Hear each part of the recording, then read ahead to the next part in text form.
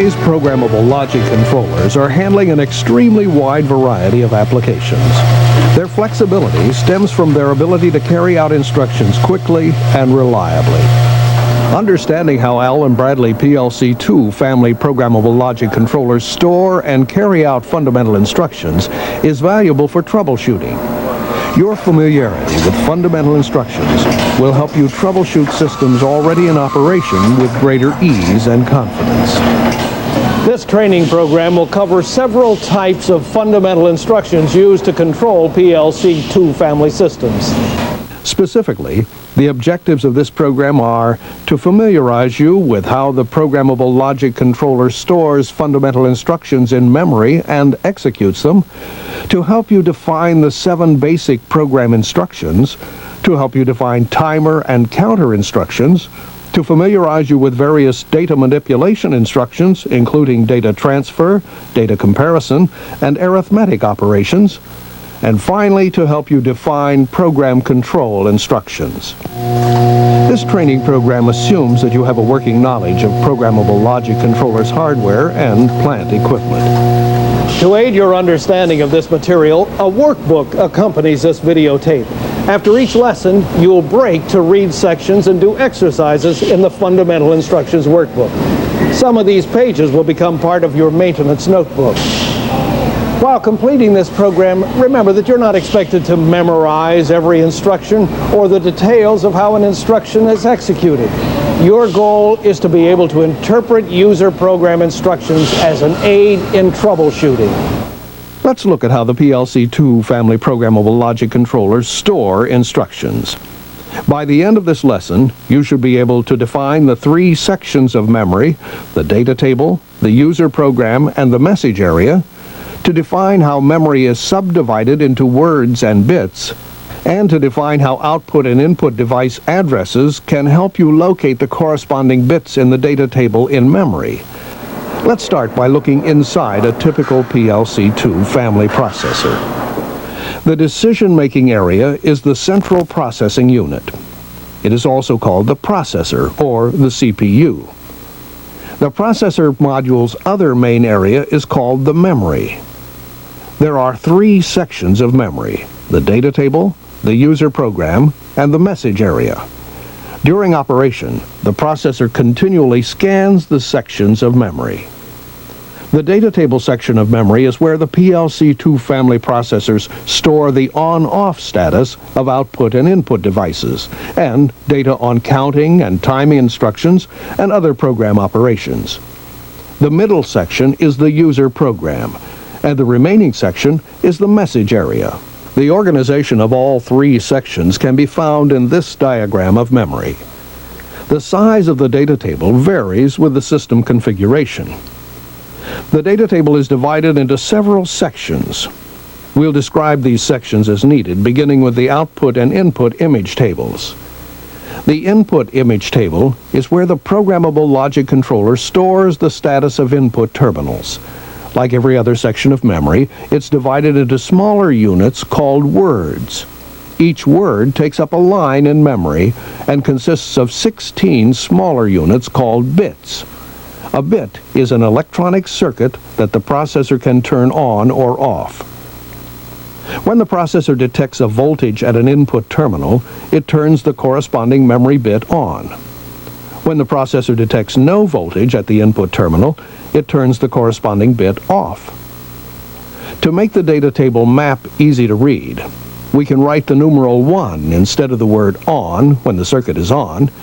We can write a 0 in the data table map when the circuit is off. For the PLC-2 family processors, memory size is measured by the number of words of memory, with the letter K standing for 1024 words of memory. But which input module corresponds to which word, and which terminal corresponds to which bit in the data table? The input module address provides the key. The first 3 numbers of an input module address supply the word number, and the last 2 numbers of an address supply the bit number. For example, this open input device connected to this terminal has the address 11210. That means it's an input device connected to rack 1 Module Group 2, Terminal 10. The 112 specifies the data table word address, and the 10 provides the bit address. Because the input device is closed, the bit circuit is turned on, and you can see a 1 written in bit space 11210.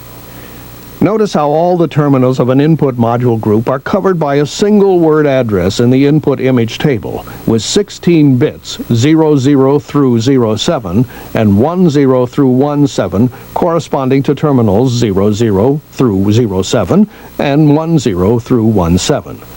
The 1 or 0 written into each bit space stands for the on-off status of that bit. These numbers change to reflect the current status of connected input devices. The same is true for the output image table, which lies 100 octal words ahead in the data table map. Each output module group takes up a word in the output image table, and each terminal on that module group corresponds to a bit in memory. Again, the first 3 numbers of an output device's terminal address provide the word number, and the last 2 numbers of that address provide the bit number. For example, the output device connected to this terminal has the address 01301. That means it's an output device connected to Rack 1, Module Group 3, Terminal 01.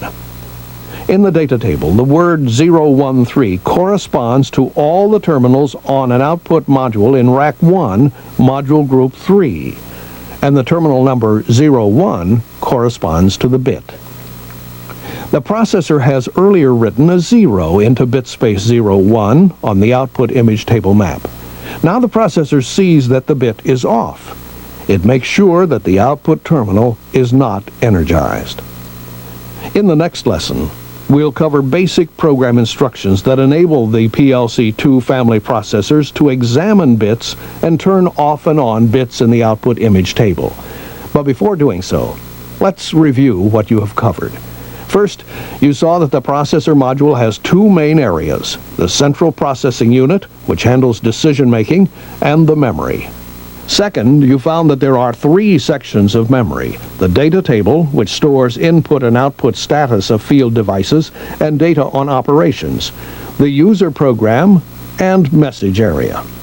Third, you covered how the data table is divided into words and bits, with each 1 written into a bit space representing an on state and 0 representing an off state.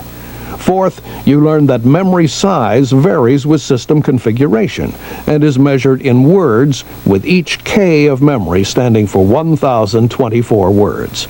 Finally, you saw how the addresses of I/O devices relate to the bits in memory. The Fundamental Instructions Workbook provides a review as well as exercises to practice what you've seen. Review Lesson 1 in your workbook and perform its hands-on exercises. And now please stop the tape.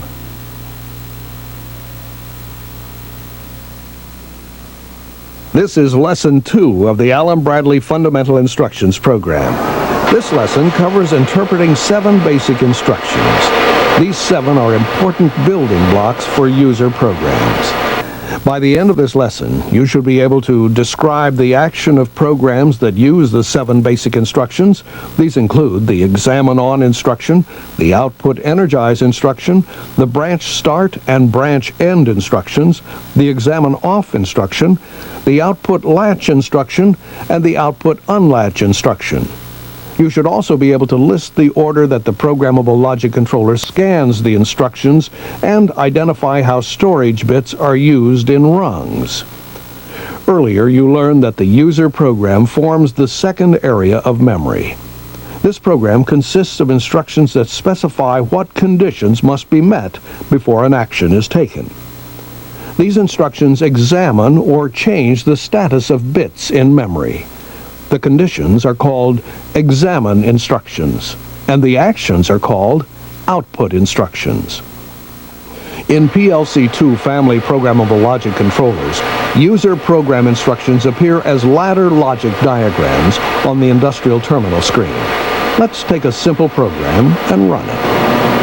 What will this instruction rung tell the processor to do when it intensifies? The rung will tell the processor to turn on output 01301. Let's take a look at how this is done during a program scan. As the processor scans the memory, the processor first reads the bits in the entire output image table and turns the corresponding outputs on or off. Because only zeros are written in the output image table, including bit space 01301, the processor turns the outputs off.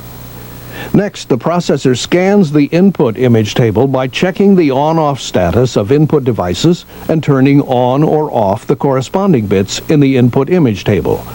Another way of saying this is that the processor writes a 1 or 0 into the corresponding bit space. In the 11210 bit space, the processor writes a 1 because there is voltage from the input device at the input terminal. Then the processor scans the user program. It starts at the top left instruction, reading from left to right and down. This instruction, called the examine on, tells the processor to go to memory location 11210 and examine if the bit is on. The condition is satisfied, so the processor intensifies the examine instruction. Then the processor energizes the output instruction by turning on the bit at memory location 01301. On the industrial terminal screen, the output instruction and the entire rung intensify. At the start of the next scan, the processor again reads the output image table. This time, it finds a 1 in the bit space and turns on the corresponding output. Next, the processor again updates the input image table bits by reading the on-off status of input devices and writing the information into memory. Then the processor scans the program and so forth. Notice that during the scan, the program rung suddenly became brighter. It intensified. This tells you that all conditions on the rung are satisfied and the processor can carry out the output instruction. In other words, the rung has logic continuity, or the rung is true. An entire scan takes place almost instantaneously, so the entire rung illuminates soon after you run the program. Now let's open the input device connected to terminal 11210 while the program is running. What happens? The output will be de-energized. Remember, as we said at the start of the scan, the processor reads the output image table. It finds a 1 previously written in the 01310 bit space, and the corresponding output device remains on. Next, the processor scans the input image table. It detects no voltage at input terminal 11210 and writes a 0 where there used to be a 1 in the corresponding memory bit. Now the input image table has been updated to reflect the input device's open status. Then the processor scans the user program. The examine on instruction tells the processor to go to memory location 11210 and check if it is on. It's not on, so the processor de-intensifies the examine instruction and the output instruction. It also de-energizes output bit 01301 in the output image table. At the start of the next scan, the processor reads this 0 in the output image table and turns the output off. On the program panel, the rung de-intensifies almost instantaneously to signal its off state. A program rung can have only one output instruction, but it can have more than one instruction on the input side. This rung has 3 instructions on the input side, namely 3 examine on instructions in series. Output bit 01302 turns on only when bits 11210, 11211, and 11212 have been examined and confirmed on. To help you tell which conditions have been met, the program panel intensifies those instructions which are true. The examine off instruction also tells the processor to examine a bit in the input image table. It tells the processor to look for a bit that is off. In this simple program, using the examine off instruction, the rung goes true when the input bit is off. The rung goes false when the input bit is on. Another type of instruction, the branch instruction, allows more than one combination of input conditions to make a rung true. In this example, branch instructions enable the rung to have two logic paths to control output bit 01301, either input bit 11210 or input bit 11211, or both can be on in order to make the rung true. The branch start instruction begins each parallel logic branch of a rung. The branch end instruction completes a set of parallel branches. You can find programs with more than one parallel circuit in a single rung. However, all parallel paths must begin at the same place and end at the same place. A branch within a branch is not permitted. Two other output instructions are the latch and unlatch instructions. When a rung containing a latch instruction goes true, the output bit turns on and remains on until unlatched by a rung containing an unlatch instruction. When this rung goes true, this output bit will be latched. Once latched, the bit will stay on even if this examine on bit turns off. You need a separate rung containing an energized unlatch instruction to turn the latched bit off. When a rung containing an unlatch output instruction goes true, the processor will turn off the output bit. Then the bit will remain off even if the input condition bit 11210 turns off. In a user program containing a latch instruction, you'll almost always find an unlatch instruction sooner or later. Now let's cover a few other rules on program ladder rungs which will help you interpret programs. First of all, on each program rung, there can be up to 13 instructions in series. And because there can be only one output instruction, there can be up to 12 instructions on the input side. If a user program rung has more than 12 conditions in series, the programmer will make use of a storage bit. Using a storage bit allows the programmer to exceed the limitation of having up to 12 instructions in series on a rung. Storage bits are bits located in storage areas just below the boundary of the input or output image tables. Here's an example of how it works in a user program. This output instruction has a bit address that is too high to be in the output image table. Therefore, it refers to a storage bit. This examine on instruction has the same address.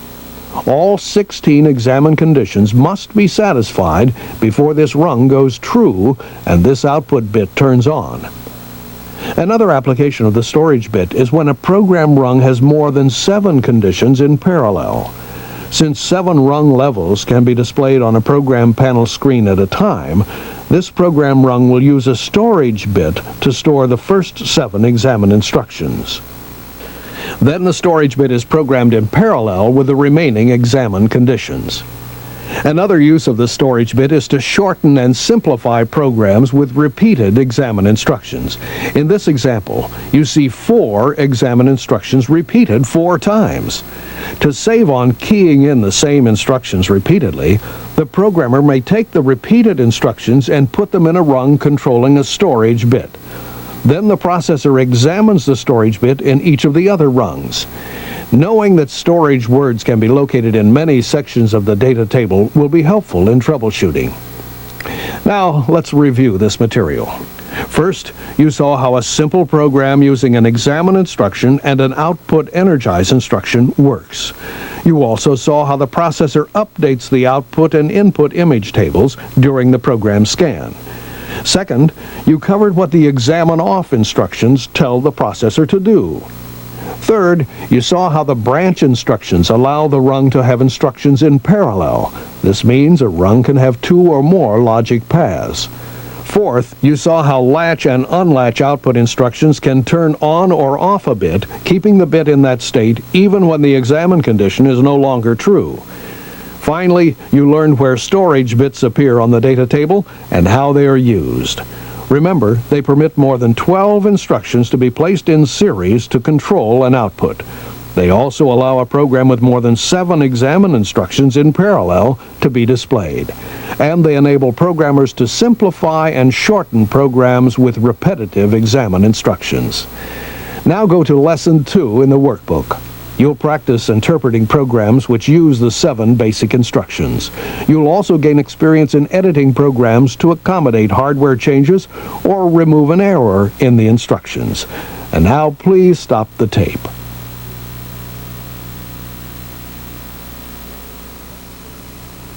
Welcome to Lesson 3 of the Allen Bradley Fundamental Instructions program. This lesson will help you to interpret the timer instructions of the PLC-2 family Programmable Logic Controllers.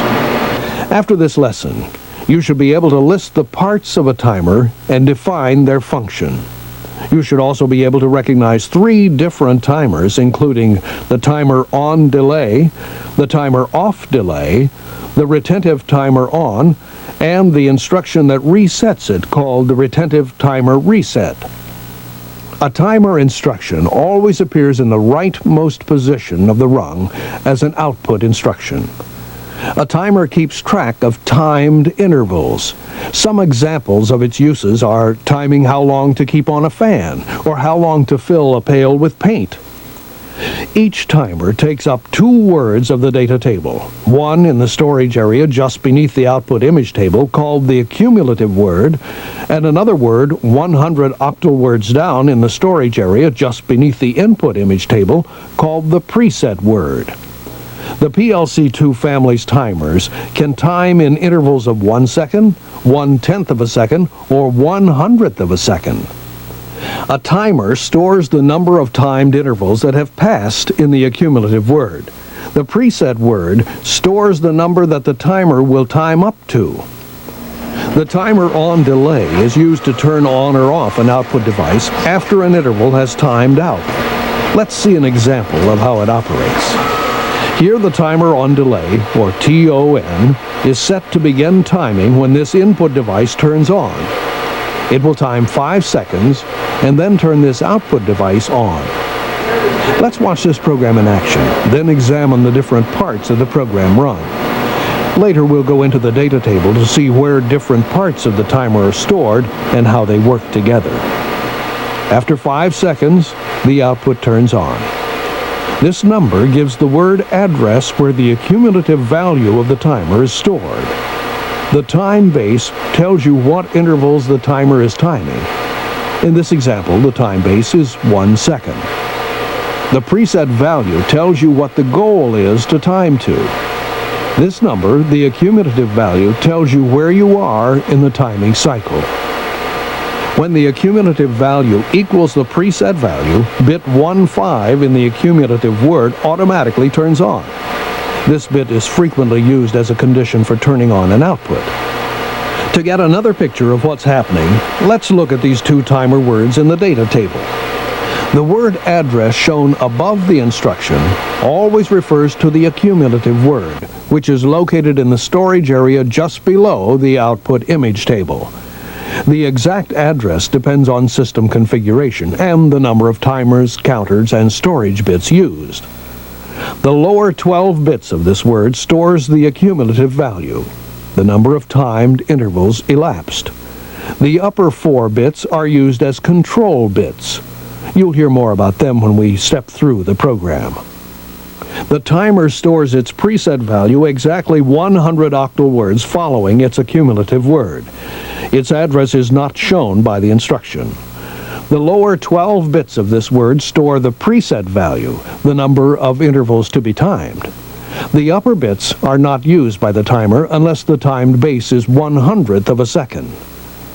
Accumulative and preset values are always 3-digit values between 000 and 999. They are represented by 12 bits, bits 00 to 07 and 10 to 13, in a numbering system called the binary coded decimal, or BCD format. Each digit is represented by 4 bits, and this chart shows how values from 0 to 9 are represented by a combination of 4 1s and 0s. Now let's see how all these bits plus the control bits work together for the timer on delay program you just saw.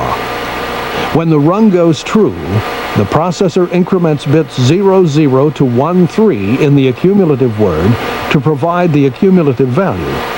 As long as the rung remains true, these bits will increment until the timer is timed out. Bit 1-4 is not used by the TON timer, so it remains 0. The processor turns on bit 1-5, the timed out bit, when the accumulative value equals the preset value. As we said earlier, this bit can be examined by one or more instructions in the program to control outputs. The processor cycles bit 1-6 at the time-based rate when the interval is 1 second or 1/10 of a second. The processor turns on bit 1-7, the timer-enabled bit, the instant the timer rung goes true. This bit may also be examined by other instructions in the program to control other outputs. In the preset word 130, bits 00 through 13 are used to store the preset value. This is the value that you would change when you want to alter the timing cycle. When the TON timer rung goes false, or when power is cycled, or when the processor is switched to the program mode, bits 00 through 13 in the accumulative word reset to 0. Control bits 1-5 and 1-7 also reset to 0, and the bits in the preset word remain the same. Now let's look at a slightly different timer. The timer off delay, or TOF, can also be used to turn a device on or off once an interval is timed out. The timer off delay stores its accumulative value, control bits, and preset value in the same manner as the timer on delay. Let's see the TOF in a typical application. This timer will begin timing when the input device at terminal 11211 shuts off and the rung de-intensifies. The timer is set to time for 6 seconds and turn off this output. Right now, this examine on condition is intensified and the timer is not timing. Bits 1-5 and 1-7 of word 031 are on and this output is on. When the examine on condition is no longer satisfied, the rung becomes false. The timer starts timing and the accumulative value begins incrementing. Bits 1-7 in the accumulative word 031 turns off immediately, and bit 1-6 continues on and off according to the time base. Bit 1-5 stays on until the timing period of 6 seconds is reached, at which point the bit will turn off. This same bit is used to control this output, so the output will turn off after 6 seconds has elapsed. Another timer that is used a lot is the retentive timer on, or RTO. It's very similar to the TON instruction. It stores its accumulative value, control bits, and preset value in the same manner. It also begins timing when the rung goes true. But with the RTO, the accumulative value is not automatically reset to 0, and bit 1-5 is not de-energized when the rung goes false. The RTO needs the retentive timer reset instruction to do this. The retentive timer reset instruction, or RTR, resets the accumulative value and the time delay, bit 1-5, whenever the RTR goes true, regardless of the state of the RTO timer. Whenever the RTR rung goes true, the RTO timer is reset. In this sample program, the RTO starts timing when the rung goes true. When the RTO's accumulative value equals the preset value, bit 1-5 turns on and remains on.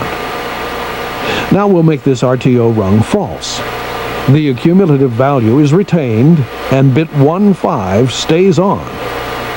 Only when the RTR rung goes true does the RTO accumulative value and bit 1-5 reset to 0.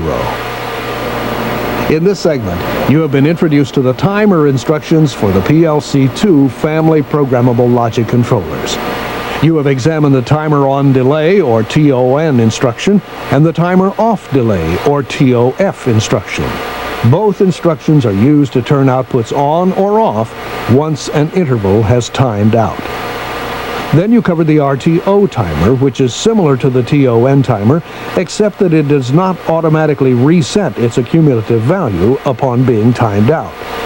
It needs an RTR instruction to reset the accumulative value and control bits before another timing cycle can begin.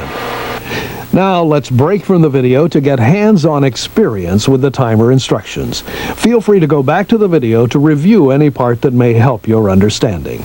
Please turn to Lesson 3 in the workbook, and now stop the tape.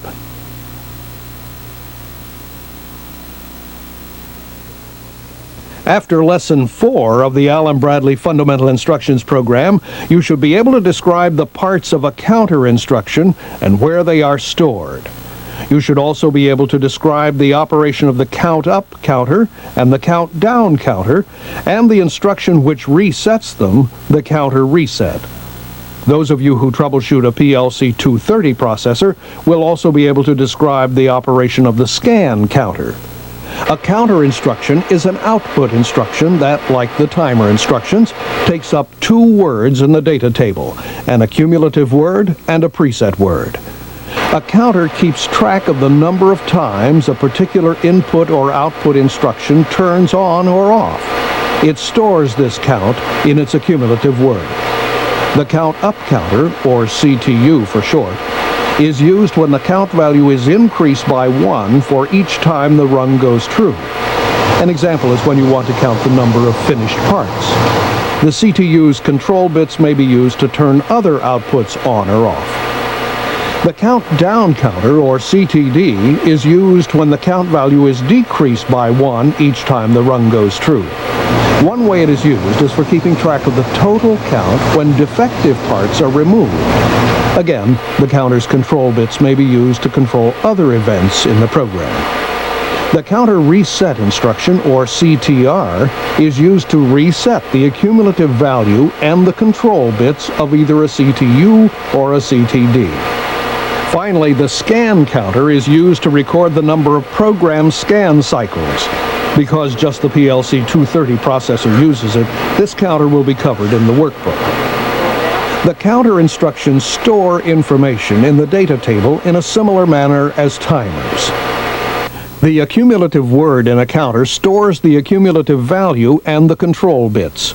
The accumulative value is the number of events so far counted and ranges from 000 to 999. The preset word stores the preset value. This value is the number of events to be counted and ranges from 000 to 999. In the data table, the preset word is located 100 octal words down after the accumulative. It is in the storage area just below the input image table. The actual addresses used depend on system configuration and the number of counters, timers, and storage bits used.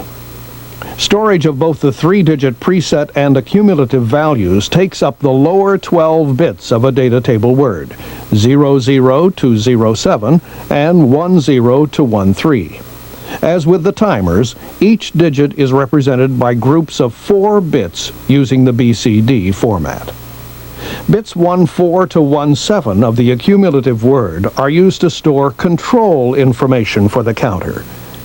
Bit 14 is the overflow or underflow bit. It turns on either when the accumulative value falls below 000 or exceeds 999. Bit 15 is the count complete bit. It turns on when the accumulative value equals or exceeds the preset value. Bit 17 is an enable bit for the CTU, and bit 16 is an enable bit for the CTD. They are set when the rung condition is true. The count up counter, or CTU, tells the processor to increase the accumulative value by 1 each time the counter rung goes from false to true. For example, in this section of a user program, this counter turns on this output after 10 products have energized a limit switch on the belt. This address, 11210, tells the address of the limit switch. The timer's accumulative value of 000 is stored at word 033. Its preset value of 999 is stored 100 octal words away at word 133.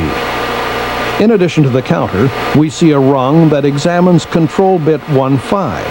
bit 15 turns on after 10 events have been counted. Bit 15 can be examined by other instructions to turn on or off other outputs. Each time 11210 is turned on, the accumulative value, which is now 000, will increment by 1, and bit 17 will turn on. Each time bit 11210 is turned off, the rung becomes false, and bit 17 turns off, and the control bits and the accumulative value are unaffected. When the accumulative value equals or exceeds the preset value, bit 15 turns on. Examining this bit in the next rung enables the processor to energize an output after 10 events have been counted. In this program rung, bit 17 is examined for an on state. If this condition is met, the processor will energize an output light connected to terminal 01312. This light signals each time the counter increments the accumulative value. Finally, if the accumulative value increases to over 999, bit 14 turns on. When bit 14 in word 033 turns on, the CTR will reset the accumulative value in the first word to 000, and the overflow bit and count complete bits to 0. Now reset, the count up counter is ready for another counting cycle. The count down counter, or CTD, counts down instead of up. When its rung becomes true, the accumulative value decreases by 1, and bit 16 for this instruction turns on. In addition, when the accumulative value decreases to less than 000, bit 14 turns on, and when the accumulative value equals or exceeds the preset value, bit 15 turns on. When the rung goes false, bit 16 turns off, and the other control bits remain in the same state as before. Now let's see an example in action. These three instruction rungs keep track of the number of good parts coming off a production line. The CTU rung counts the number of parts manufactured. The CTD rung decreases this total count by the number of defective parts removed from the line. And the CTR rung allows you to start a fresh count at any time. When a part passes limit switch A, bit 11202 turns on, and the first rung becomes true. The CTU's accumulative value stored at word 043 increases by 1. When a defective part passes limit switch B, bit 11203 turns on, and the second rung becomes true. Then the CTD decreases the count stored at word 043 by 1. When this push button is activated, bit 11204 turns on and resets the accumulative value stored at word 043 to 000. At the same time, the instruction resets the control bits to 0, and the CTU is ready for a fresh count. In this lesson, you have covered the counters used with the PLC-2 family programmable logic controllers. You have seen how they take up two words in the data table. The accumulative word stores the accumulative value in its lower 12 bits, and the control bits in its upper 4 bits. Control bit 15 turns on or off to signal that the preset time or number of events has been achieved. The preset word stores the preset value in its lower 12 bits. The count up counter, or CTU, is used when the count value is to be increased by 1 for each event. This instruction enables outputs to be turned on or off at each count or at the preset value. The count down counter, or CTD, is used when the count value is to be decreased by 1 for each event. Again, outputs may be turned on or off for each count or at the preset value. Both of these counters require a counter reset instruction, or CTR, to reset the counters for each new counting cycle. As we mentioned earlier, the PLC-230 processor has a scan counter that will be discussed in the workbook. To gain a better understanding of the counter instructions, read Lesson 4 in your workbook and perform the accompanying hands-on exercises. And now, stop the tape.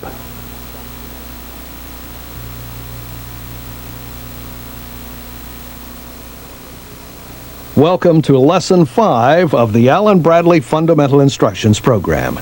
In this lesson, we will cover instructions that allow the Programmable Logic Controller to transfer and compare information between locations in the data table. This information may have come from sensing devices, positioning equipment, formulas, timers, or counters, to name a few. Understanding the program instructions which manipulate this data may help you to trace a problem to its source and make necessary adjustments. By the end of this lesson, you should be able to define the components of a data transfer instruction as they appear on the industrial terminal, and describe the actions of various data transfer instructions. These include the get instruction, the put instruction, and the get byte instruction, which will be covered in the workbook. You should also be able to define the components of the data comparison instructions. These include the equal to instruction, the less than instruction, and the limit test, which will be covered in the workbook. There are many sources of data that can be manipulated. One source is timer or counter accumulative and preset values. Another is thumb wheel input or keyboard entered values. These values may come from recipes, test specifications, product codes, and so forth. Other sources include data from sensing devices such as temperature, pressure, level, and speed sensors, and positioning equipment such as those used for grinders, welders, and paint sprayers. The data transfer instructions enable the Programmable Logic Controller to get data from various sources and move it to another location in the data table where it can be put to use. There are three types of data transfer instructions: the get instruction, the put instruction, and the get byte instruction. The get instruction tells the processor which data word to get data from. The word address above the instruction is where the instruction gets the data. The number below the instruction displays the data. This 3-digit value corresponds to the lower 12 bits of that word, though all 16 bits are accessed. The get instruction always appears as an input instruction. It can be programmed as the only input condition on a ladder diagram rung or following one or more conditions. The get instruction is always logically true, and therefore is always intensified on the industrial terminal. You will often find the get instruction combined with other data manipulation instructions, particularly the put instruction. The put instruction tells the processor where to put all 16 bits of data it receives from the get data instruction.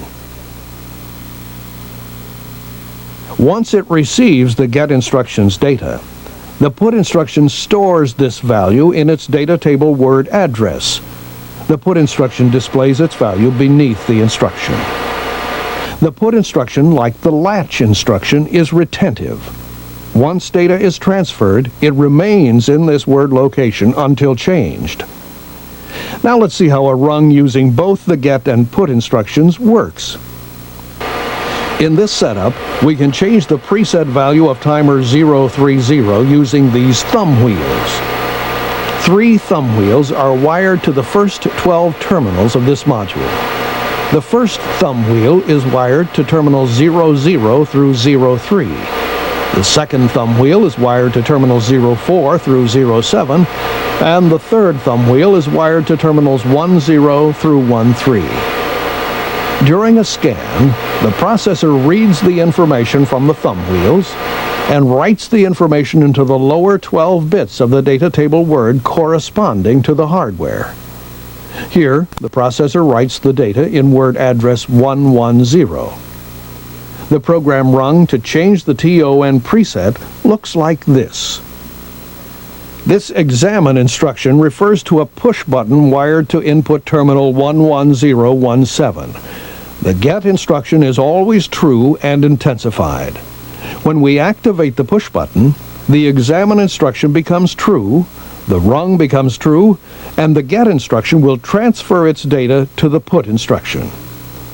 Because the preset word of the TON instruction is stored at address 130, the put instruction changes the timer's preset value to the value on the thumb wheels. Another data transfer instruction is the get byte instruction, which accesses the upper or lower 8 bits of the address word. This instruction will be covered in the workbook. Now let's look at the data comparison instructions. These instructions are used to make something happen once a certain speed, position, or other condition is met. For example, to turn on a drill once a part is centered. The equal to instruction always appears to the right of a get instruction. The equal to instruction compares two data values: a reference value, which is stored at the equal to instruction's word address, and a variable value, which is stored at the get instruction's word address. In our example, the get instruction's variable value is compared with the equal to instruction's reference value. In this example, the reference value is 050 because the part becomes centered at 50 centimeters. The get variable stored at word 110 is compared with the value of 050 stored at word 026. When the get instruction's variable value and the equal to instruction's reference value are the same, the rung goes true. The less than instruction, like the equal to instruction, stores the reference number at its word address. An example of its use would be to turn on a heater when the temperature is less than 100 degrees. On this rung, the less than instruction compares the value stored at word address 110 with the value stored at word address 026. The rung becomes true if the variable value of the get data instruction is smaller than the reference value of the less than instruction. This rung remains false because the get value is equal to the less than value. Here, the rung stays false because the get value is more than this value. The get data, less than, and equal to instructions are found in a variety of combinations. This rung contains the less than and equal to instructions in parallel with each other.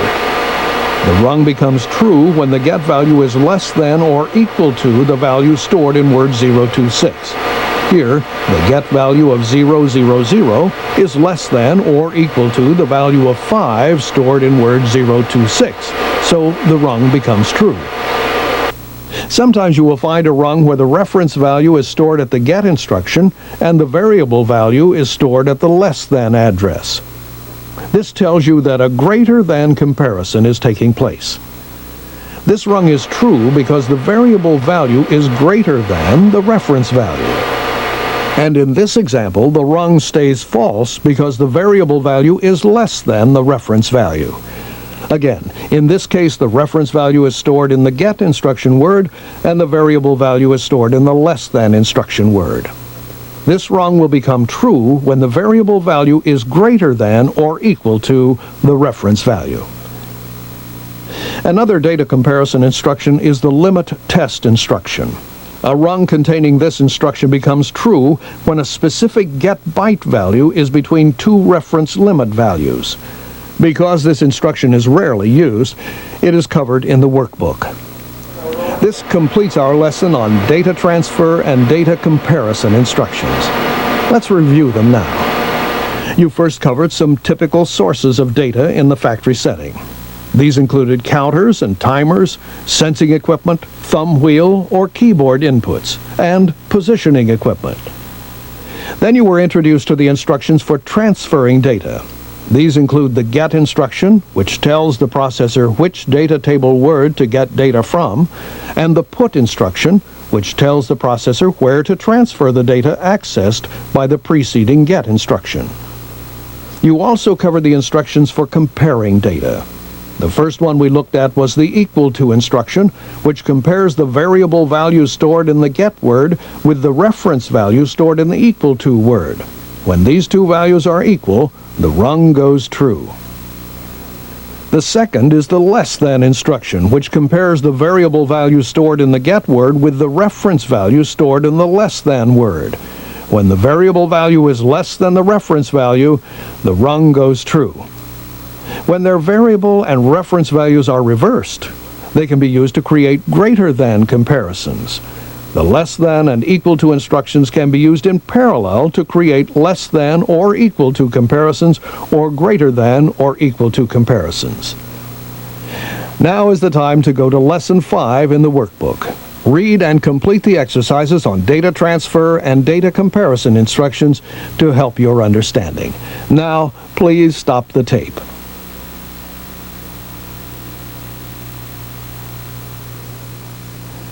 In Lesson 6 of the PLC-2 Family Fundamental Instructions program, we will cover another type of data manipulation instruction, the arithmetic instruction. 4 arithmetic instructions allow the processor to add, subtract, multiply, and divide. By the end of this lesson, you will be able to describe the action of the 4 arithmetic instructions, including the add, subtract, multiply, and divide instructions. Arithmetic instructions are most often used for keeping product tallies and for preparing processing formulas, such as doubling a paint recipe. For arithmetic instructions, the number below the instruction shows the result of the arithmetic operation, and the number above the instruction symbol gives the data table word address where the result is stored. On a ladder diagram rung, arithmetic instructions are found in the output position. With multiply and divide instructions, 2 instructions are displayed together because the result may involve up to 6 digits and therefore require 2 words in the data table for storage. The addition instruction displays the sum of the values from the 2 get instructions on the rung. The sum, 505, is stored at word address 260 and is displayed beneath the instruction. When the sum exceeds 999, bit 14, the carry bit in the storage word turns on. The carry condition is displayed as a 1 on the industrial terminal next to the add instruction value. The subtraction instruction displays the difference between 2 get values immediately before it. The second get value is subtracted from the first value. The difference is stored in the subtract instruction's word address and appears beneath the instruction's word. In this example, we're subtracting a value of 900 from a value of 500. When the difference is a negative number, bit 16, the borrow bit at the subtract instruction word address, turns on. A negative sign appears on the industrial terminal screen in front of the difference. The multiplication instruction displays the product of 2 values stored in the 2 get instruction words immediately before it. Again, the product is stored in the 2 multiplication instruction words. If the product is less than 6 digits, leading zeros appear. Here, the result of the rung going true is the value of 450,000 stored at words 260 and 261. The division instruction displays the quotient of 2 values stored in 2 get instructions just before it. The first get value is divided by the second get value. The answer is stored in 2 divide instruction words and is read from left to right. Between the 2 words is the fixed decimal point. An example where the decimal fraction continues is when we divide 100 by 3. Notice that the answer does not round off, and the decimal fractions of more than 3 places are cut off. Now that we've covered the 4 arithmetic instructions, let's review them one by one. First of all, you became familiar with the add instruction. This instruction displays the sum from 2 get instruction values below the instruction. This sum is stored in the word address above the instruction. When the value is 1,000 or more, bit 14 turns on. Next, you are introduced to the subtract instruction. This instruction displays the difference from 2 get instructions and stores the difference in the word address above the instruction. Bit 16 of this word turns on when the difference is negative. The multiplication instruction displays the product of the 2 preceding get values. This instruction is repeated in order to display product values of up to 6 digits in 2 words. When the product is less than 6 digits, leading zeros appear. The division instruction is also repeated in order to display quotient values of up to 6 digits in 2 words. Between the 2 instructions is a fixed decimal point, and decimal fractions are cut off after 3 places. For additional review, please read Lesson 6 in the workbook and do the exercises. And now, please stop the tape.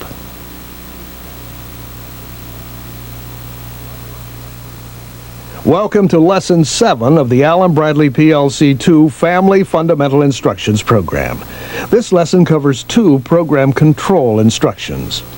By the end of the lesson, you will be able to describe how 2 output override type instructions control a zone within a user program.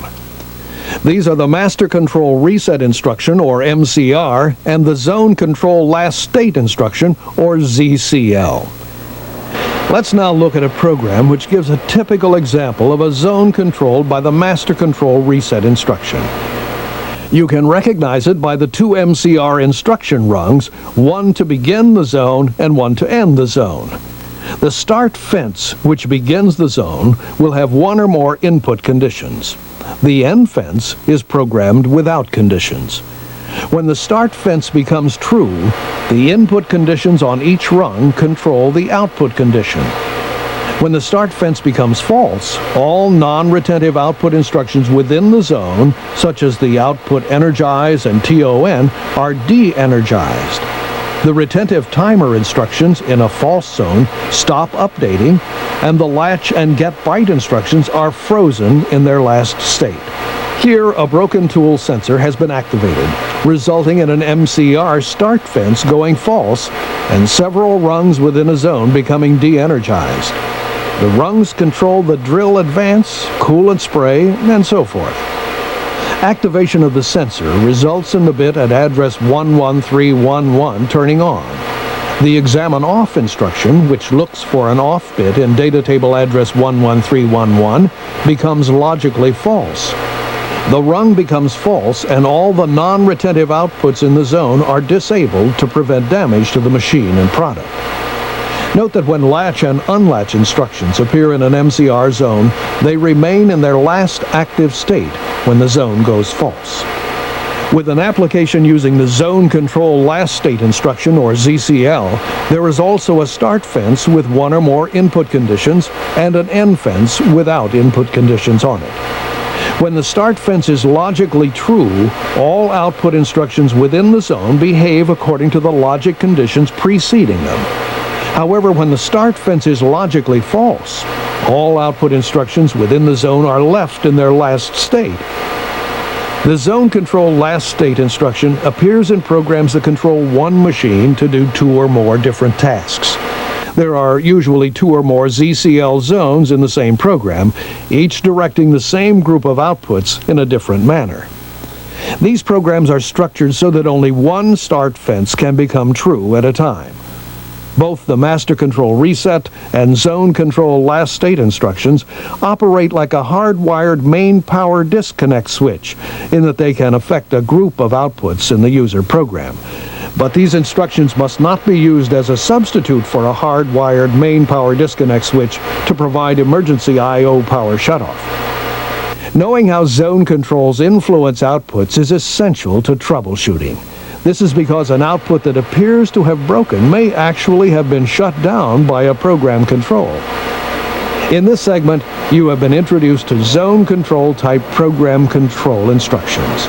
You saw how the Master Control Reset Instruction, or MCR, sets up a zone in the user program in which all non-retentive outputs can be turned off simultaneously. You also learned how to interpret the Zone Control Last State Instruction, or ZCL. When the start fence of a ZCL zone goes true, all outputs within the zone behave according to rung logic. When the start fence becomes false, all outputs within the zone are left in their last state. Your familiarity with how fundamental instructions are stored and executed will save you troubleshooting time and frustration. This concludes the Allen Bradley PLC-2 Family Fundamental Instructions Program videotape. It's now time to go to Lesson 7 in your workbook for more practice on program control instructions.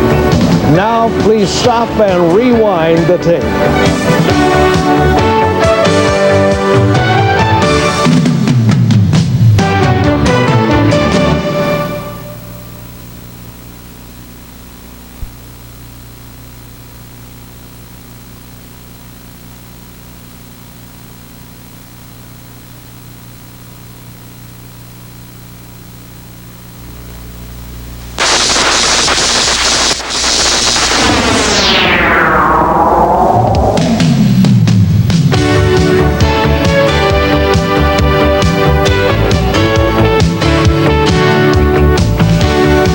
the years, the look of industry has changed dramatically. From a day when individual craftsmanship was evolving to include the machine, to a day when machines have created industrial systems of the highest complexity. When programmable controllers made their debut in industry, they accounted for a tremendous boost in productivity. From complex assembly machinery to food processing equipment, these PCs helped industry keep up with heavy demands. They reduced downtime by providing diagnostic and troubleshooting aids. And they answered a growing need in industry for systems that could easily change and expand. But a PC can't do its job unless it is properly installed and maintained. And that requires a familiarity with PC hardware. In this video module, you will become acquainted with the hardware components of the Allen Bradley PLC-220 and 230 programmable controllers. You'll identify each element of the PLC-220 and 230 hardware and learn its functions. Plus, you'll learn how the hardware components combine to form local and remote systems. You'll also be using a workbook which accompanies the videotape. We'll break from time to time to read sections of the workbook and complete exercises. Let's take a close look at a programmable controller. There are three major elements in a PC system. The power supply, which converts line voltage to low-level DC voltage. The processor, which monitors input data from sensing devices and acts on it according to instructions to actuate various output devices. And the input-output, or I/O section, which acts as the interface between the processor and the input and output devices. The processor and the power supply are housed in a protective chassis. At the back of the chassis is a printed circuit board called a backplane. It distributes power to the processor modules and allows communication between them. A cable connects the processor power supply to the backplane through this connector. The modules are seated in edge connectors. The keying bands on these connectors guard against accidentally inserting a wrong module into a slot. These are the elements of your processor chassis. Now let's look at the power supply module.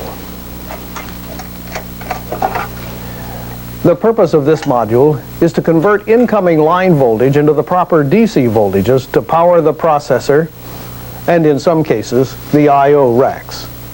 You'll notice a terminal strip along the bottom of the power supply module. This is where the AC line connects.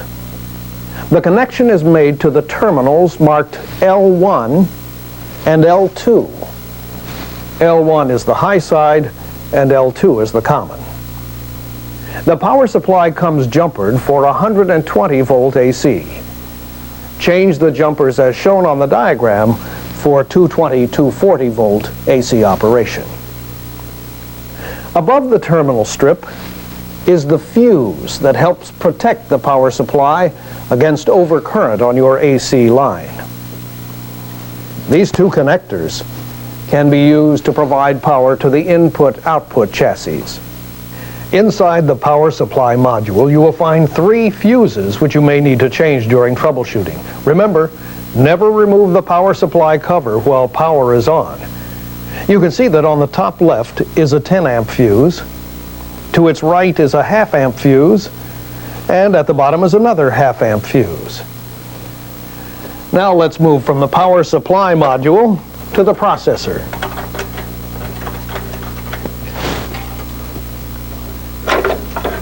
The processor is the brains of the PLC-220 or 230 programmable controller. It is made up of three modules: the interface module, the control module, and the memory module. The processor communicates with the I/O section through the interface module located here. You'll notice two connectors on the module. Information flows between the processor and the I/O section through the connector labeled I/O rack. Above the I/O connector is a connector labeled Program Panel. Here is where you will connect the programming terminal to the processor. And above the two connectors is the Mode Select switch. You will read about the functions of this switch in your workbook. Two LEDs to the left of the mode select switch indicate the processor's status of operations. The green run LED will illuminate when the processor is in the run or run program mode. It will not illuminate in the test or program mode. A red LED labeled DC on will illuminate when the power supply is operating properly. Now let's look at the module to the right of the interface module. This is the processor control module. Remember, always disconnect power before removing any module. It performs functions such as execution of the program, timing, and interfacing with the other modules in the processor chassis. There is an indicator on the front of the module which is visible through the front panel window. It will illuminate as a result of certain programming errors or a hardware failure in the processor control module itself. The last module in the processor is the memory module. The processor will use one of two types of memory: core memory or CMOS memory. Core memory is non-volatile, which means in case of a power outage, it does not need battery backup to preserve memory. With CMOS, you can see that the memory module contains memory segments. The size of the memory is determined by the number of memory segments, with 4 segments being the maximum. Because CMOS memory is volatile, the memory contents could be lost in the event of a power outage. To provide standby power, you will use 2 alkaline batteries. For a longer period, you can use a single lithium battery. When battery voltage begins to run low, an indicator on the battery housing will start blinking. From the time the light starts blinking, you will have about 1 week of backup time left. It's important to replace the batteries as soon as possible. Both core and CMOS memories have a memory fault indicator for easy troubleshooting. It's located on the front edge of the memory module. Well, now that you've been introduced to the power supply and the processor, we're ready to go on to the input-output section. But first, it's time to stop the tape and turn to Lesson 1 in your workbook. Please read the review section in Lesson 1 and complete the corresponding exercises.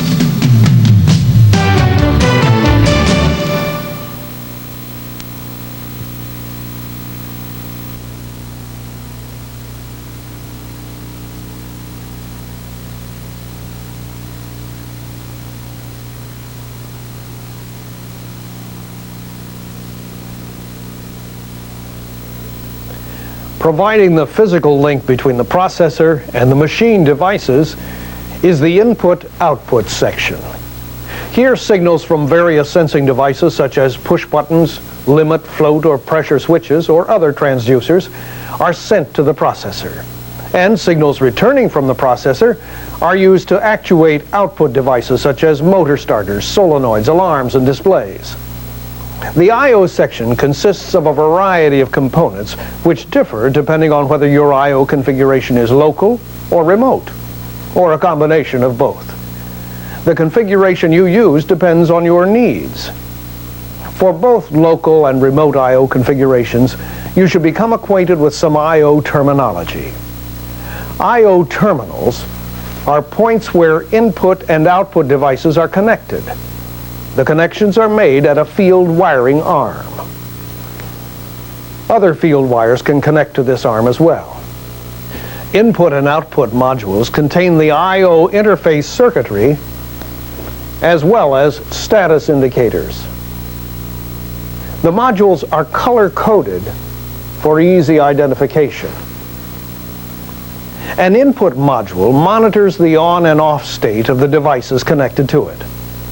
There are terminal points on each module, as well as indicators showing on or off status to help you in startup and troubleshooting. An output module turns output devices on or off. You will see that it also has indicators. These indicators, like those on the input module, show on or off status. The top one illuminates if a blown fuse condition exists. The housing that holds the I/O modules is called the I/O chassis. The I/O chassis is powered by either the processor power supply or, in most cases, an auxiliary power supply. There are 4 different auxiliary power supplies that may be used to power the chassis. This power supply, catalog number 1771P2, mounts on the left side plate of the chassis. It may also be located up to 5 feet away from the chassis using the proper power cable. Like the processor power supply, it connects to the I/O chassis here in the lower left corner of the chassis back plane.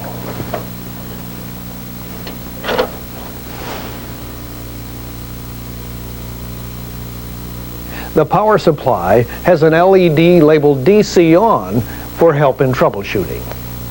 A fuse located here protects the power supply from overcurrent on the input line.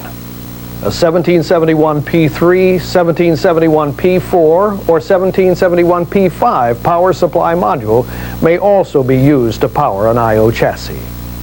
One of these modules can be inserted into the first I/O module group slot on most I/O chassis. In this way, it delivers power directly to the backplane. The modules have a green LED labeled PS Active that illuminates when the power supply is operating properly, a power switch for on-off control, and a fuse for overvoltage protection. In most cases, if you're using one of these modules, you can parallel it with another one for enhanced backplane current. Your product data sheet tells how to properly install and parallel your power supply. You can see that the backplane of the I/O chassis has a switch group assembly. The operation of the system is dependent on the proper setting of these switches. The switch settings are unique to each chassis. Your workbook provides details on setting the switches correctly. Well, all our chassis needs now is an interface between the processor and the I/O modules. This is provided by an I/O adapter module, which fits in the leftmost module slot of the chassis. We'll cover the adapter module in more depth when we cover the individual types of I/O structures. One or more I/O chassis make up what is called an I/O rack. Whether the system is local or remote will determine how many chassis you can have in a rack, as well as how these racks are configured. We will look at a local I/O first. If your facility uses only remote I/O, please shuttle this tape forward to the next stopping point and continue from there. Every I/O chassis must contain an adapter module. In a local system, the adapter module has 2 diagnostic indicators on its front panel that can help you in troubleshooting the chassis or the module. The active LED illuminates when proper communication is occurring between the processor and the I/O chassis. The red rack fault LED will illuminate when there is a fault in the adapter module itself or in the chassis. Above and below the indicator lights are 2 connectors. The top one receives the I/O interconnect cable from the processor or the preceding chassis.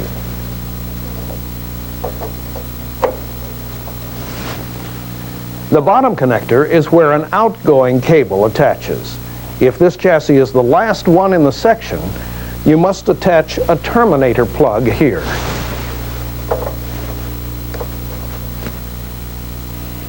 In a local system, only one I/O chassis with a maximum of 128 terminal points is permitted per I/O rack. Now let's build a local I/O configuration. The racks together form a chain, starting from the processor I/O port to the top connector on the first rack adapter module, then from the bottom connector to the top connector of the next adapter module, and so on. The chain ends with the terminator plug on the last chassis. A full local configuration will have 7 racks for a total of 896 I/O terminal points. We've now covered the elements and the configuration of a local I/O system. Please stop the tape and review Lesson 2 in your workbook. Then complete the corresponding exercises. Our next section will cover the remote I/O system. If this does not apply to your application, you do not have to proceed further with this tape. If you're not sure whether you should view the next section, please see your proctor for further directions.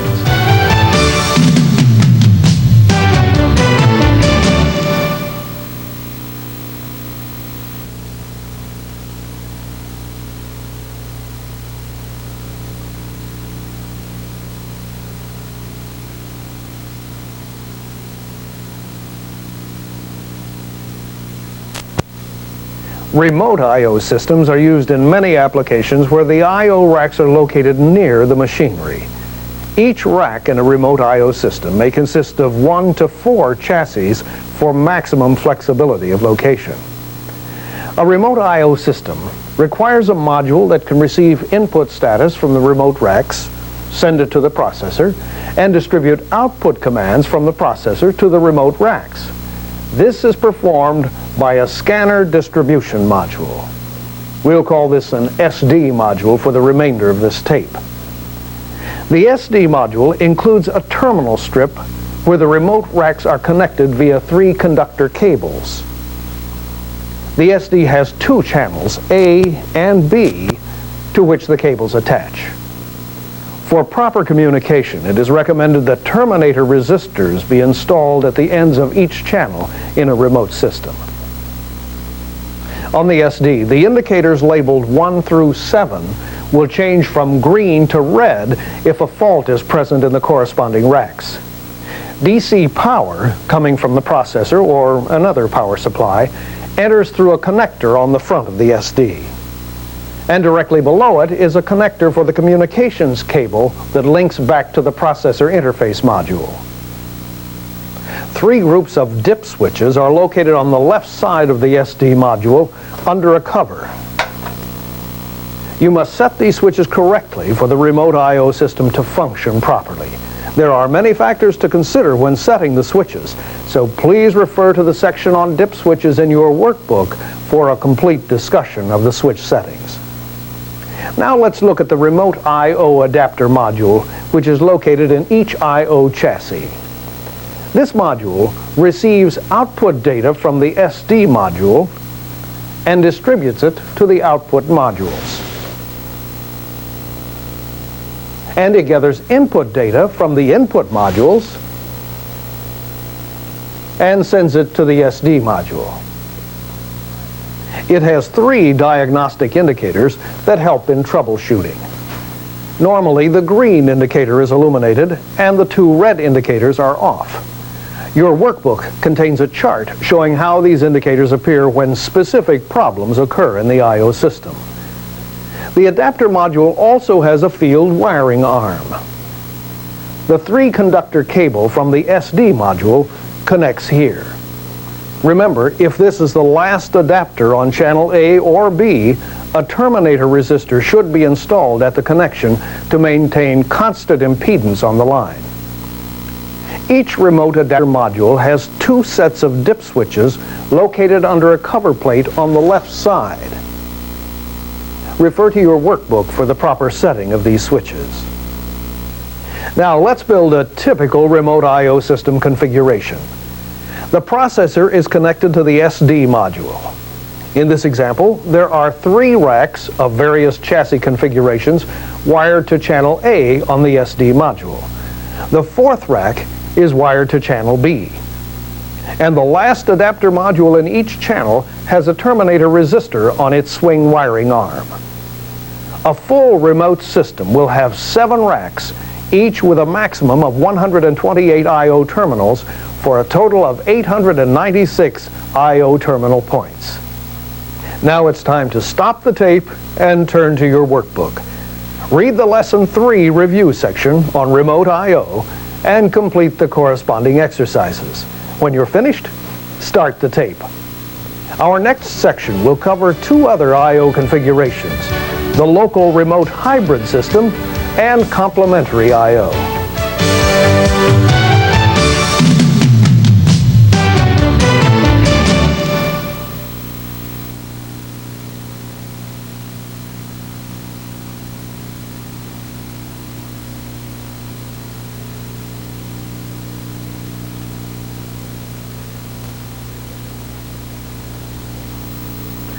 Local and remote systems can be combined to create a hybrid system. In this type of configuration, you may have a maximum of 2 local racks. The last local rack connects to an SD module. From the SD, you can add a configuration of remote racks. The maximum number of racks is still 7 per system. Another I/O possibility is called complementary I/O. Complementary I/O essentially doubles your I/O capability. This is possible with the 1772 SD2 scanner distribution module. Complementary I/O can be used in a completely remote system or a hybrid system. Basically, with complementary I/O, any remote chassis can be duplicated within its rack. A mirror image or complementary chassis is the result. Each module group in this complementary chassis is the opposite of the module group of the same number in the primary chassis. For example, if the primary chassis has an input module in group 1, the complementary chassis will have an output module in its group 1 location. You may also use single or double slot block transfer modules with complementary I/O. It's essential that these modules are placed correctly in the chassis. Refer to your workbook for their proper placement. It's also important that the complementary I/O rack be the same physical size as its primary rack and be located on the same scanner channel. You will need to set dip switches on the remote adapter module to identify the complementary and primary chassis. See your workbook for proper settings. 3 basic elements: a processor, a power supply, and an input-output section are the basis for a wide range of configurations and applications. In this program, you have been introduced to the hardware components of the Allen Bradley PLC-220 and 230 programmable controllers. You have seen how the hardware is used to create a range of configurations, from local to remote to hybrid or complementary. Being able to identify the PC hardware at your facility and to understand how it has been configured will help you perform your work more efficiently and use the programmable controller to its maximum potential. Now it is time to go to the workbook and read the review section on Lesson 4. Then complete the corresponding exercises. You may now stop and rewind the tape.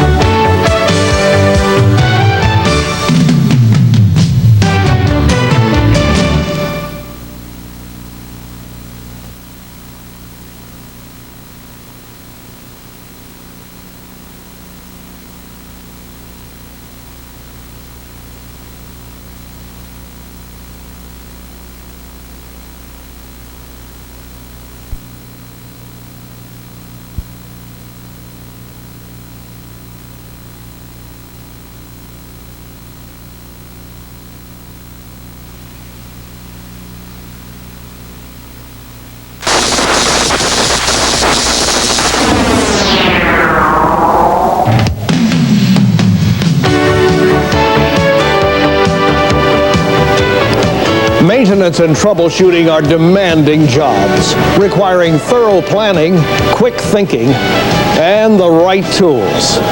For the Allen Bradley PLC-2 family of programmable logic controllers, these tools are the peripheral devices: the industrial terminal, the cassette and cartridge recorder, the printer, and the handheld terminal. These peripherals let you access your programmable controller's processor so that you can quickly and easily maintain the equipment or get to the root of a problem. In this program, we're going to focus on using and operating each of these peripherals. The program is broken down into 5 lessons, 1 for each piece of peripheral equipment. Using the VCR's counter, you can access these segments at random depending upon which peripherals you use in your job.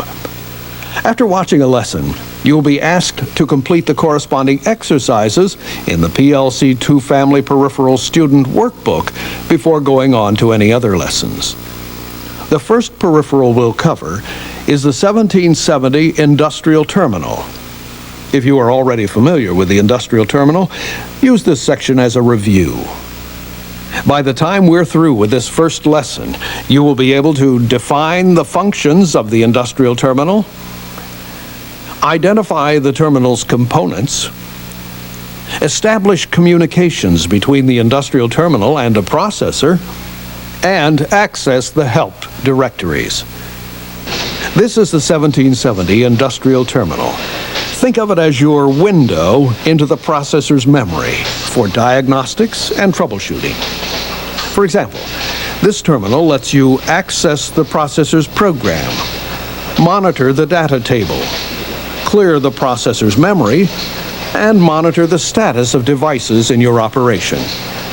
You can also use it as the interface between the processor and other peripherals, such as the printer and the cartridge and cassette recorders. Let's take a look at its components. First, the front panel. The power switch is located on the front right-hand side. Turning it a quarter turn to the right applies power to the terminal. The CRT, or screen monitor, takes up the bulk of the front panel. The keyboard is located below the CRT. The keyboard is the component that enables you to enter and alter information stored in the processor's memory. Keyboard overlays are available, each with a specific programming function. You can change the overlay by raising the plastic frame, lifting out one overlay, and replacing it with another. The keyboard is locked to the CRT with this lever. Behind the keyboard is a switch group assembly. You'll find specific information on setting these switches in your workbook. Now let's look at the terminal's rear panel. In the upper right-hand corner are the control that regulates the brightness of the CRT screen and the volume control. Below that is the power connection. Check to see how your industrial terminal is wired. If you need to change it to a 220-240 volt AC line, refer to the industrial terminal's user's manual for changing the AC setting and the fuse. In the lower center are the interconnect cable ports. The port on the left is channel A. It connects to all PLC-2 family processors. The port on the right is channel C. It links the industrial terminal with other peripherals. In the upper left is the terminal's air filter, which filters the air drawn into the system for cooling. You should remove and inspect the filter periodically for dirt. If it needs to be cleaned, remember to wash and dry it thoroughly before putting it back in place. There are several functions that you'll use the industrial terminal for during troubleshooting. They are monitoring the program, clearing memory, and changing the processor's modes. Establishing communications between the industrial terminal and the processor is the first step in any industrial terminal operation. First, make sure you're using the PLC-2 family keyboard overlay. Connect the industrial terminal to the processor. Then turn the terminal on. A message will appear listing the modes available. Since you are working with the PLC-2 family, press 1 to communicate with the processor. The industrial terminal is designed to help you use it to its fullest potential. To help you decide what to do next, press the Help key. The Help screen identifies specific functions that you can access, such as search, control, and record. Next, select the function you want. For example, you can press search for a list, or what is sometimes called a directory, of all the functions that are accessed by the search key.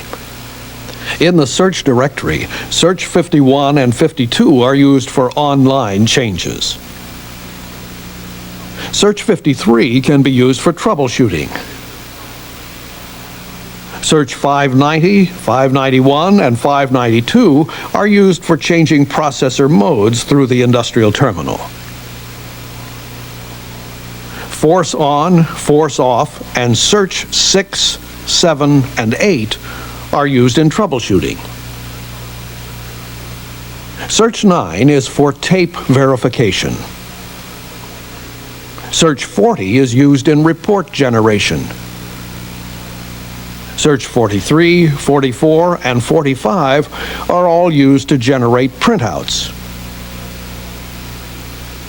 And Search 50 is usually used when loading a program from a tape into the processor's memory. You'll notice that this search function is identified at the bottom of the screen. To access any one of the commands from this screen, you just need to key in the appropriate number. You can access these commands directly without first calling up this help directory by keying in search before the command number. We'll discuss these functions more as they become applicable. But for now, let's review what we've learned about the industrial terminal. You learned the location and function of the front panel components, the power switch, the CRT, the keyboard, and the switch group assembly located behind the keyboard. You also learned to identify and define the function of specific rear panel components, such as the brightness and volume controls, the interconnection ports, channel A for the processor to terminal hookup, and channel C for the peripherals to terminal link, and the filter, which should be inspected and cleaned periodically. You also learned how to establish communications between the industrial terminal and the processor, and access the processor's help directories. From the material we've just covered, you can see that the 1770 industrial terminal is designed to make communicating with the PLC-2 family processors as easy as possible. It's now time for you to complete the exercises on the industrial terminal in the workbook before going on to another lesson. Please stop the tape now.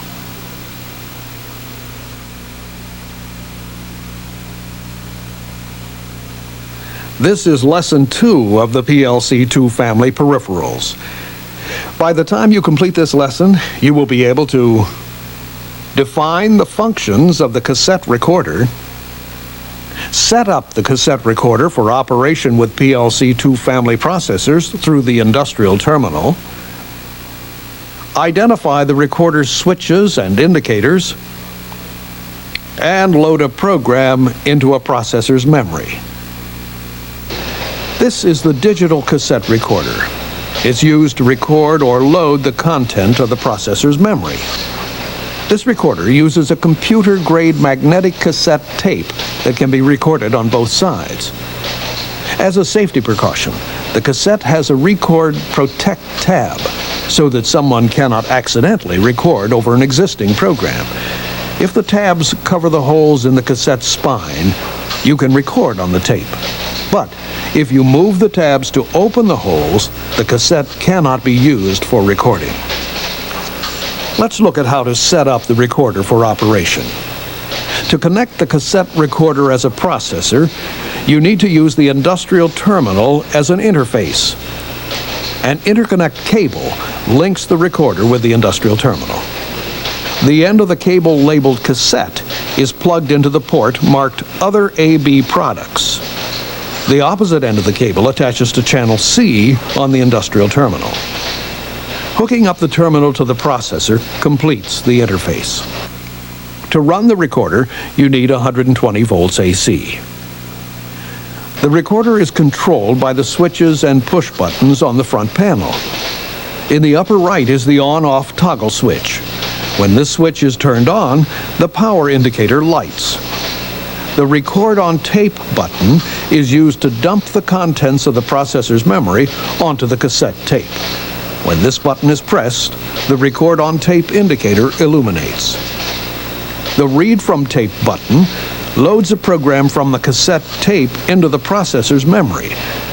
Pressing this button lights the corresponding indicator. The cassette recorder also has a Rewind button and a Stop button. On the cassette recorder, the remote control button is not used. The recorder also has several other indicators that communicate its status. The Record Protect indicator lights when the cassette's protective tab is in the no write position. The Data In indicator blinks when data is being recorded on the cassette tape. Data Out blinks when data is being loaded into the processor's memory. Now that you're familiar with the hardware involved, let's take a look at how to load a program from tape into the processor's memory. Begin by making sure that the processor's memory protect device, if it has one, is disabled. Your workbook will explain how to do this for your particular processor. Turn on both the recorder and the industrial terminal. Insert the cassette and rewind it. The next few steps involve using the industrial terminal keyboard. Establish communications between the industrial terminal and the processor. Place the processor in the program mode. Next, clear the processor's memory using the Clear 99 procedures shown in your workbook. The size of the data table in the processor must be the same as the one on tape, or the program will not load. The size of the data table on the cassette should be on the label. Verify the processor's data table size through Search 50. Make sure the data table size is the same as the one on the cassette. Press Help to get the Help directory. Then select the Record function. The screen now displays the record operations available to you. Select 5 for 1200 baud if the processor is not already at that setting. Select 0 or Load from Tape. Then press the Read from Tape button on the recorder. A screen prompt on the industrial terminal indicates that the loading process is taking place. When the process is complete, a second prompt will tell you how to verify that the loading process was successful. To verify, rewind the tape and press the Read from Tape button. The terminal keyboard then compares the tape and the processor memory to make sure the transfer is good. The CRT prompts if there are any discrepancies between what is on the tape and what is in the processor's memory. Up to a total of 19 errors can be displayed by the industrial terminal. Your workbook contains directions on how to dump the contents of a processor's memory onto tape. But for now, let's review how to operate the cassette recorder. First, you learned how to set up the cassette recorder for operation. The recorder's interconnect cable runs from the other AB products port on the recorder to channel C on the industrial terminal. There's also an interconnect cable that runs from channel A on the terminal to the proper connector on the processor. Finally, the power cord plugs into any 120-volt AC socket. Then you learn the load from tape operation. Begin by making sure the processor's memory protect device is disabled. Apply power, and insert and rewind the tape. Put the processor in the program mode, clear the processor's memory, and verify the size of the data table. Then load the program, and verify the results. By following the steps we've just reviewed, you can use a digital cassette recorder to load the processor's memory with a minimum amount of effort. Right now, it's time to complete the workbook exercises on the digital cassette recorder before going on to another lesson. Please stop the tape.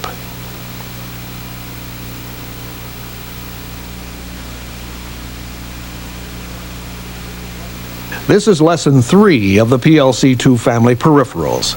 In this lesson, which covers the data cartridge recorder, you will learn how to define the functions of the cartridge recorder, set up the cartridge recorder for operation with PLC-2 family processors through the industrial terminal, identify the recorder's switches and indicators, and load a program into a processor's memory. The data cartridge recorder is used to record or load the contents of the processor's memory. This recorder uses a computer-grade data cartridge that has 2 tracks. For PLC-2 family processors, you can use either track 1 or track 2. As a safety precaution, the data cartridge has a Write Inhibit tab to prevent accidental recording over an existing program. To permit recording on the data cartridge, slide the tab to the left. Slide the tab to the right to prevent recording. Let's take a look at the setup necessary for operating the data cartridge recorder. To connect the data cartridge recorder to a processor, you need to use the industrial terminal as an interface. An interconnect cable links the recorder with the industrial terminal. The end of the cable labeled cassette is plugged into the port marked controller equipment. The opposite end of the cable attaches to channel C on the industrial terminal. Hooking up the terminal to the processor completes the interface. To run the recorder, you need 120 volts AC. This recorder can be manually controlled by the switches and push buttons on the front panel. Let's look at the location of these controls now. Later we'll discuss how to set them. In the upper right is the on-off toggle switch. When the switch is turned on, the power indicator lights. Below that is a rotary switch that selects the baud rate, or the rate of communication between the recorder and the processor. To the left is the track select switch for choosing track 1 or track 2. The continuous setting is not used with PLC-2 family systems. The end of track indicator illuminates when the tape has reached the end of a track. The read from tape push button enables the recorder to transfer a program from the tape to the processor's memory. The record on tape push button enables the recorder to transfer a program from the processor's memory onto the tape. The record on tape and read from tape indicators will light when the recorder is performing these functions. The stop rewind button stops the tape. If the tape is already stopped, this button rewinds the tape to the beginning. The stop rewind indicator lights when the tape is rewinding. The recorder also has several other indicators that communicate its status. The data in indicator illuminates when the recorder is receiving data from the processor, while the data out indicator shows that the recorder is transmitting data to the processor.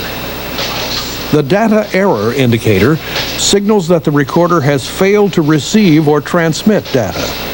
When the data error indicator lights, so will either the data in or data out indicator to show what type of operation has failed. The write inhibited indicator illuminates when the write inhibit tab on the cartridge has been set to prevent recording. Now let's learn how to load a program from tape into the processor's memory. Begin by selecting a track on the cartridge recorder. In this case, let's select track 1. Then select the correct baud rate. For the PLC-2 family processors, the switch is set at 1200 baud.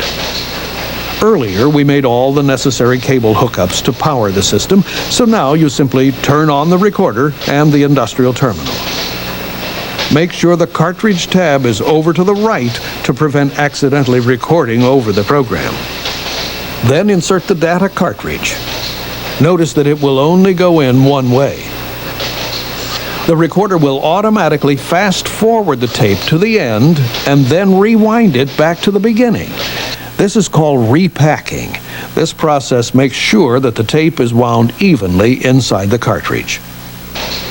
Now that we have the hardware set up, let's look at the commands for loading a program from the tape to the processor. Begin by making sure that the processor's memory protect device, if it has one, is disabled. Your workbook will explain how to do this for your particular processor.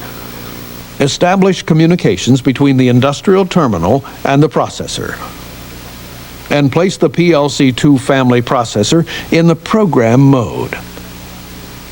Next, clear the processor's memory using the Clear 99 procedures shown in your workbook. The size of the data table in the processor must be the same as the one on tape, or the program will not load. The size of the data table on the cartridge should be on the label. Verify the processor's data table size through Search 50. Make sure the data table size is the same as the one on the data cartridge. Press Help to get the help directory. Then select the Record function.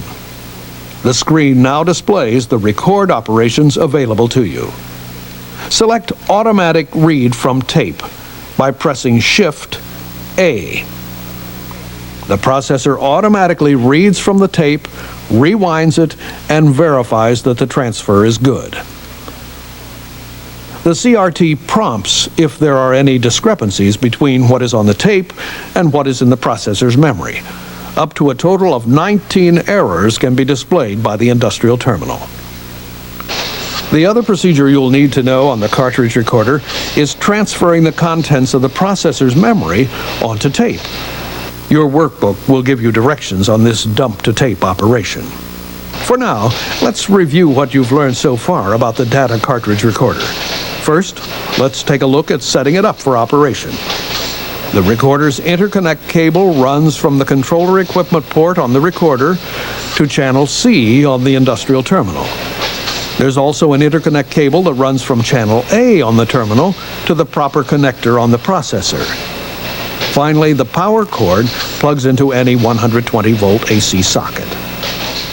Now let's review the load from tape operation.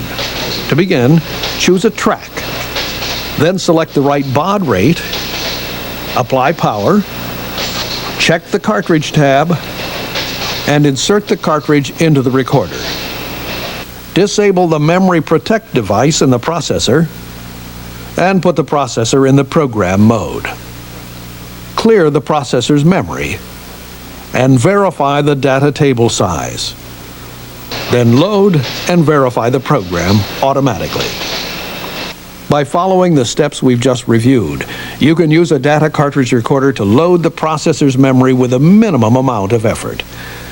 Now it's time to test what you've learned so far by completing the workbook exercises on the data cartridge recorder. Please stop the tape now.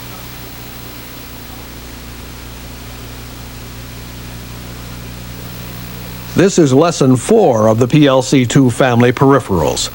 This lesson covers the printer.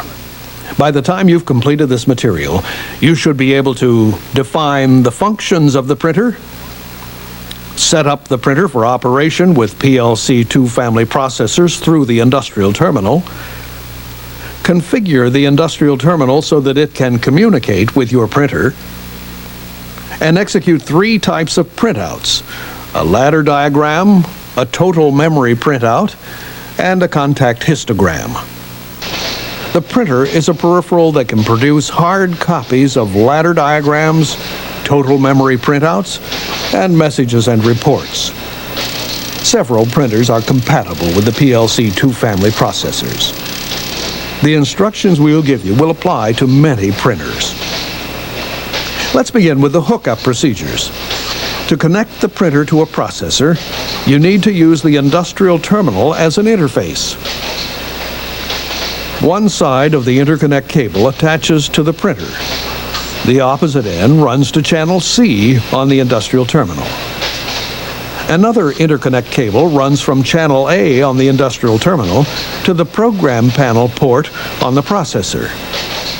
Finally, an AC power cord is attached to the 3-prong port on the printer and runs to any 120-volt AC socket. Your printer is preset to communicate with the industrial terminal in a certain way. Ask your administrator for these settings and record them in the job aid provided in your workbook.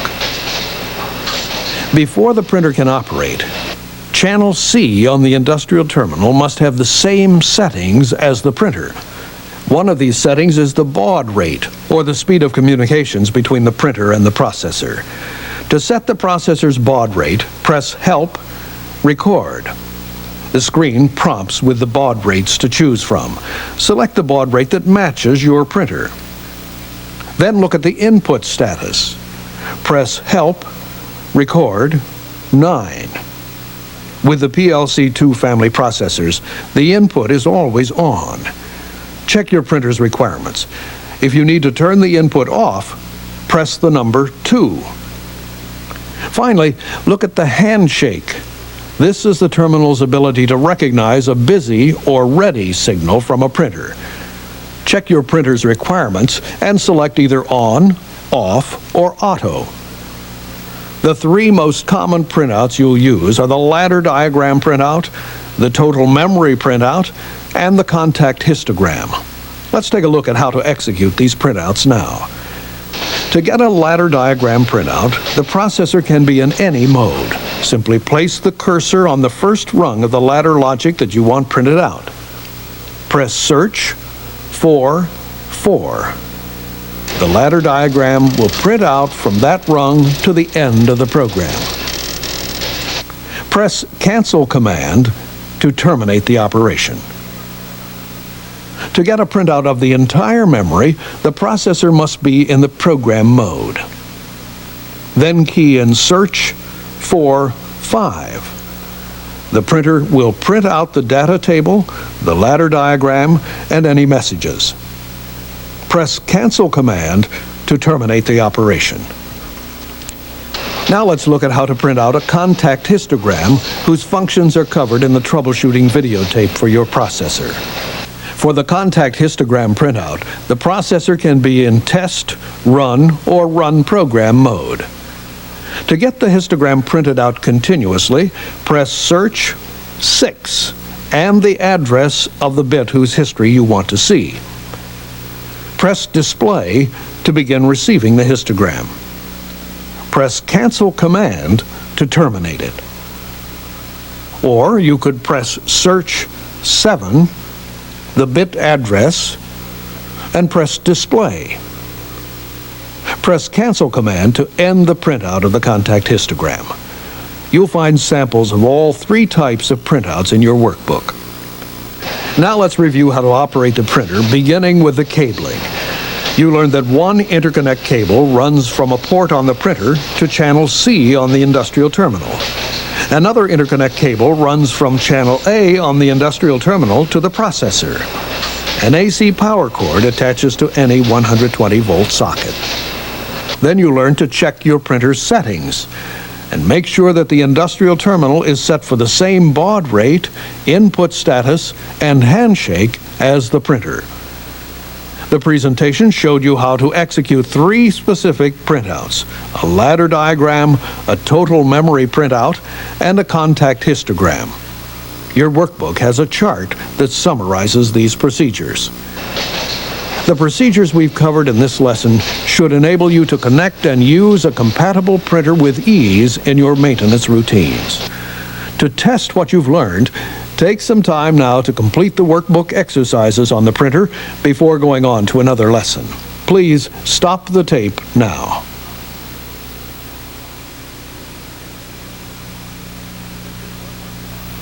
This is Lesson 5 of the PLC-2 family peripherals. This lesson covers the handheld terminal.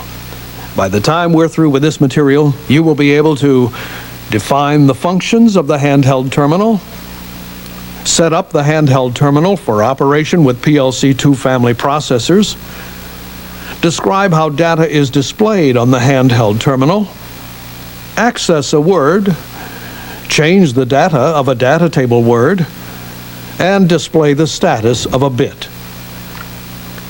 The handheld terminal allows you to monitor and change data table information as well as force I/O bits stored in the processor's memory. However, you cannot use the handheld terminal to access ladder logic. The handheld terminal is compatible with all PLC-2 family processors. Let's look at its components. On the front panel are the LCD display area and the keypad. The communications cable extends from the top of the unit. The communication cable connects directly to the interface or program panel connector on the processor. You can also connect it to the program interface connector on the 1771KA communication adapter module or the 1771KG RS-232C interface module. On the rear panel of the handheld terminal is the battery pack, which takes 6 AA mercury batteries. You can also use a 120-volt AC converter to power the terminal. The converter attaches to the connector on the communication cable. Consult your workbook for instructions on converting to AC power. Above the battery pack is the personality module. The personality module contains 2 switches which determine the types of functions the handheld terminal can perform. The switches can be set for data table read only, data table read and write, or data table read, write, and I/O image table force. Contact your supervisor to find out how the switches are set in your handheld terminal. If they are not set, consult your workbook for instructions. You should also consult your workbook if your handheld terminal has not been assembled yet, or if you need to replace the batteries. Before we look at specific operations the handheld terminal can perform, let's run through a brief overview of how it displays data. The terminal's LCD display has 2 rows of 8 characters.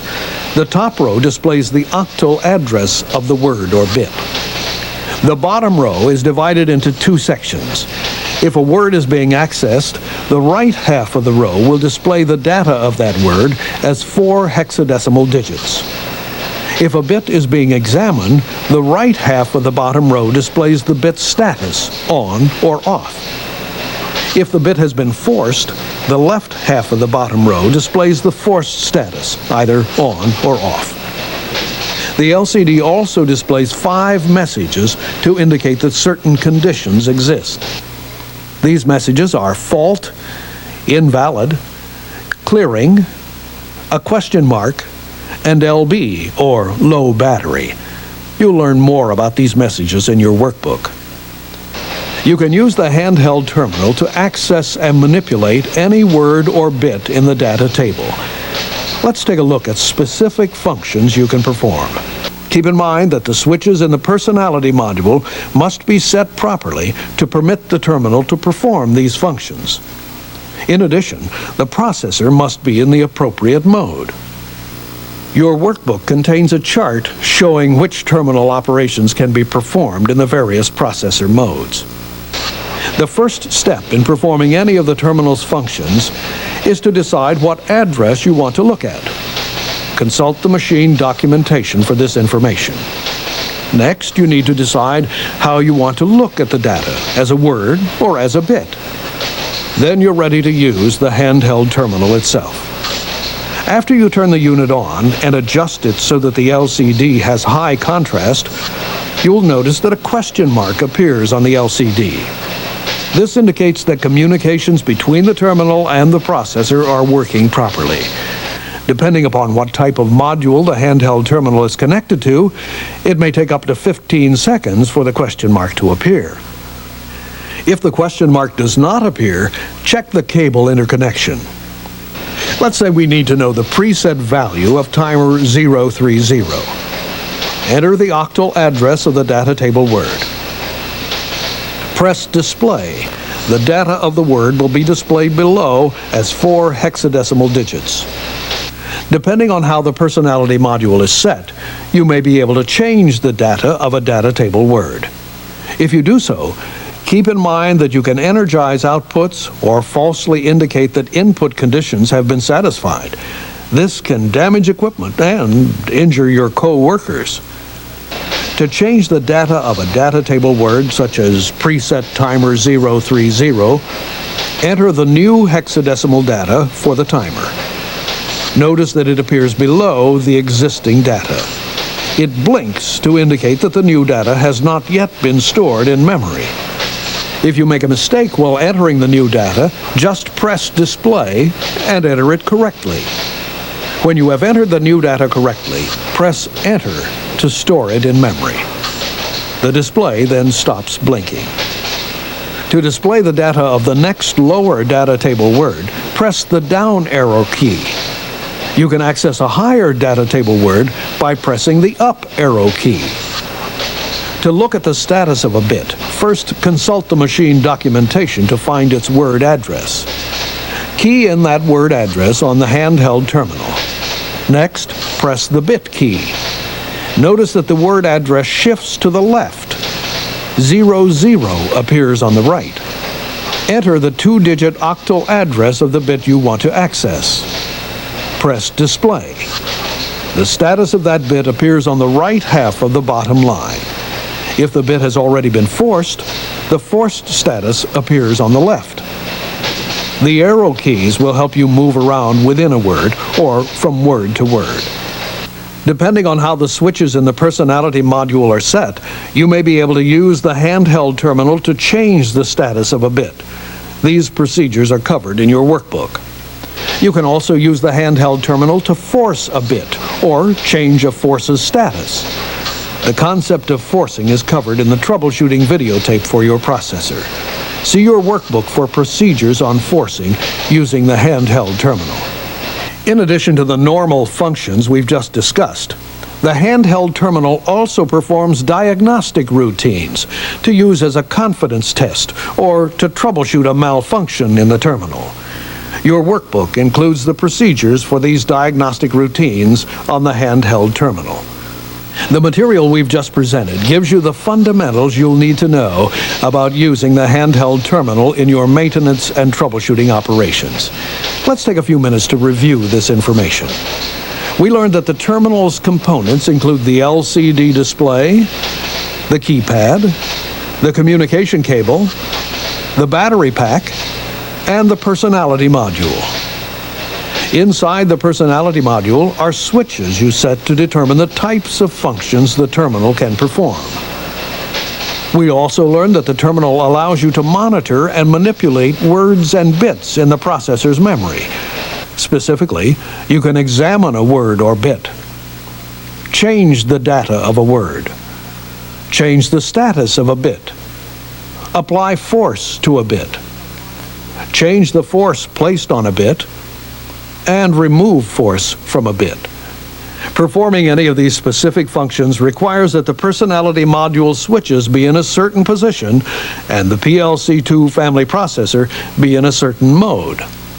And keep in mind that performing some of these functions, such as changing word data or bit status, can be hazardous to the equipment or your co-workers if not performed with caution. So plan your troubleshooting strategy carefully. In this lesson, we learned how to examine a word by entering that word's octal address, then pressing display. The word's value appears on the LCD. Use the up and down arrows to access the data of adjacent words. Then we looked at how to change the data of a word. We also learned how to display the status of a bit. And we mentioned that the handheld terminal can perform diagnostic routines, which you can find in your workbook. That wraps up our review and our entire presentation on the handheld terminal. It's now time to complete the workbook exercises on the handheld terminal before going on to another lesson. Please stop and rewind the tape now.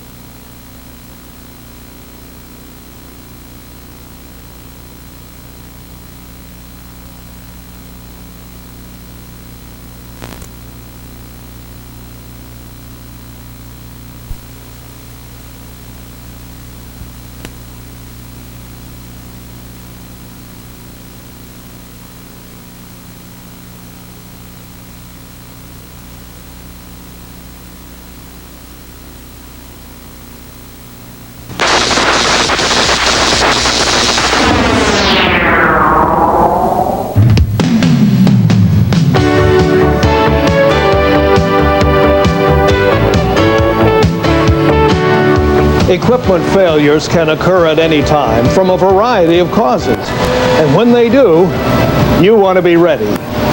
This program is intended to help prepare you for troubleshooting the Allen Bradley PLC-220 and PLC-230 Programmable Logic Controller systems. By the end of this program, you should be able to troubleshoot a variety of faults using the Allen Bradley PLC-220 and PLC-230 troubleshooting guide, describe and use 5 industrial terminal functions that can aid in troubleshooting: the search function, the bit monitor function, the force function, the contact histogram function, and the temporary end instruction, and interpret status indicators as an aid in troubleshooting. This program assumes you have a familiarity with the PLC-220 and PLC-230 hardware, industrial terminal commands, and of course, plant equipment. A workbook accompanies this videotape. You'll break from time to time to read sections and complete exercises. Now let's take a look at the first step in the troubleshooting process: gathering information. Gathering information first can point you in the right direction, saving you time and effort. If you personally did not see the fault occur, the control operator is a good source of information on the equipment, the fault, and the events preceding the fault. Sometimes an operator can identify a failed output device or tell you of a sudden dramatic event like sparks or smoke. The operator may tell you whether the machine slowed down or suddenly halted. Good questions may also uncover some less obvious clues, such as the order in which multiple devices failed, or even the pattern behind a seemingly random failure. Many problems can be solved at this stage. That's because most faults will occur in field devices that generate friction and heat. The PLC-220 and PLC-230, on the other hand, are solid-state devices that generate little heat and have no moving parts. After gathering information, the next step is to reach for your Allen Bradley PLC-220 and PLC-230 troubleshooting guide. The guide is your troubleshooting roadmap. It's designed to help you locate the source of trouble without taking detours. Let's take a quick look at how the guide is organized and become acquainted with the symbols that serve as its street signs. The guide has several introductory pages, including an index for quick reference, a summary of the guide's organization showing the types of problems possible, safety considerations, and a key to the symbols used in the guide. Plus, illustrations of the PLC system hardware help you find the correct indicator or part. And an appendix in the back lists additional safety precautions.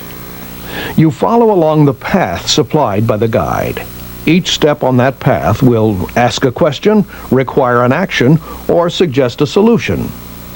The start symbol tells you where to begin on each page. The green paths all have arrows showing the direction to take. When you reach this stop sign symbol, check the appendix. There's a precaution that goes with the step you're performing. That's important. Following these precautions will help you to guard your safety and the safety of others. It will also reduce the chance of damaging the machinery, the process, and the Programmable Logic Controller. The troubleshooting steps are listed in 3 color-coded boxes. A yellow box will ask you to determine something. A blue box will tell you to act, and a red box will suggest one or more solutions. Circled letters link these steps to hardware illustrations. The tab symbol directs you to another page. Once you've become familiar with these symbols, you'll see how quickly they direct you to a solution. Let's take a look at an example of how the guide is used. This process has suddenly halted. Our maintenance person is about to troubleshoot this problem. We'll look over his shoulder as he uses the guide, the status indicators, and industrial terminal to track down the problem. Since the first step in troubleshooting is to gather information, you would first talk to the control operator. In this case, the machine suddenly halted, and the operator did not see or hear anything unusual.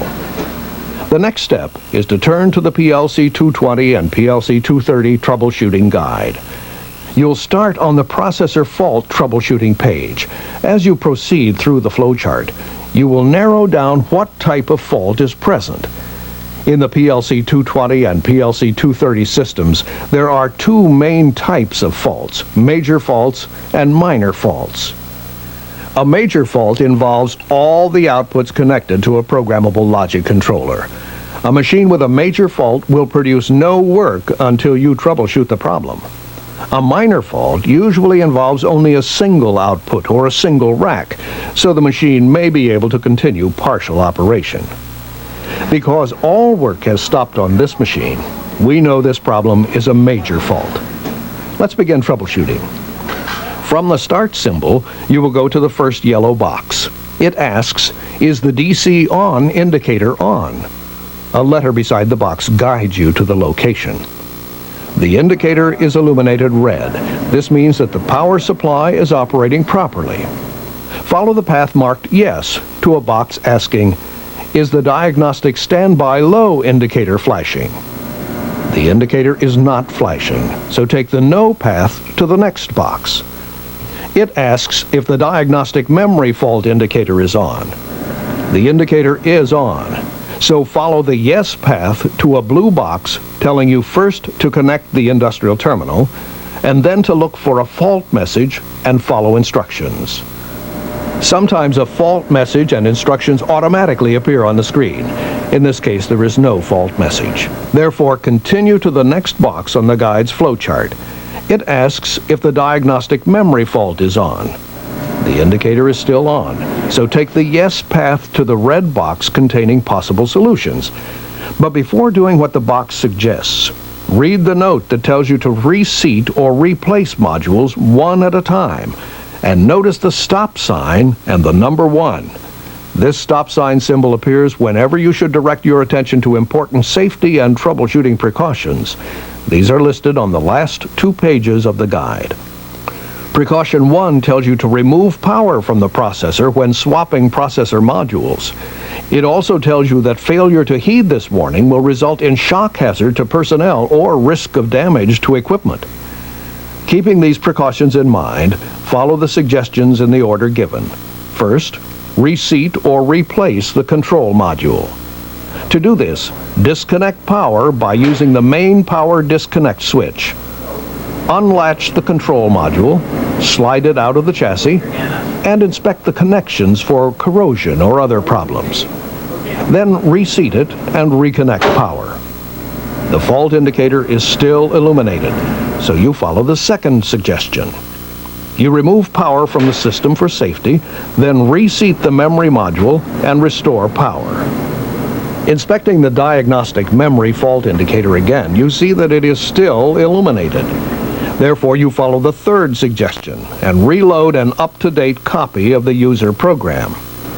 The steps for loading the program are listed in the troubleshooting workbook and other product literature, and are detailed in the Allen Bradley PLC-2 Family Peripherals Training Module. After loading the user program, inspect the diagnostic memory fault indicator again. You see that it is now off. Put the processor back in the run mode. Inspect the machine's operation. You find the machine operating normally. You've just looked at the basic steps in troubleshooting using the Allen Bradley PLC-220 and PLC-230 troubleshooting guide. Along the way, you saw how the status indicator lights and the industrial terminal can help. You'll hear more about them later on.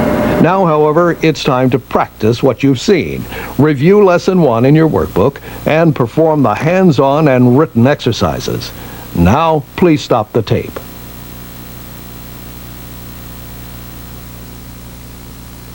This is Lesson 2 of the Allen Bradley PLC-220 and PLC-230 troubleshooting program. In this lesson, we'll cover 5 industrial terminal functions that can help you troubleshoot a variety of problems with greater ease. By the end of this lesson, you should be able to describe when and how to use the search function, the bit monitor function, the force function, the contact histogram function, and the temporary end instruction. The search function allows you to quickly locate specific instruction rungs within a program. Use this function to find out if a specific rung or portion of the program is working properly. First, find the machine's documentation and look up the symbol and address of the device you suspect is causing problems. Then press the search key, the instruction key, and the address you just found. Then the instruction rungs you wish to examine will appear on the display. By comparing these program rungs with the documentation, you can determine if the program instructions match. If they don't, there may be a problem with the user program in memory. If they do, you can inspect the rung for logic continuity. The troubleshooting guide steps you through the search function whenever you're troubleshooting a minor fault. Another helpful industrial terminal function is the bit monitor function. You can use the bit monitor function to see if bits in memory are on or off. Let's look at the bits of an output word. To use the bit monitor function, first look up the address of the output word in the documentation. Then press the search key, 5, 3, and the word address, in this case 0, 1, 3. The display shows the on-off status of all 16 bits in a word of memory. A 1 is displayed when the bit is on. A 0 is displayed when the bit is off. Since we are looking at an output word, each of these 16 bits corresponds to a terminal and an indicator on an output module. If a bit is on and the corresponding status indicator on the output module is off, and the output device is off, you know that the output signal is not getting through. That is why the bit monitor function is useful for checking hardware and field devices. Another industrial terminal function useful in checking hardware and field devices is the force function. This instruction overrides the program and forces an output device or input bit on or off at your command. Let's force this output device on. First, put the processor in the run or run program mode. Then use the search function to display the instruction rung controlling the output device. Move the cursor to the output energize instruction that corresponds to the output device and press the force on and the insert keys. The industrial terminal takes the command directly to the output module, switching the output device on. Because the industrial terminal bypasses the processor's output image table, the rest of the program will not be affected. The word "on" appears beneath the forced instruction in the rung to tell you that the address is forced. If you had pressed the force off and insert keys to force off the output device, the word "off" would have appeared beneath the forced address.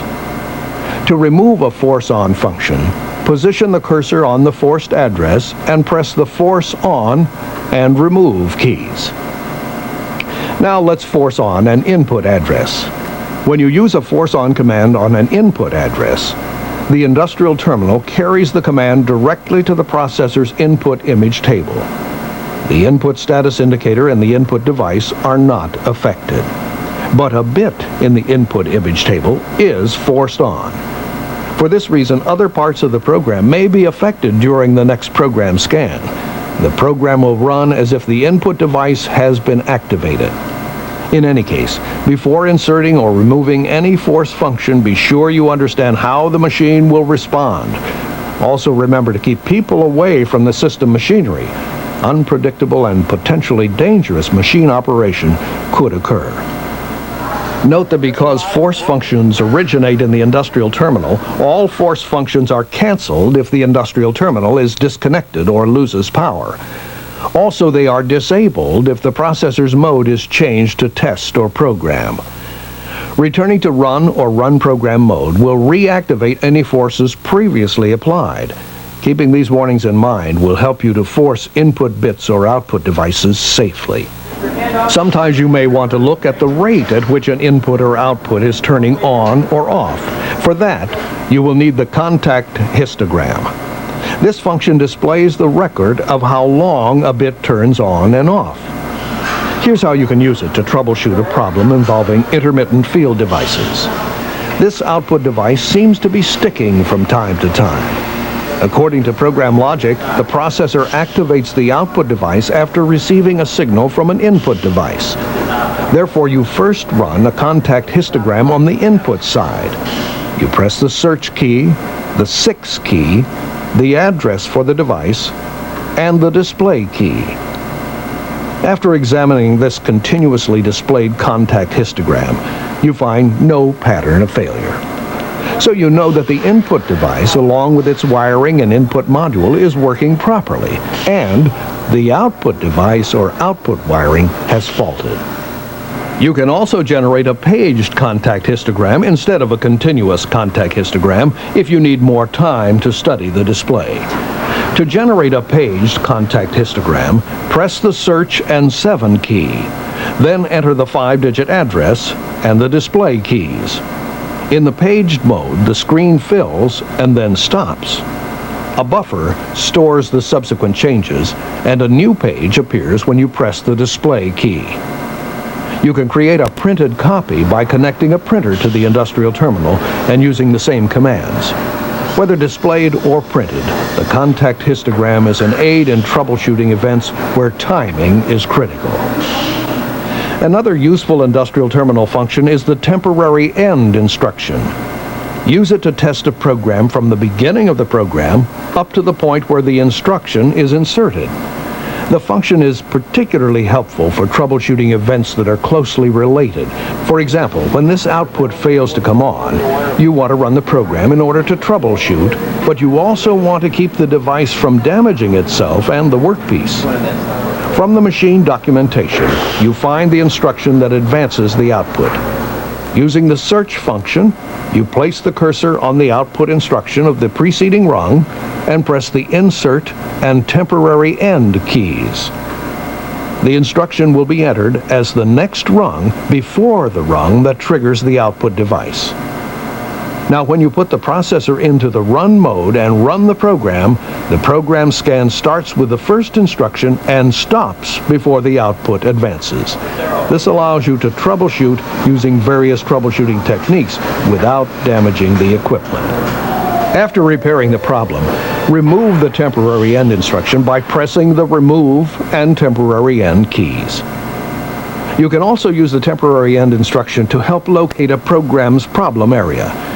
Do this by inserting the instruction as an artificial endpoint. When you know the first section of the program is working properly, remove the instruction and reinsert it farther forward. Your problem will be confined within the last section of the program in a smaller area. But there is one restriction on temporary end instruction use. Regardless of where you position a temporary end, you can have only one temporary end instruction in a program at a time.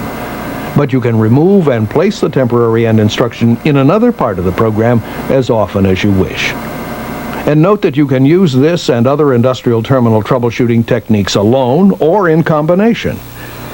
If you need help at any time with the keyboard commands of any industrial terminal function, press the search key and the help key for a display that summarizes all search functions and their commands. You've just seen 5 industrial terminal functions for use with the Allen Bradley PLC-220 and PLC-230 Programmable Logic Controller systems. The search function, the bit monitor function, the force function, the contact histogram function, and the temporary end instruction. Review Lesson 2 of your workbook, then do the hands-on exercises to get some practice with these industrial terminal functions. Please stop the tape now.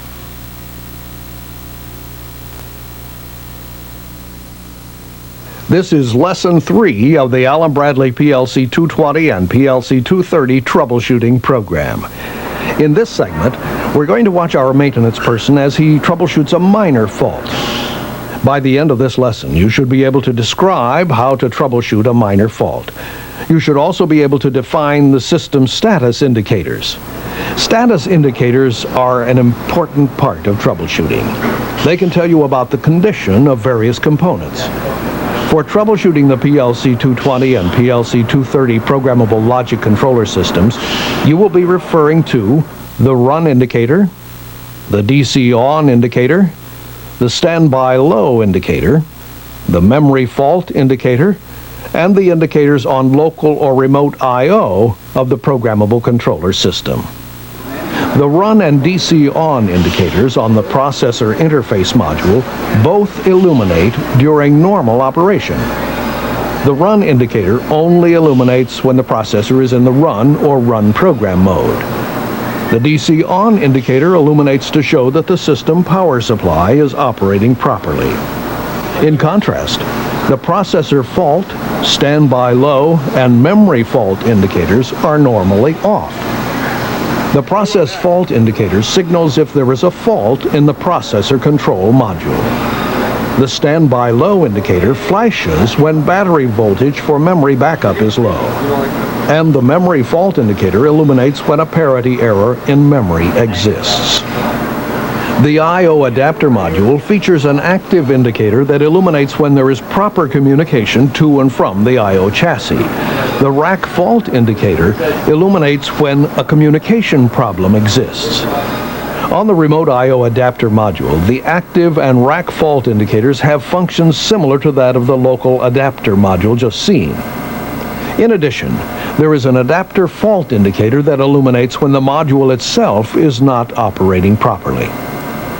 In hybrid or remote rack configurations, the scanner distribution or SD module's 7 fault indicators simplify troubleshooting. These change from green to red to signal faults in corresponding remote racks. If the corresponding I/O chassis isn't assigned by the dip switches, the indicator is off. Finally, each input and output module has a series of 8 status indicators. On an input module, an illuminated indicator means that the module is receiving a signal from that terminal's input device. On an output module, a status indicator shows whether or not the processor is activating an output at that terminal.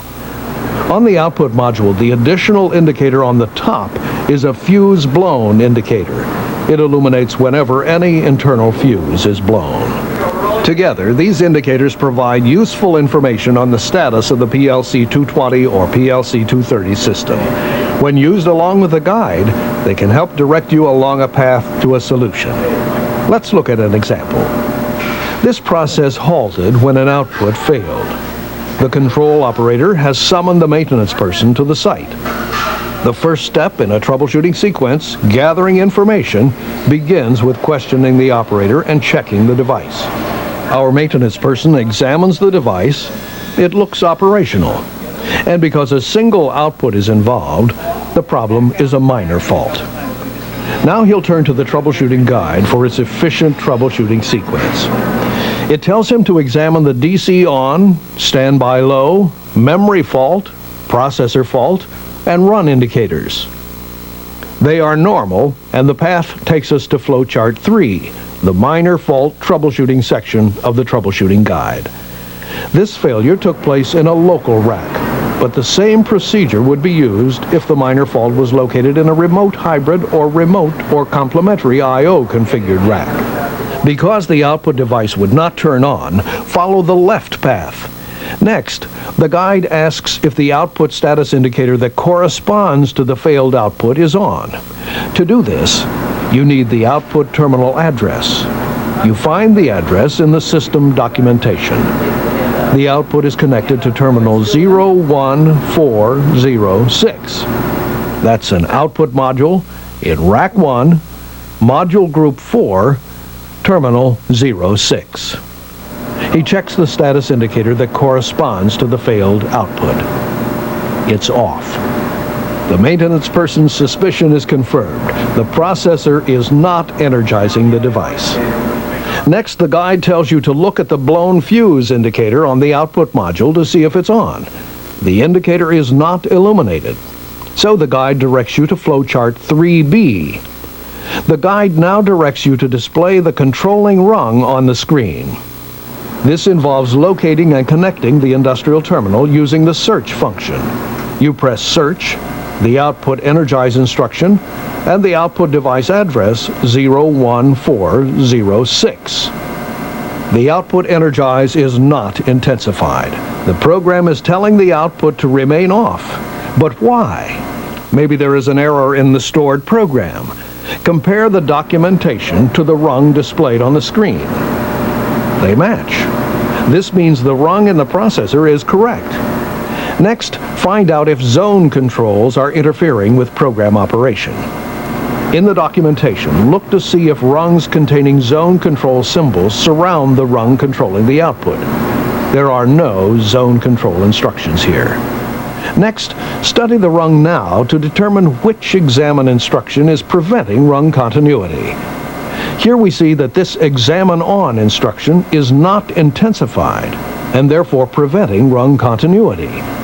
This examine on instruction refers to an input device whose address is 11203. Then follow the path to tab 3C for more minor fault troubleshooting. Because the instruction type was an examine on, choose the path labeled examine on. Because the instruction was an input instruction beginning with the number 1, follow the path labeled with a 1 and 4 X's. The next box tells you to find out if the input status indicator is on. We decode the address and find that the status indicator is wired to an input module in Rack 1, Module Group 2, Terminal 03. And it's off. According to the guide, one of the following has failed: the input device, the I/O wiring, the I/O swing arm, or I/O chassis power. Checking out the items in the order suggested, you first look for the location of the input device in the machine's documentation. This is the device. It appears to be worn and may have faulted. Let's replace the device to see if it is defective. But before taking action, Follow the safety precaution referenced by the stop sign. Precaution 1 cautions you to remove power from the system when swapping modules. Precaution 2 cautions you to put the key switch in the test monitor position before performing this test. Once the device is replaced, inspect the machine for obstructions before restoring power and putting the processor in the run or run program mode. The machine is now operational again, thanks to the skills and the troubleshooting tools you've seen here. In this tape, we've covered the use of a number of troubleshooting tools designed to help you do your job faster and more easily. The troubleshooting guide, 5 industrial terminal functions, and the status indicators. First, you've seen how the Allen Bradley PLC-220 and PLC-230 troubleshooting guide tells you what steps to take to troubleshoot major and minor faults. Then you saw demonstrations of the 5 industrial terminal functions. These include the search function, which allows you to quickly locate program instructions you want to check for proper operation, the bit monitor function, which allows you to view the on-off status of all 16 bits in a word of memory, the force function, which allows you to force an output device on or off to check its operation, or to force an input bit on or off to check the operation of program rungs, displaying and interpreting the contact histogram function, which lets you view the on-off history of a specific data table bit, and the temporary end instruction, which enables you to test a program up to the point where the instruction is inserted. You also saw how to interpret indicators on the system hardware to find out the status of various parts of the system. Along the way, we use these tools and techniques to solve some typical problems. This concludes the Allen Bradley PLC-220 and PLC-230 troubleshooting videotape. Now that we have reviewed the main points, it's time to put them to use for troubleshooting. Turn to Lesson 3 in your workbook, read the review, and perform the hands-on exercises. And now please stop and rewind the tape.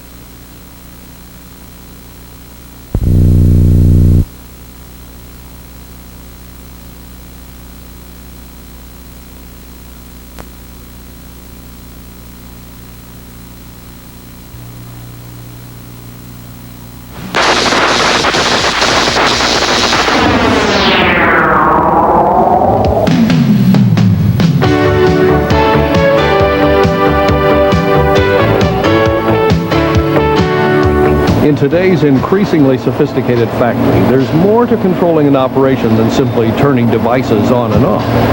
Of course, Allen Bradley programmable controllers will always be energizing and de-energizing electrical devices such as solenoids and pilot lights. And as always, the program will direct which actions the programmable controller will take. Ladder logic will show what conditions must exist to cause something to happen. In addition to knowing how PCs work with the simple control devices, more and more often you are going to run into times where the PCs you are working with are also involved in advanced operations, such as gathering quality control data or generating maintenance reports. Applications such as these involve words and numbers organized in a group known as a file. This lesson will show you how your Allen Bradley PLC-2 family programmable controller works with files. We will be concentrating on file instructions, how they look on the industrial terminal display, and what they mean. The principles we'll cover apply to the entire PLC-2 family of processors. By the time we're through with this lesson, you will be able to define a file, interpret all file transfer instruction displays on the industrial terminal, define rate per scan modes of operation, search for a specific file instruction in a user program and display it on the industrial terminal, and edit any components of a block display using the industrial terminal. After watching this lesson, you'll be asked to complete the corresponding exercises in the PLC-2 Family File Instructions Workbook before going on to any other lessons. Let's first take a look at what a file is and when and why it is used. A file is a group of information, such as dates, times, or part numbers, for example, that are stored together. This folder contains a file. Files have been around for a long time. Reports and memos on a related topic are grouped together in a file in some type of filing system. Alphabetical or numerical, for example, is used to give each file a unique description so it can be easily located when needed. There are a variety of ways the information in a file might be used. For example, you might need to make a copy of a file that is going to be worked on. Or you might periodically add a new page to a file. Or you may just need to look at the contents of a file, perhaps to make a minor change. In addition to traditional paper filing systems, we are also surrounded with electronic files. For example, inventory files help warehouse managers keep track of what products are still in stock. And test data files help an inspection department develop quality statistics. There are also a wide variety of applications for files in programmable controllers. Often, files are used when part of an operation changes. Instead of entering these values in the PLC-2 family processor every time they are needed, it is easier to enter them in once and store them in a file. Then, whenever the information is needed, the program will use the file transfer instructions to move the data to the correct location. Basically, that is what the file transfer instructions do. Move data. Let's take a look at what a file is to the PLC-2 family processors. A file is a group of consecutive words of memory in the data table. A file may be any number of words in length from 1 to 999.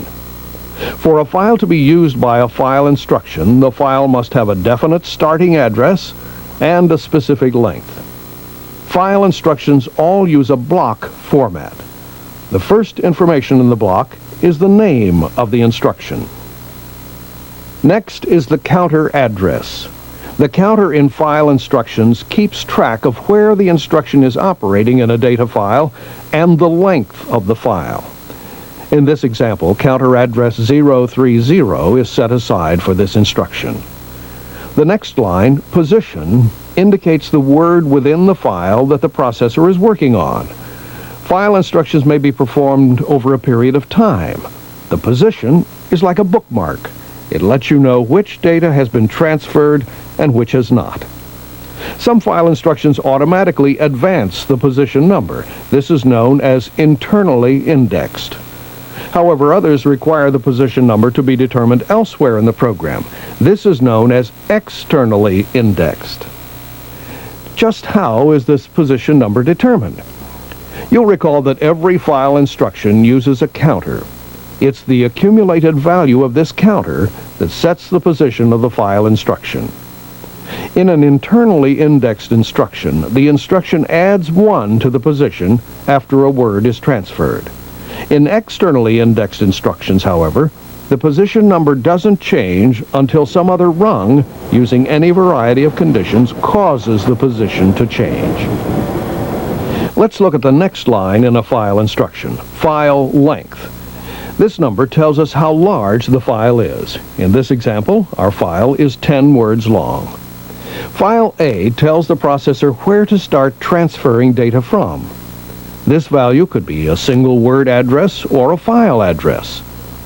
File R tells the processor where to put the copy of the data being transferred. It is important to note that the data is copied, not moved. The original data of file A remains unchanged. The last line that may appear in the block of a file transfer instruction is the rate per scan. This number applies only to internally indexed instructions. It tells the processor how many words to transfer during each program scan. For this instruction, 10 words would be transferred each program scan when the rung is true. This is known as the complete mode. If the rate per scan was 4, however, the transfer would be distributed over 3 scans once the rung went true. This is known as the distributed complete mode. Finally, if the rate per scan is 0, the processor will only transfer 1 word each time the rung goes from a false to true transition. This is known as the incremental mode. In addition to the block display, you will also notice the symbols EN and DN located to the right of the block. These refer to status bits. They tell whether the instruction has been enabled or is done. When the rung containing the instruction goes true, the EN or enable bit intensifies on the screen. Then when the entire file has been transferred, the DN or done bit intensifies, showing that the transfer has been completed. Both bits will remain intensified as long as the rung remains true after the completion of the transfer. When the rung goes false after the transfer is complete, both bits lose intensity. You probably noticed that the addresses above the status bits match the instruction's counter address. In fact, the status bits are located at bit position 17 and 15 of the counter accumulative word. As you can see, there's a lot of useful information in the block of a file transfer instruction. Let's examine just exactly what these instructions are telling the processor to do. First of all, we see that this file-to-file move instruction is using counter address 030. Next, we see that the position pointer starts at word 1 in the file. The file length is 10 words. File A begins at word 400. File R begins at word 500, and that the rate per scan is 10. So we know that when this rung goes from false to true, this instruction tells the processor in one program scan to move 10 words of file A beginning with the first word, word 400, to file R beginning at word 500. Since the rate per scan equals the file length, this is the complete mode. The operation will be complete after one scan. The file move will not occur again until the rung experiences another false to true transition. The file-to-file move instruction and the other file transfer instructions are similar in many ways. Let's look at the file-to-word move instruction on the industrial terminal. The first 4 lines in the file-to-word move instruction block are identical to those of the file-to-file move instruction. However, the next line specifies a word address. This instruction transfers a copy of the information in a word of file A to the specified word. Since there is no rate per scan, this is an externally indexed instruction. The position pointer determines which word of file A will be copied. This transfer will continue until the position pointer changes or until the rung becomes false. That's all there is to the file-to-word instruction display. The basic information contained in the instruction block is the same as in the file-to-file move. The same is true for the third file transfer instruction, the word-to-file move. The word-to-file move instruction is also externally indexed because there is no enable bit and no rate per scan. The word address specifies the word containing the data that is going to be transferred into the file. File R specifies the file into which the data is being transferred. Whenever the rung is true, the processor transfers a copy of the specified word into a word of file R, as indicated by the position value. Since the instruction is externally indexed, the position value changes only when the accumulated value of the counter changes. Now that you understand what a file instruction consists of and what it looks like on the industrial terminal, let's look at the procedure for searching through a user program in order to locate the specific instruction we want. You will recall from earlier lessons the procedure for searching for an instruction. First, find the instruction in the machine's documentation. From here, finding the instruction in the user program is easy. First, press the search key on the keyboard overlay. Next, press the File key and then the Help key. A help directory provides a list of all the instructions that use the File key and their required code numbers. Looking through the choices, we see that the code for an instruction is 10. Therefore, key in 10. Finally, key in the counter address of the specific file-to-file move instruction you want. Here, we use 030. Upon entry of the counter address, the instruction is searched out and displayed on the screen of the industrial terminal. Press the Cancel Command key to terminate the search mode. That's all there is to it. Once the instruction is displayed, you can then monitor or work with it to analyze particular problems occurring in connection with the instruction. Now that you've seen how to locate a specific file instruction in a user program, let's see how you can make changes to or edit the information displayed in the instruction block. The edit function is very straightforward. As you will remember from earlier modules, a PLC-2 family processor must be in the program or run program mode to make changes. This can be done with the key switch on the processor hardware or by special commands entered through the industrial terminal. With the processor in the program mode and the specific instruction displayed on the industrial terminal, position the cursor on the instruction block itself. Press the right arrow key to do this. The name of the instruction intensifies to show that you have positioned the cursor on the instruction. Now press the Insert key and the same number as the leading digit of the file length. The cursor will position itself on the second digit of the file length. You can move the cursor backwards or ahead within the block to change any of the addresses or any data shown as part of the block display. The cursor automatically advances to the next address or data position. Remember that when the edit function is used, the rate per scan will always default to the complete mode. So always key in the correct rate per scan for the program before ending the edit. When you've made the last possible entry, the edit function ends and changes are automatically stored. To end the edit function and save your changes at any point, press the Cancel Command key. We've now seen the basic features of upper-level file instructions, the information they contain, and what they look like. We've covered a lot of ground in this lesson. We've learned the basics about a new type of instruction, the file instruction, and we've seen the specifics about 3 of the file transfer instructions. We also learned how to search for a specific file instruction in the user's program, and how changes can be made in the instruction through the keyboard of the industrial terminal. Please read the review section for Lesson 1 in your workbook. Then complete the corresponding exercises. When you're finished, resume this tape at Lesson 2, using the data monitor mode with PLC-2 family file instructions. And now please stop the tape.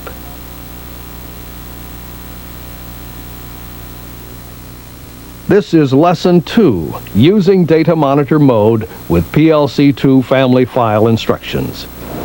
In Lesson 1 of this video module, you learned the basic functions and features of file instructions. Now in Lesson 2, you will learn how to monitor and edit the data contained in the file instructions through the use of the industrial terminal's data monitor mode capability. After viewing this section of the videotape and completing the exercises in your workbook, you will be able to do the following. Access data monitor mode on the industrial terminal to obtain a display of the data operated upon by any type of file instruction. Display the data in either binary, hexadecimal, or ASCII2 format. Identify the components of the data display. Identify the components of the header section of the display. Move a field cursor from place to place within the file section of the display and scroll the screen as necessary to view all pages of the file. And edit data using a digit cursor in the command buffer section of the display. As you've seen previously, when the industrial terminal is powered up, the default display is in the ladder diagram mode, showing multiple rungs of the user program. But the industrial terminal is also capable of data monitor mode, which allows you to monitor, load, or edit data contained within any specified file instruction. Data monitor mode shows all the words of the data file in sequence. You can use data monitor mode regardless of whether the user program is running or not. To make changes to the data, however, the processor must be in either the program or the run program mode, as you'll see in a moment. Let's begin with the procedure for accessing data monitor mode. First, you must locate the specific file instruction you wish to monitor. Simply perform the search operation you learned in the preceding lesson of this module. When you have located the instruction, place the cursor on the instruction block itself. The instruction name intensifies. Now press the display key, then the help key. At this point, you have three display format options. One displays the data file in binary, showing each word in the file in a 16-character format of ones and zeros. Another display format shows the data in 4-character hexadecimal, numbers 0 through 9 and A through F. The last display format shows the data in 2-character ASCII-2 of the 128 ASCII-2 character set. The format you choose generally depends upon the type of information you wish to monitor or change. If bit information is more important, you would use the binary display. If whole word values are more important, you would probably use hexadecimal display. If you need to view data from an ASCII-2 module, you would use the ASCII-2 display. To see the data files in the desired format, press the corresponding number. Let's look at the data monitor display of the file-to-file move instruction we examined in Lesson 1. If we press Display 1, we get a hexadecimal display of the file data that looks like this. Let's take a closer look at what the display shows. The display consists of three major sections: the header section, the file section, and the command buffer. The top section, or header, duplicates the information contained in the block display of the instruction in ladder diagram mode: the name of the instruction, the counter address, and file length. Other types of information may be displayed in the header depending on the particular instruction. Below the header is the file section, which displays the data stored in the file. Numbering of the words in the file starts at the first position, 001. In the binary format, the bit positions are numbered from right to left, 00 to 17, respectively. Our file-to-file move instruction displays 2 columns of data.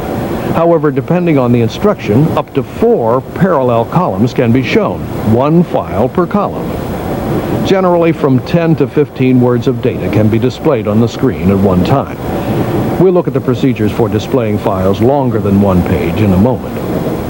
The final thing to notice about the file section is the field cursor, shown here at position 001. Notice that the word is intensified. The field cursor can be positioned on any word of the file by appropriate use of the arrow keys. We'll look at how this is done in a moment also. The last section of the data monitor display is the command buffer, located at the bottom center of the screen. This is where file data is entered or changed. Notice that the data highlighted by the field cursor is duplicated in the command buffer. A digit cursor operates in the command buffer to make entries or changes. The command buffer is displayed only when the processor is operating in the program mode. However, it can be accessed in the run program mode through the use of the online data change function, which you'll see in a moment. The up and down arrow keys are used to move the field cursor up and down within a data column. The digit cursor is moved by the right or left arrow keys. The digit cursor cannot be moved out of the command buffer. Now let's consider how to move the file section on screen in order to see more than 1 page of data. The display of our file-to-file move instruction shows 1 full page of the file. Files longer than a page can be monitored 1 page at a time by pressing the Shift key followed by the down arrow key like this. To return the display to the previous page, simply press Shift and the up arrow key. In addition to full page scrolling, the display can be scrolled 1 line at a time, both up and down. With the field cursor on the bottom line of the screen, press the down arrow key and the display will advance by 1 word. To scroll in the opposite direction, place the field cursor in the top position displayed and use the up arrow key. To go to a word directly in the file, press the display key and then the position number of the desired word. Now that you're familiar with moving about in the data file, let's see how you make changes to any word of data. Changes can be made in either the binary, hexadecimal, or ASCII2 formats. We'll use the hexadecimal for our example. As you just learned, data changes are made in the command buffer. Since the command buffer duplicates the data word pointed to by the field cursor, any changes made in the command buffer will be sent to the corresponding data word. First, enter the new values, then press Insert. The data from the command buffer is stored, replacing the data previously stored in the file location pointed to by the field cursor. Use the same procedure to change data in other locations of the file. Simply move the field cursor to the word you want to change, make the changes, and press Insert. The changes we have just made were executed with the processor in the program mode. Although you can access the data monitor mode when the processor is in the run or run program mode, the display will not include a command buffer and you will be unable to edit data. However, a second method for editing data is available, the online data change function. As its name suggests, the function enables you to change the data in a file instruction while the program is running. To execute an online data change with the processor in the run program mode, first access the data monitor mode of the instruction you wish to edit on the industrial terminal. Then press the search key followed by 1. A command buffer with digit cursor will appear. Then you can edit any data and press Insert to store the changes. The online data change function is terminated by pressing the Cancel Command key. Then press Cancel Command a second time to terminate the data monitor mode. You will find the Search 51 online data change to be a very useful function. We've now covered the procedures for using the data monitor mode to display and edit data files associated with the PLC-2 family file instructions. Turn to the Review section for Lesson 2 in your workbook. Then complete the corresponding exercises. When you have finished, resume this tape with Lesson 3. Please stop the tape now.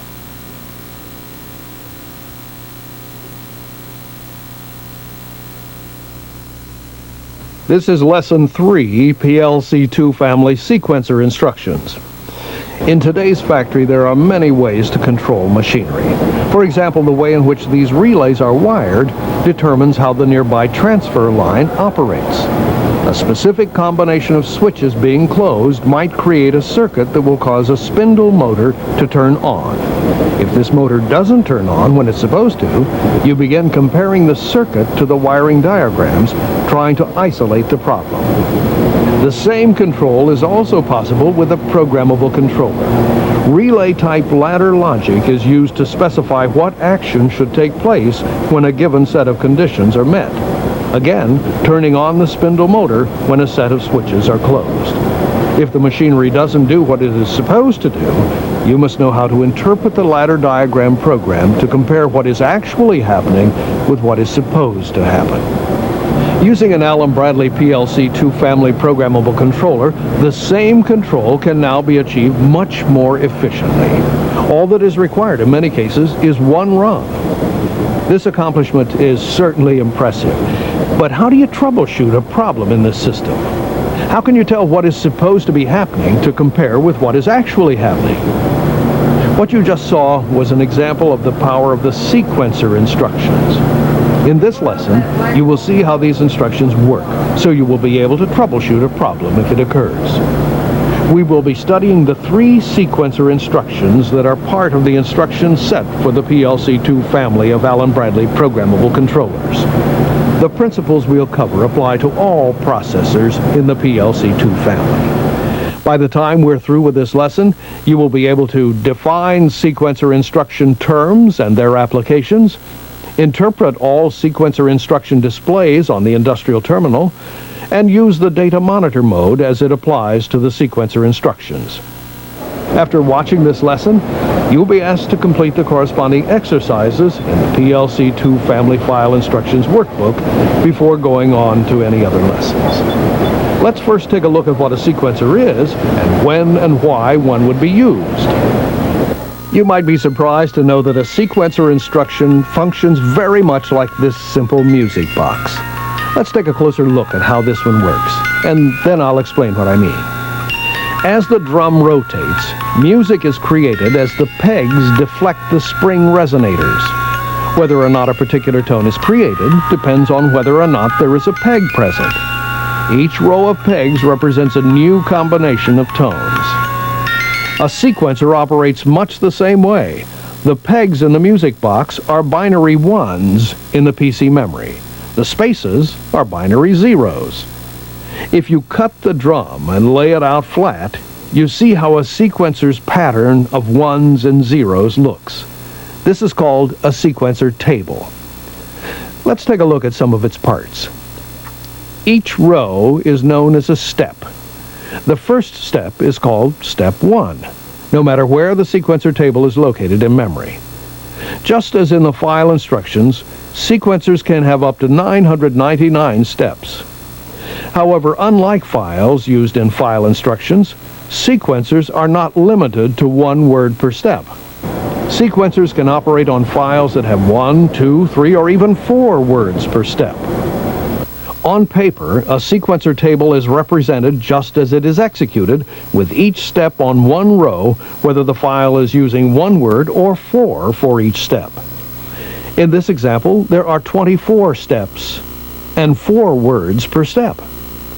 Thus, each step of the sequence actually involves 4 different words in the data table.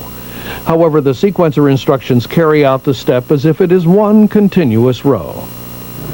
So far, we have defined a few terms that apply to all sequencers.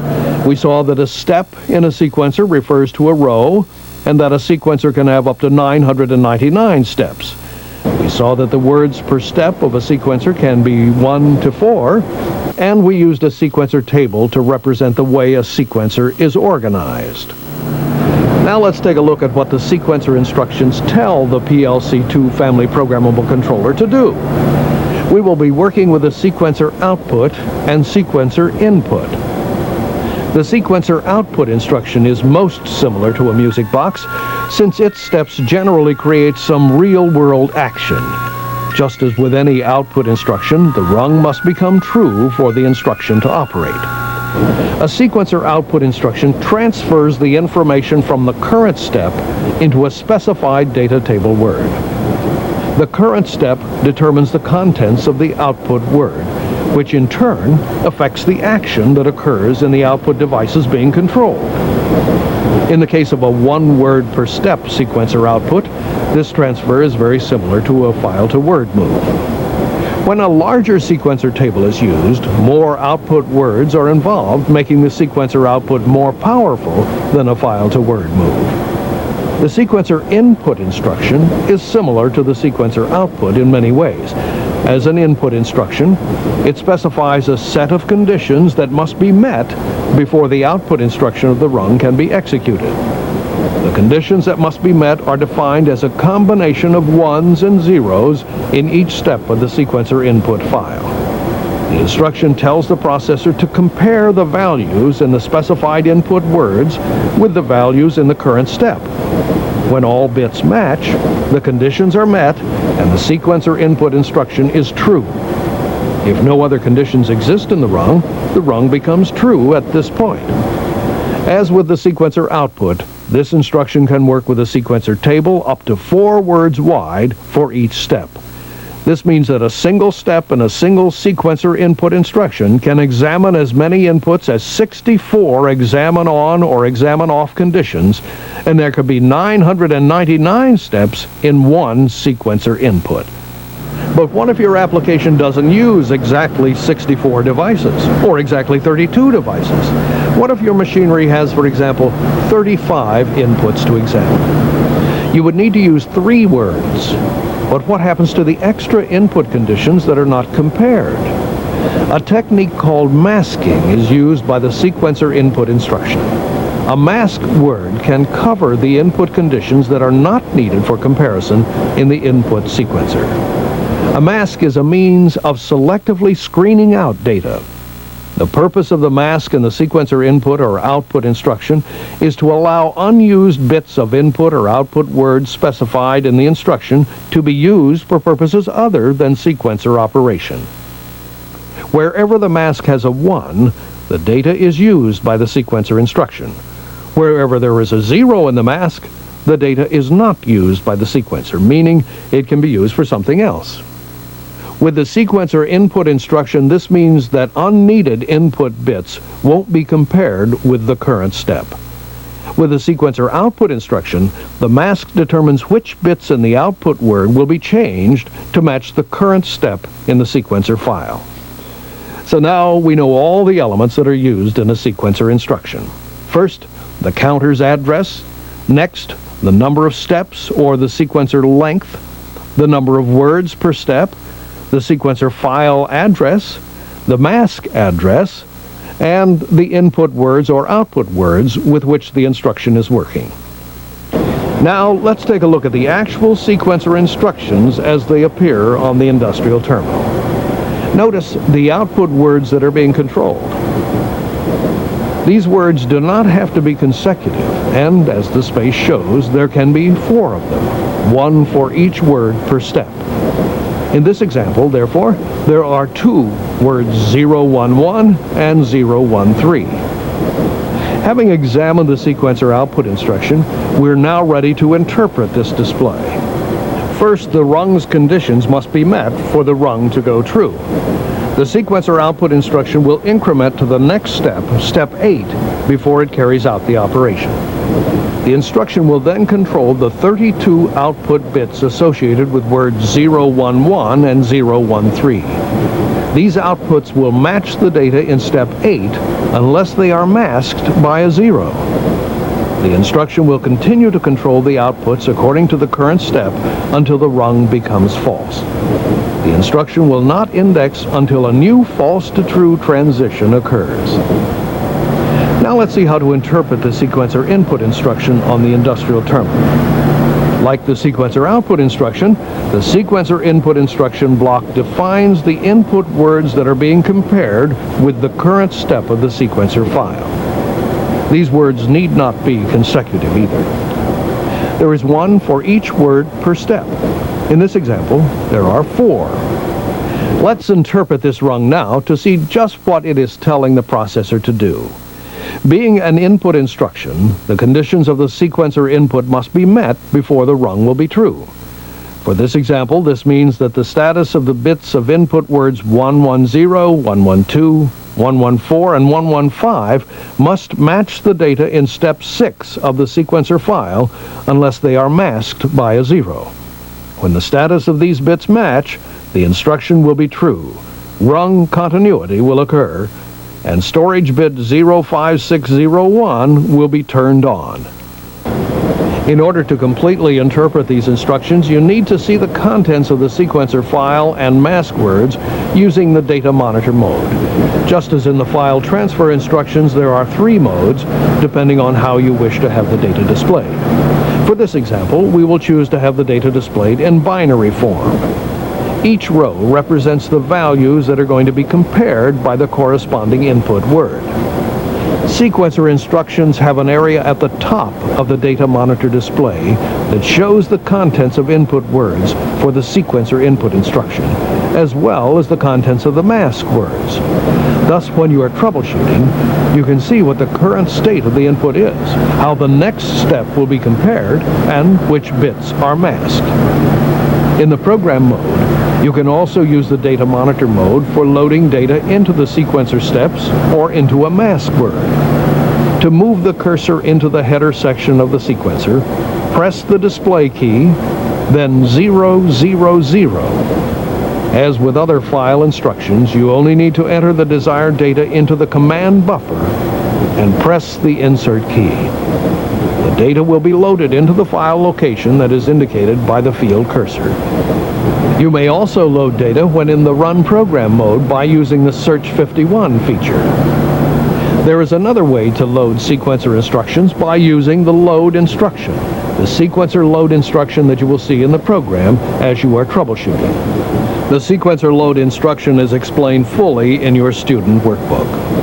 Having viewed this lesson, you should feel more comfortable the next time you have to interpret a rung like this one. You have seen that a sequencer is defined by a sequencer table. You have learned what a sequencer step is, and that a sequencer instruction can have up to 999 steps. You have seen that a sequencer instruction can have up to 4 words per step, how a mask is used to mask bits to make them available for other uses, and finally, how to use the data monitor mode with the sequencer instructions. Now it's time to practice what we have learned in this video lesson. Read the review section for Lesson 3 in your student workbook.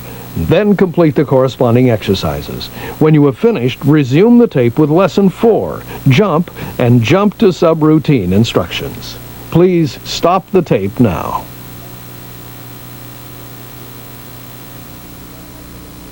This is Lesson 4, PLC-2 Family Jump and Jump to Subroutine instructions.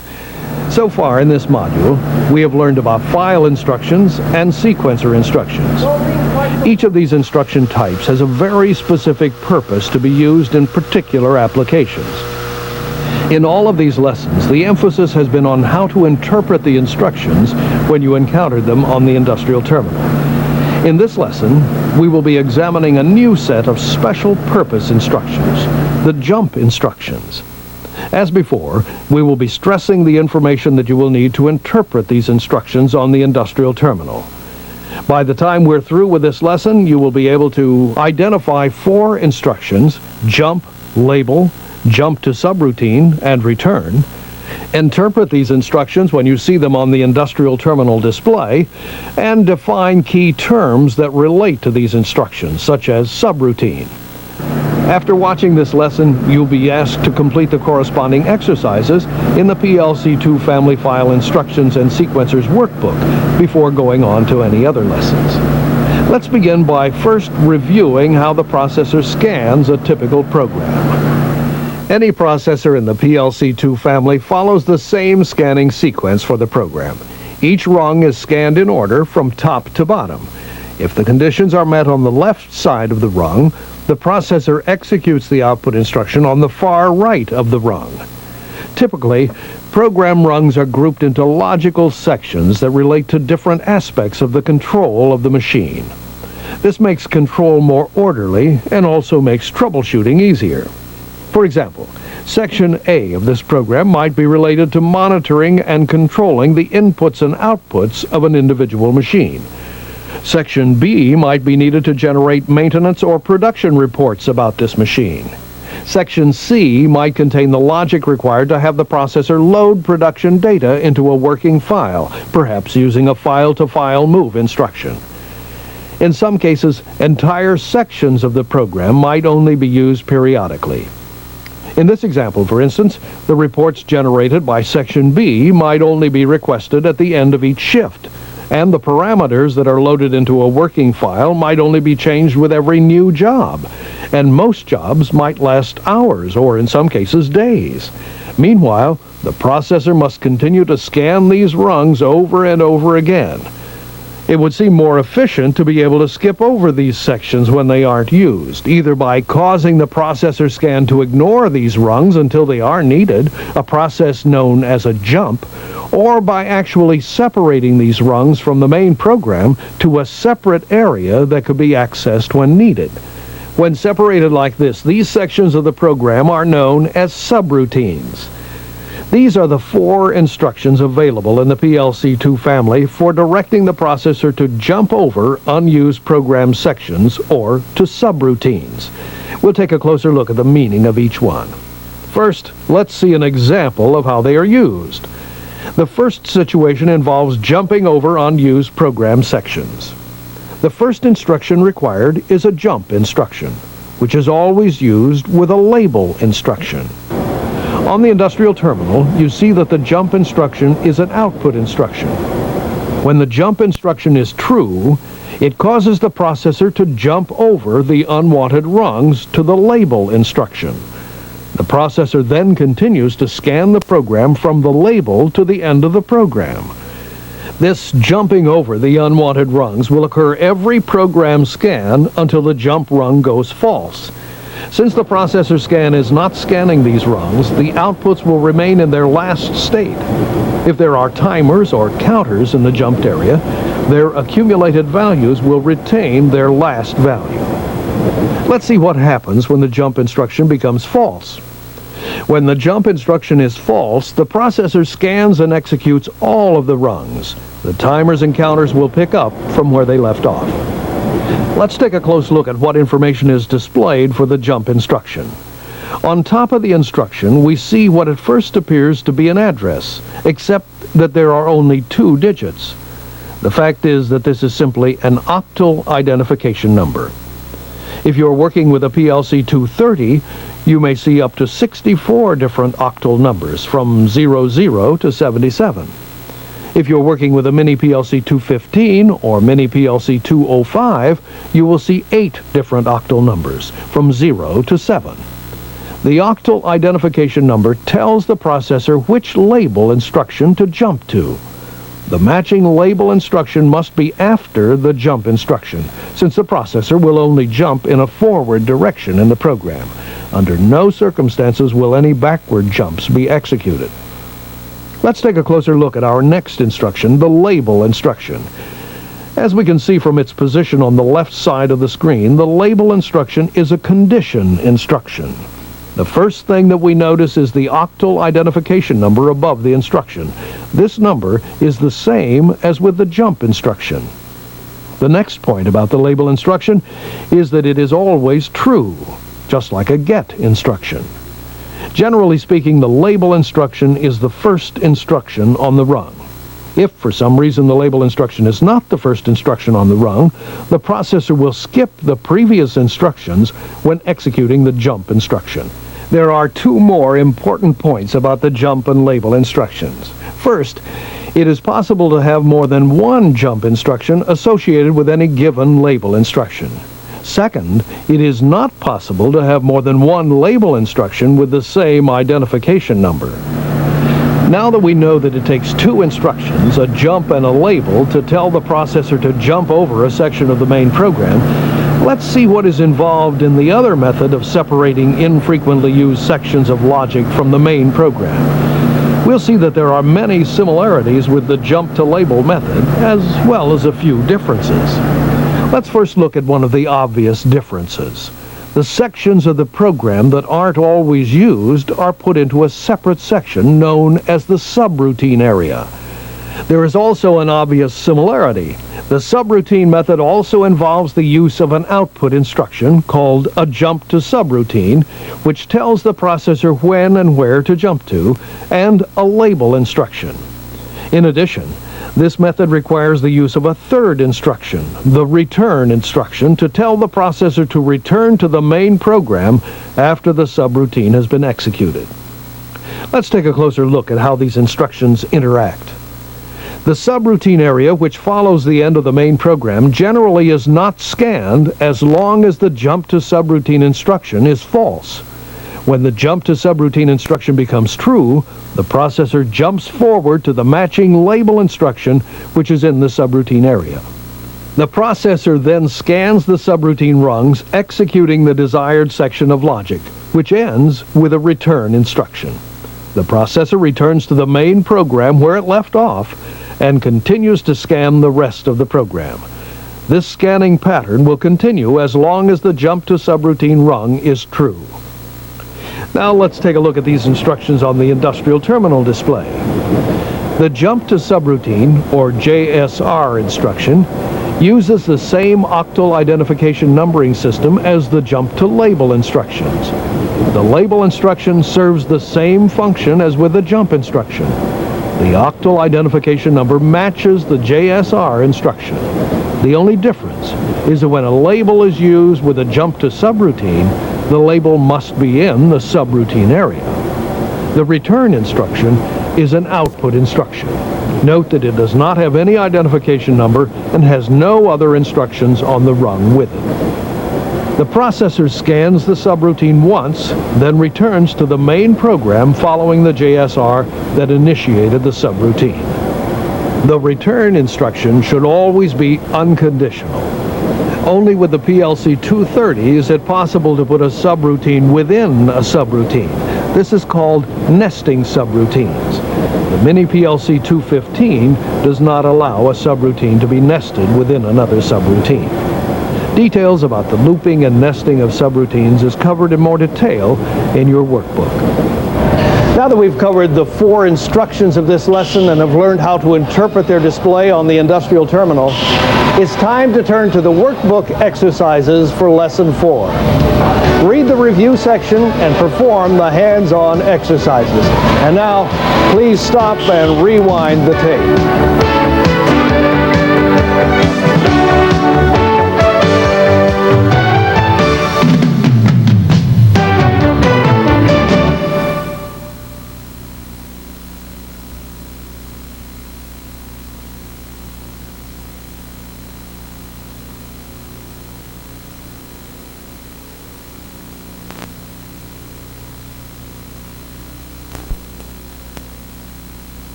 Of programmable controllers in industry has significantly changed the knowledge and skill requirements of the people whose job is to maintain control equipment. Besides having a complete understanding of the hardware components in a programmable controller system, you must also have a solid familiarity with the important software instructions that operate in the user program of the processor. In this video module, you will learn about the PLC-230 upper-level file instructions that control many of the operations performed by the Allen Bradley PLC-230 programmable controller. You will also be using a workbook that accompanies this videotape. From time to time, we'll break and ask you to read sections of the workbook and complete accompanying exercises. The first 2 lessons you will cover in this module will teach you the basics of working with all types of upper-level file instructions.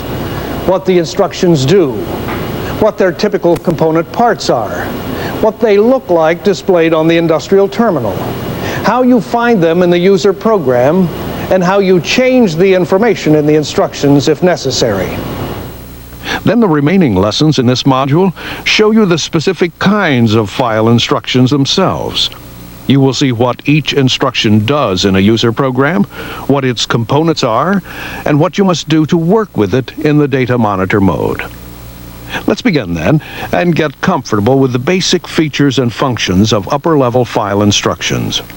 After viewing this videotape and completing the exercises in your workbook, you will be able to define a data file and describe data file structure, define counter and counter address as they apply to upper-level file instructions, explain the difference between counter preset value and counter accumulated value as they apply to upper-level file instructions, list the basic components of most file instructions, search for a specific file instruction in a user program and display it on the industrial terminal, and change any components of a file instruction block display using the industrial terminal.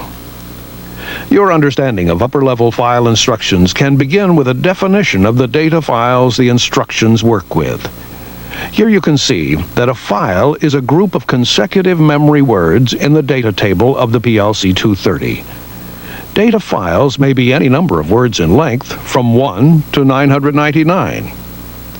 To be used by an upper-level instruction, a data file must have a definite starting address and a specified length. Next, the instruction in the user program must contain the file address. For example, an instruction might contain the counter address 200. This is not a counter in the sense of counting objects or events like the counters used in basic instructions. Instead, counters in upper-level file instructions keep track of where the instruction is operating in a data file.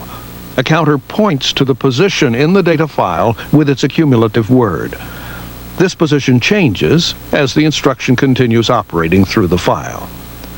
The counter also contains the file length. This is stored in the counter preset value. A counter preset value of 064, for example, defines a file 64 words in length. Here is the display of a shift file up instruction.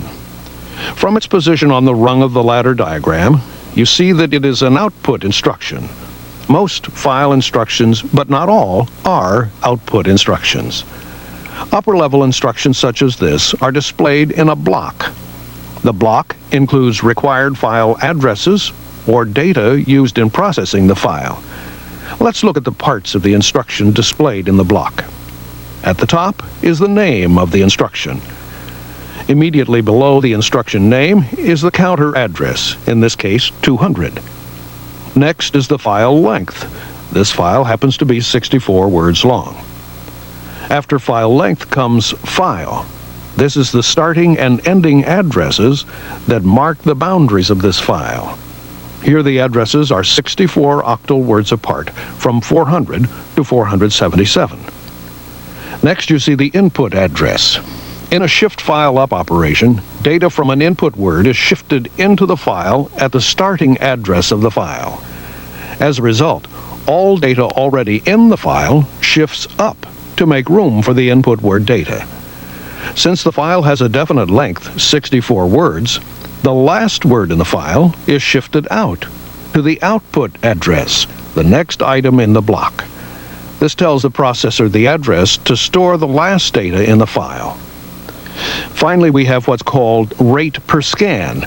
This simply tells the processor how much of the file it should shift during a single scan of the user program. The rate per scan specifies one of three modes: complete, distributed complete, or incremental. In the complete mode, the instruction shifts the complete file. You know that the instruction is in the complete mode because the rate per scan equals the length of the file. If the rate per scan were less than the file length, the instruction would be in the distributed complete mode.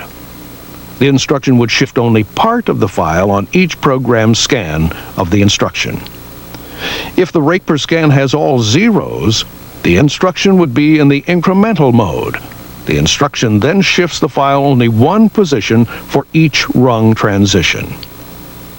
In addition to the block display, you also notice the symbols EN and DN with associated addresses located to the right of the block. These refer to status bits, and they tell whether or not the instruction has been enabled or is done. When the rung containing the instruction goes true, the EN, or enable, bit intensifies on the screen. Then when the entire file has been shifted, the DN, or done, bit intensifies, showing that the shifting has been completed. Both bits will remain intensified as long as the rung remains true after completion of a shift. When the rung goes false, both bits lose intensity.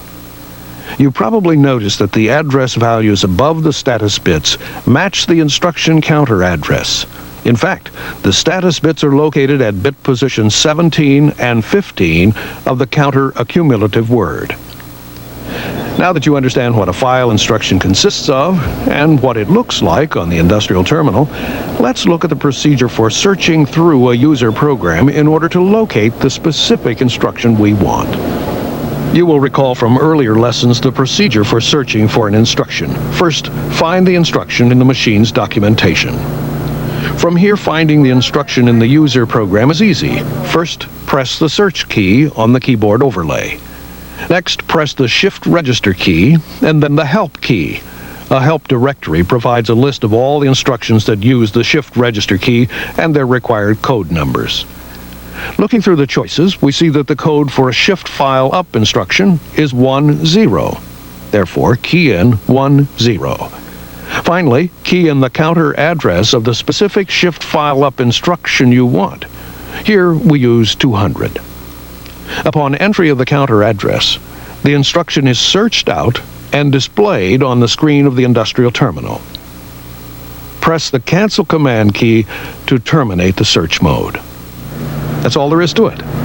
Once the instruction is displayed, you can then monitor or otherwise work with it to analyze particular problems occurring in connection with the instruction. Now that you've seen how to locate a specific file instruction in a user program, let's see how you can make changes to or edit the information displayed in the instruction block. The edit function is very straightforward. As you'll remember from earlier modules, the PLC-230 processor must be in the program or run program mode to make changes. This can be done with the key switch on the processor hardware or by special commands entered through the industrial terminal. With the processor in the program mode and the specific instruction displayed on the industrial terminal, position the cursor on the instruction block itself. Press the right arrow key to do this. The name of the instruction intensifies to show that you have positioned the cursor on the instruction. Now press the insert key and the same number as the leading digit of the file length. The cursor will position itself on the second digit of the file length. You can move the cursor backwards or ahead within the block to change any of the addresses or any data shown as part of the block display. The cursor automatically advances to the next address or data position. Remember that when the edit function is used, the rate per scan will always default to the complete mode.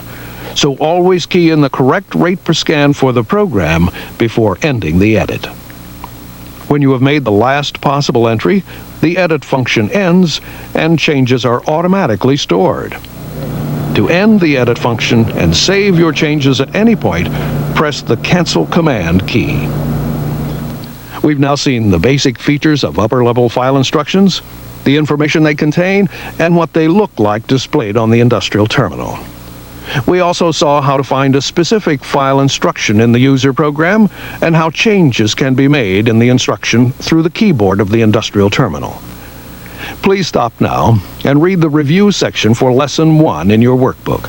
Then complete the corresponding exercises. When you're finished, resume this tape at Lesson 2, using the data monitor mode with upper-level file instructions. You may stop the tape now.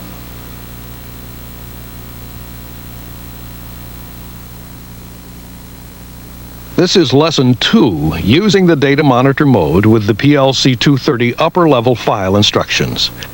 In Lesson 1 of this video module, you learned the basic functions and features of upper-level file instructions, how to find them in a user program, and edit information in their ladder diagram block displays. Now in Lesson 2, you will learn how to monitor and edit the data contained in the file instructions through use of the industrial terminal's data monitor mode capability. After viewing this section of the videotape and completing the exercises in your workbook, you will be able to do the following. Access Data Monitor Mode on the industrial terminal to obtain a display of the data operated upon by any type of file instruction. Display the data in either binary, hexadecimal, or ASCII2 format. Identify the components of the data display. Identify the components of the header section of the display. Move a field cursor from place to place within the file section of the display and scroll the screen as necessary to view all the pages of the file. Edit data using a digit cursor in the command buffer section of the display. As you've seen previously, when the industrial terminal is powered up, the default display is in the ladder diagram mode, showing multiple rungs of the user program. But the industrial terminal is also capable of data monitor mode, which allows you to monitor, load, or edit data contained within any specified file instruction. Data monitor mode shows all the words of the data file in sequence. You can use data monitor mode regardless of whether the user program is running or not. To make changes to the data, however, the processor must be in either the program or the run program mode, as you'll see in a moment. Let's begin with a procedure for accessing data monitor mode. First, you must locate the specific file instruction you wish to monitor. Simply perform the search operation you learned in the preceding lesson of this module. When you have located the instruction, place the cursor on the instruction block itself. The instruction name intensifies. Now press the display key. At this point, you have 3 display format options. One displays the data file in binary, showing each word in the file in a 16-character format of ones and zeros. Another display format shows the data in 4-character hexadecimal, numbers 0 through 9 and A through F. The last display format shows the data in 2-character ASCII-2 of the 128 ASCII-2 character set. To see the data files in the desired format, press the corresponding number after display. Let's look at the data monitor display of the Shift File Up instruction we examined in Lesson 1. If we press Display 0, we get a binary display of the file data that looks like this.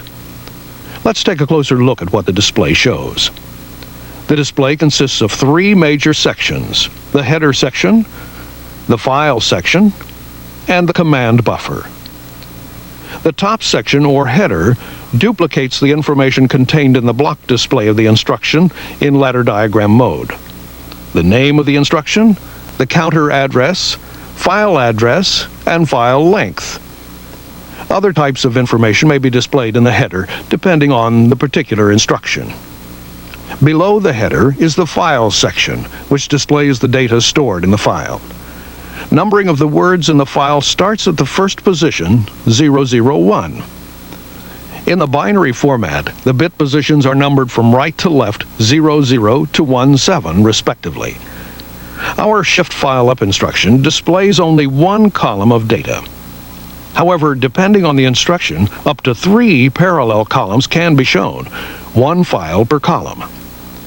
Generally, from 10 to 15 words of data can be displayed on the screen at one time. We'll look at the procedures for displaying files longer than 1 page in a moment. The final thing to notice about the file section is the field cursor, shown here at position 001. Notice that the word is intensified. The field cursor can be positioned on any word of the file by appropriate use of the arrow keys. We'll look at how this is done in a moment also. The last section of the data monitor display is the command buffer, located at the bottom center of the screen. This is where file data is entered or changed. Notice that the data highlighted by the field cursor is duplicated in the command buffer. A digit cursor operates in the command buffer to make entries or changes. The command buffer is displayed only when the processor is operating in the program mode. However, it can be accessed in the run program mode through use of the special online data change function, which you'll see in a moment. The up and down arrow keys are used to move the field cursor up and down within a data column. The digit cursor is moved by the right or left arrow keys. The digit cursor cannot be moved out of the command buffer. Now let's consider how to move the file section on screen in order to see more than 1 page of data. The display of our Shift File Up instruction shows 1 full page of the file. Files longer than a page can be monitored 1 page at a time by pressing the Shift key followed by the down arrow key, like this. To return the display to the previous page, simply press Shift and the up arrow key. In addition to full page scrolling, the display can be scrolled 1 line at a time, both up and down. With the field cursor on the bottom line of the screen, press the down arrow key, and the display will advance by 1 word. To scroll in the opposite direction, place the field cursor in the top position displayed, and press the up arrow key. Now that you're familiar with moving about in the data file, let's see how you can make changes to any word of data. Changes can be made in either the binary, hexadecimal, or ASCII-2 formats. We'll use the binary for our example. As you just learned, data changes are made in the command buffer. Since the command buffer duplicates the data word pointed to by the field cursor, any changes made in the command buffer will be sent to the corresponding data word. First, enter the new values. Then press Insert. The data from the command buffer is stored, replacing the data previously stored in the file location pointed to by the field cursor. Use the same procedure to change data in other locations of the file. Simply move the field cursor to the word you want to change, make the changes, and press Insert. The changes we just made were executed with the processor in the program mode. Although you can access the data monitor mode when the processor is in the run or the run program mode, the display will not include a command buffer, and you will be unable to edit data.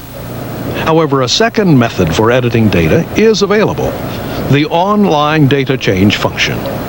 As its name suggests, the function enables you to change the data in a file instruction while the program is running. To execute an online data change with the processor in the Run Program mode, first access the Data Monitor mode of the instruction you wish to edit on the industrial terminal. Then press the search key followed by 1. A command buffer with digit cursor will appear. Then you can edit any data and press Insert to store the changes. The online data change function is terminated by pressing the Cancel Command key. Then press Cancel Command a second time to terminate the Data Monitor mode. You will find the Search 51 online data change to be a very useful function. We've now covered the procedures for using the Data Monitor mode to display and edit data files associated with upper-level file instructions. Turn to the Review section for Lesson 2 in your workbook. Then complete the corresponding exercises. When you have finished, resume this tape with Lesson 3, Bit Shift Register Instructions. You may stop the tape now.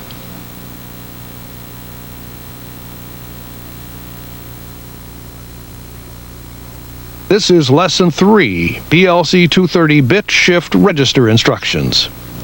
In the first 2 lessons of this video module, you learn the basic features of file instructions, how to search for them in a user program, as well as how to monitor and make changes to them through the industrial terminal. Beginning with this lesson, and for the remainder of this module, you will learn about specific upper-level file instructions themselves. This includes the components of their block displays in the ladder diagram mode, their data displays in the Data Monitor mode, and any special information you will need in order to work with the instructions. Let's begin with our first type of instruction called Bit Shift Register Instructions. We will examine bit shift register instructions in 3 categories: bit shift left and bit shift right instructions, examine on and examine off bit shift instructions, set bit shift and reset bit shift instructions. After viewing this videotape and completing the exercises in your workbook, you will be able to do the following: explain how each type of bit shift instruction operates on data table information, recognize and explain the meaning of the components in the block displays of each type of instruction, display the contents of each type of instruction using Data Monitor mode where permitted by the instruction, change data in the files of each type of instruction, and exit the file after monitoring or making changes. Let's start then with the first type of bit shift instruction, bit shift left and bit shift right. Like most of the upper-level file instructions, bit shift left and bit shift right are output instructions. They are executed as a result of false to true transition of a ladder diagram rung. The graphic representation you see here will explain how the bit shift instructions work. We'll begin with the bit shift left instruction. The data file operated upon by the instruction is called a bit shift register, and it can be from 1 to 999 bits long. We'll keep ours fairly short, however, only 23 bits long. In addition to the bit shift register, 2 other bits will be used. These are the input bit and the output bit. We'll see what happens to them in a moment. When the rung containing the bit shift left instruction goes true, the status of the input bit is shifted into the first bit of the bit shift register. As a result, the status of bit 1 of the register moves to the left and displaces the status of bit 2.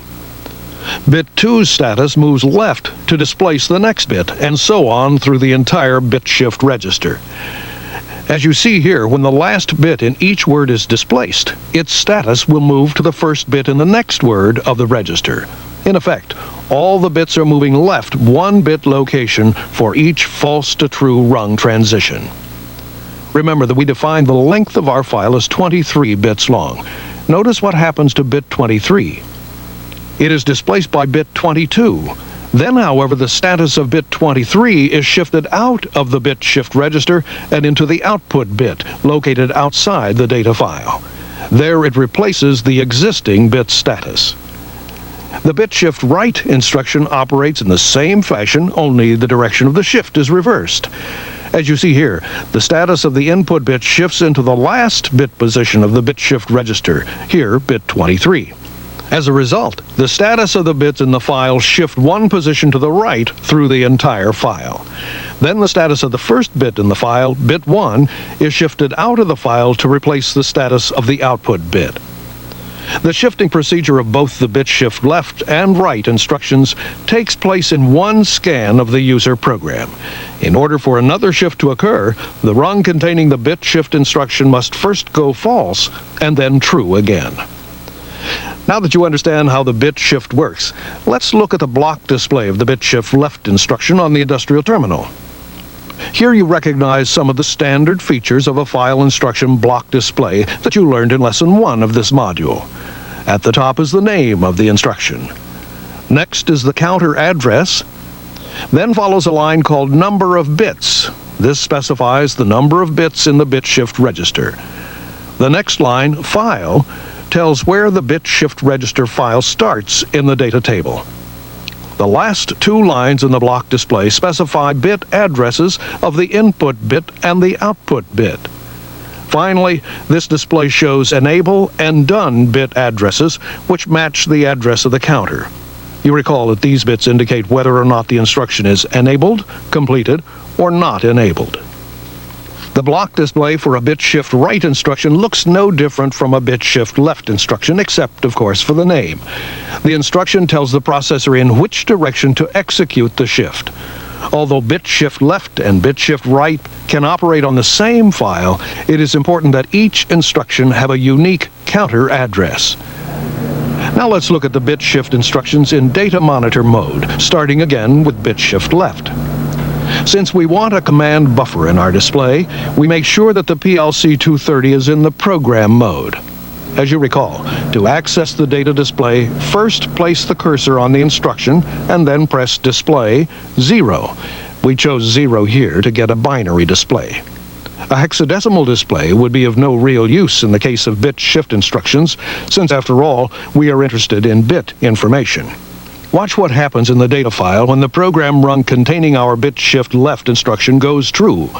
The shift happens fast, but you should have been able to see it occur. All the bit statuses move one position to the left.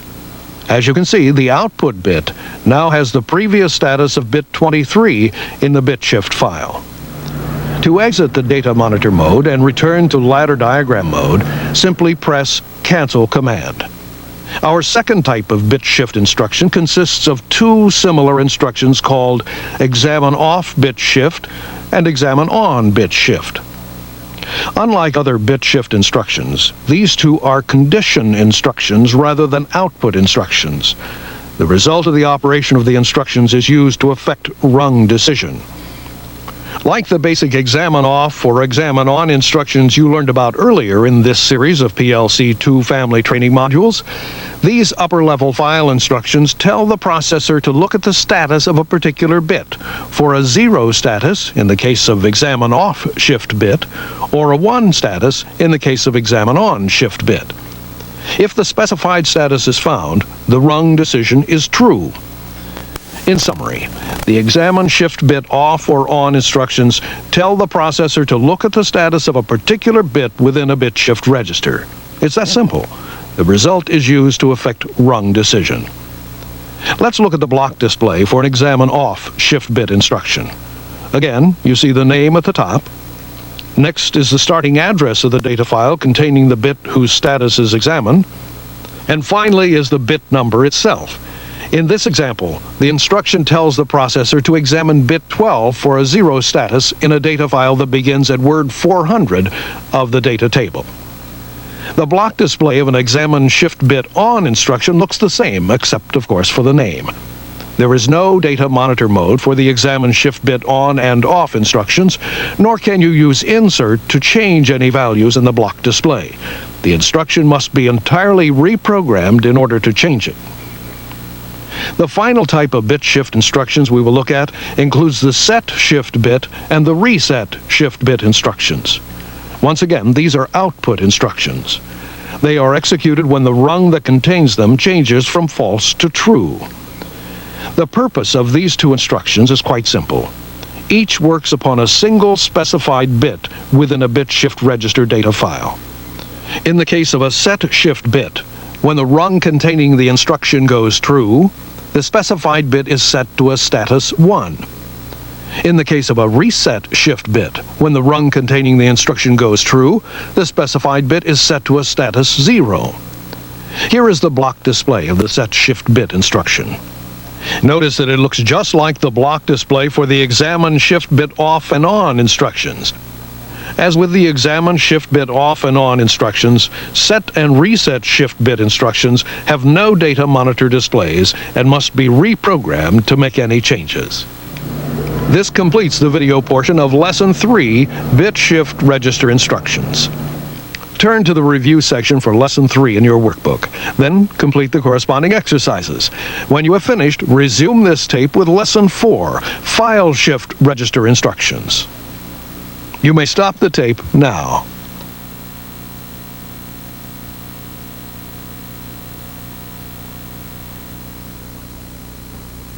This is Lesson 4, PLC-230 File Shift Register Instructions. In this lesson of the upper-level file instruction module, we will cover file shift register instructions.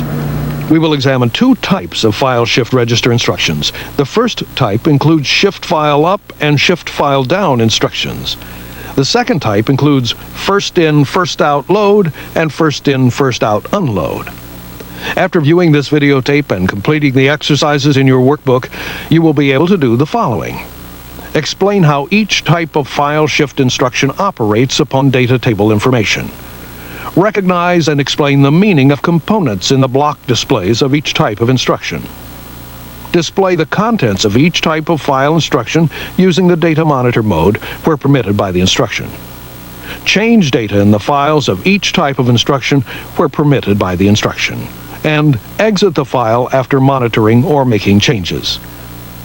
Let's start with the first type of file shift instruction, shift file up and shift file down. Like others you've seen in this module, shift file up and shift file down are output instructions.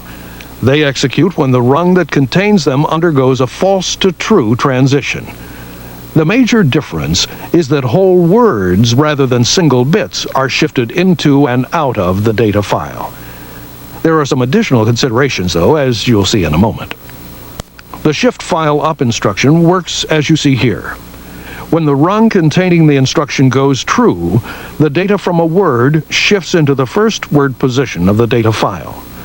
To make room, the existing words shift up one position. Since the data file has a fixed length, the last word in the file shifts out to an output word outside the data file. The type of shift register operated upon by shift file up and shift file down instructions is called a synchronous shift register. In simple terms, only one shift register instruction is required to shift data into and out of a synchronous shift register. The movement is synchronized. We'll compare this idea in a moment to the asynchronous shift register operations of first in, first out load and first in, first out unload instructions, where two separate instructions are needed to shift data into and out of the register. The shift file up and shift file down instructions can operate in either the complete or distributed complete mode. Refer to Lesson 1 of this videotape for an explanation of these modes. The shift file down instruction operates in the same way, but the direction of the shift is reversed. As you see here, the input word shifts into the last word position of the file. The file words shift down one position, and the first word of the file shifts out of the data file to an output word. Now that you've seen how the file shift operations work, let's look at their block displays on the industrial terminal. We'll start with the shift file up instruction, which, as you recall, you saw used as an example in Lesson 1. Take a few seconds to review the instruction. Notice that the enable and done bits addresses matches the counter address. The enable bit will intensify as soon as the rung goes true. However, the done bit will not intensify until the entire file has shifted. Depending on the rate per scan setting, the done bit may take several scans of the user program. The block display for a shift file down instruction nearly resembles that of the shift file up instruction. Now let's look at the file shift instructions in the data monitor mode. We'll use the shift file up instruction again. We place the cursor on the instruction and press display 1. This gives our data in hexadecimal format. If the processor is set to the run program mode, no command buffer will display. To obtain one, execute the online data change function search 51. The command buffer duplicates the word pointed to by the field cursor, and the digit cursor enables us to make changes to specific words. Any changes made are stored by pressing insert. Now watch what happens when the rung containing this shift file up instruction goes true. The shift is easy to see in the hexadecimal format. To cancel search 51, press the cancel command key. To return the display to ladder diagram mode, press cancel command again. The display reverts to the block display of the instruction. The second type of file shift instruction consists of two related instructions called first in, first out load and first in, first out unload, or better known as FIFO load and FIFO unload. Once again, these are output instructions. They execute when the rung that contains them goes from false to true. When the rung containing a FIFO load instruction goes true, data from an input word is shifted into the FIFO stack. Stack is a term used to describe this type of file. When the rung containing a FIFO unload instruction goes true, data from the stack is shifted out to an output word. FIFO load and FIFO unload instructions operate upon the same stack. The first word shifted into the stack is always the first word shifted out on the next true rung transition of the unload instruction. Although the FIFO stack has definite starting and ending boundaries, the FIFO load and unload instructions may position words at any point in the stack. In fact, it is not possible to tell where in the stack any specific word may be located. Special pointers associated with the instructions keep track of the order in which words are loaded so that they will be unloaded in the same order. In contrast to the synchronous operation of shift file up and shift file down, FIFO instructions operate upon an asynchronous shift register. Two separate shift instructions are required to shift data in and data out: the load instruction and the unload instruction. Because the instructions are separate, we say they are asynchronous.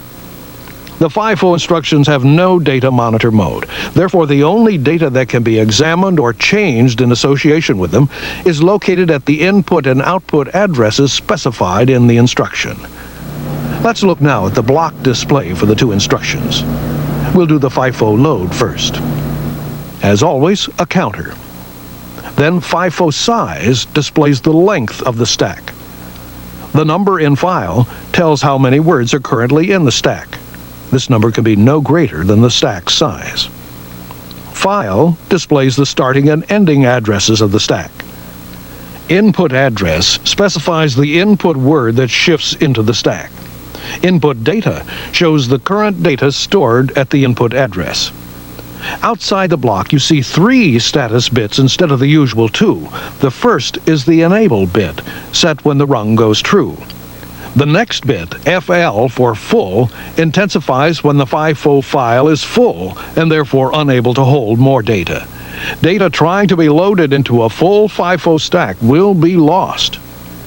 The EM or empty bit intensifies when the FIFO stack becomes empty. You can see why then the FL and EM bits are important.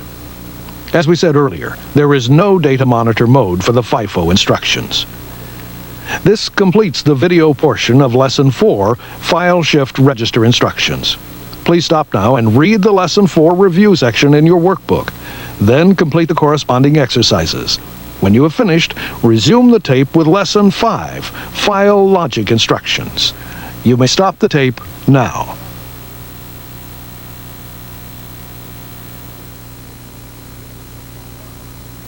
This is Lesson 5, PLC-230 File Logic Instructions. Your training in Allen Bradley PLC-230 upper level instructions continues with this lesson, File Logic Instructions. Once again, the instructions we'll look at can be grouped into a number of categories. The first group includes 4 types of file-to-file logic instructions: AND, OR, XOR, and file complement. The second group includes 3 types of word-to-file logic instructions: AND, OR, and XOR. After viewing this videotape and completing the exercises in your workbook, you will be able to do the following. Explain how each type of instruction operates upon data table information. Recognize and explain the meaning of components in the block displays of each instruction. Display the contents of each instruction using data monitor mode. Change data in the files of each instruction, and exit the file after monitoring or making changes. Let's start with the file-to-file logic instructions. Since file-to-file AND, OR, and XOR all operate in a similar manner, we can consider them as a group. File-to-file complement differs somewhat from the others, so we'll look at it separately. File-to-file AND, OR, and XOR, once again, are all output instructions. They execute when the rung that contains them changes from false to true. These instructions work with the data contained in 2 files, A and B. They perform one of the specified logic operations, AND, OR, or XOR, on the 2 files, and then store the logic result in a third file, file R. Files A, B, and R are exactly the same length. The instructions compare files A and B bit for bit. The result of each bit comparison, then, sets a corresponding bit located in file R. The 3 instructions differ only in the type of logic operation each performs. We can summarize the differences as follows.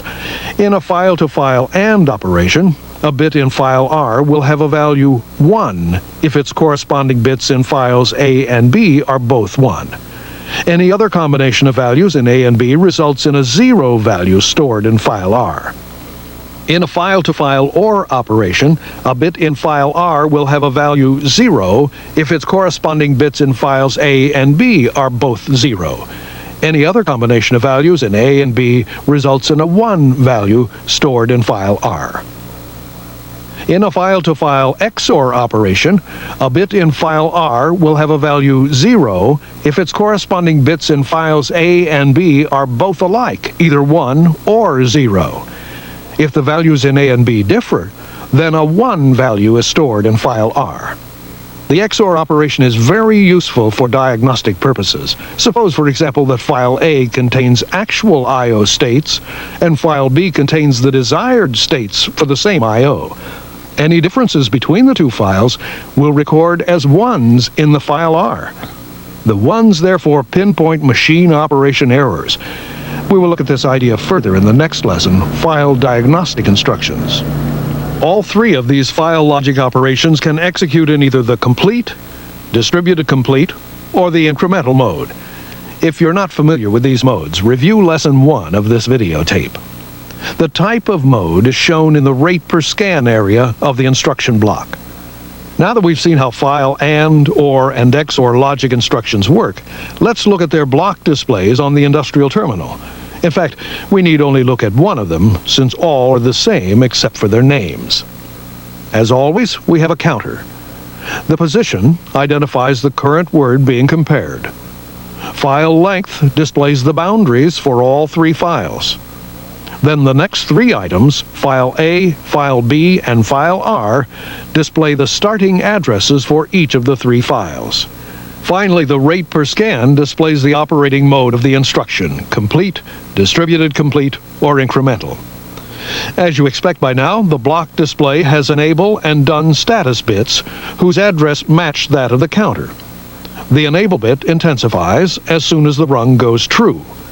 The done bit intensifies when the logic operation on files A and B is complete and the result is stored in file R. Let's use the file-to-file AND instruction again to see the data monitor mode. Place the cursor on the instruction and press Display 0. This gives us a binary data display. If the PLC-230 is either in the program or run program and search 51, then the command buffer duplicates the word pointed to by the field cursor for any of the 3 files. The digit cursor permits data changes to any file. Changes are stored by pressing Insert. With the PLC-230 in run program and using Search 51, watch what happens now when the rung containing a file-to-file AND instruction goes true. Pay particular attention to the data in file R. A change to either file A or B made through the command buffer also results in an observable change to file R when the rung goes true again. To return to ladder diagram mode, simply press Cancel Command, and we're back to the block display. Let's look quickly at the last file logic instruction, file complement. Unlike the other file instructions, which operate on two files and store the result in a third file, file complement operates on the contents of only one file, file A, and stores the result in file R. The operation itself is quite simple. The complement, or opposite value, of each bit in file A is stored in the corresponding bit position in file R. So wherever file A contains a 1, file R will contain a 0. Where file A contains a 0, file R will contain a 1. The block display of file complement closely resembles that of the other file logic instructions, except there is no file B. The data monitor display shows only two columns of files in the file section, A and R. All the procedures for manipulating the cursor and changing data that apply to the other file logic instructions also apply to file complement. The second category of file logic instructions we'll look at in this lesson consists of three word-to-file logic instructions: word-to-file AND, OR, and XOR.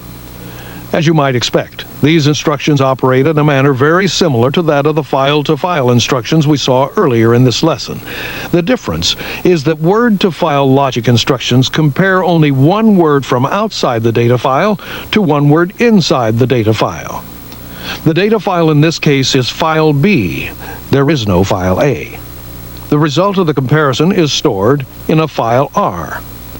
The three types of word-to-file logic instructions, AND, OR, and XOR, operate just as they do for file-to-file logic. Word-to-file logic instructions do not include a complement operation, however. Here is the block display of a word-to-file AND instruction. As always, we have the counter. The position shows which word in file B will be compared with a word from the data table. It also establishes the corresponding position in file R where the result will be stored. File length displays the number of words in files B and R. The word address displays which word is to be compared with the word in file B. File B displays the starting and ending addresses of file B, and file R displays the starting and ending addresses of file R. Since the instruction operates upon only one word, there is no associated rate per scan. For the same reason, the only status bit required is a done bit. The data monitor mode shows two files, B and R, in the file section. Unlike counters for file-to-file logic instructions, word-to-file logic instructions are externally indexed. Please see the note about checking the supporting circuitry associated with word-to-file instructions in your Lesson 5 Workbook Review section. This completes the video portion of Lesson 5, File Logic Instructions. Please stop and turn to the Lesson 5 Review section in your workbook. Then complete the corresponding exercises. When you have finished, resume the tape with Lesson 6, File Diagnostic Instructions. You may stop the tape now.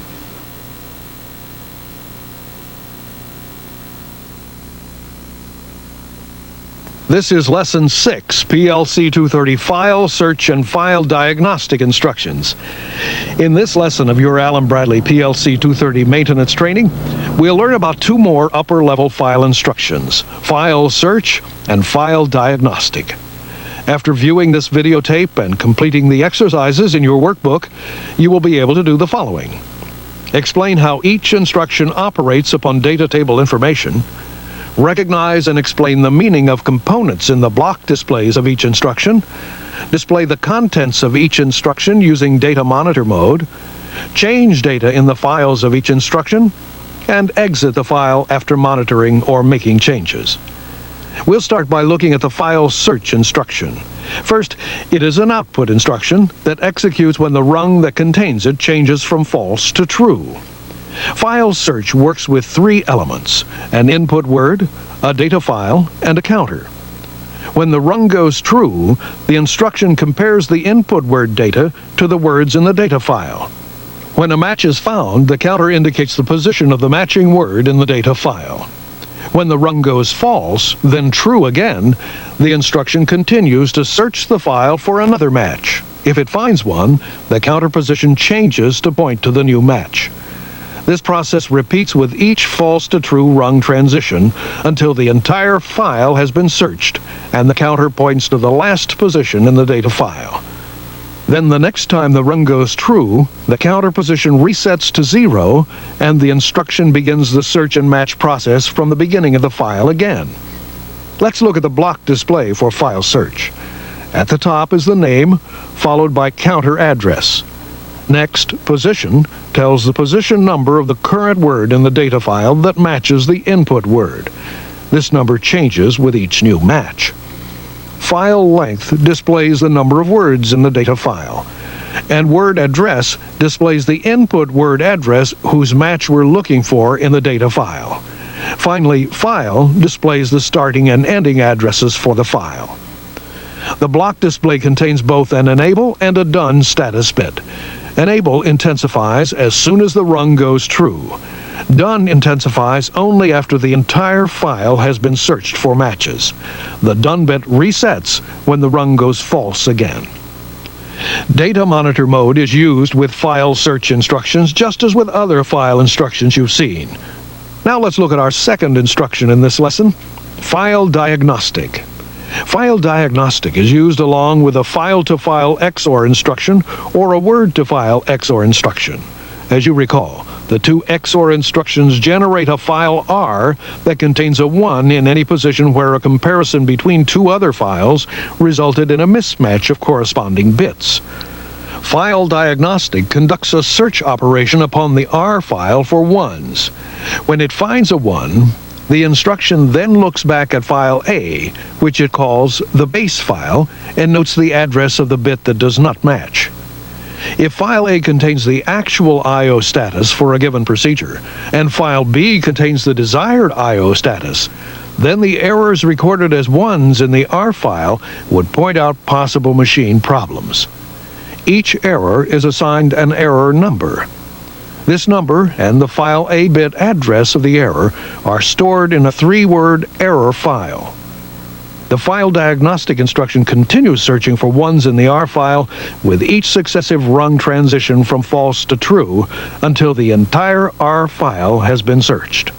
The process begins again at the start of file R the next time the rung goes true. Let's look at the block display for file diagnostic. The file length displays how many words are in file R, the result file of an XOR operation. File is file R, which contains the discrepancies. Next is the so-called base file, which is really file A of the XOR operation. Any errors recorded in the R file will be referenced back to this base file. Error displays the address of the error file that contains the addresses of the current error number and its base file address. Below error is the current error number, and next to the error number is the address of the error. The two status bits operate just as they do in a file search instruction. The done bit does not set or intensify until the entire file has been searched for 1s. Display 0 gives us a binary format display of the file diagnostic instruction in data monitor mode. Binary display allows us to see the presence of 1s in the data file. This completes the video portion of Lesson 6, File Search and File Diagnostic. Please turn to the Lesson 6 review section in your workbook. Then complete the corresponding exercises. When you have finished, resume the tape with Lesson 7, Conversion Instructions. You may stop the tape now.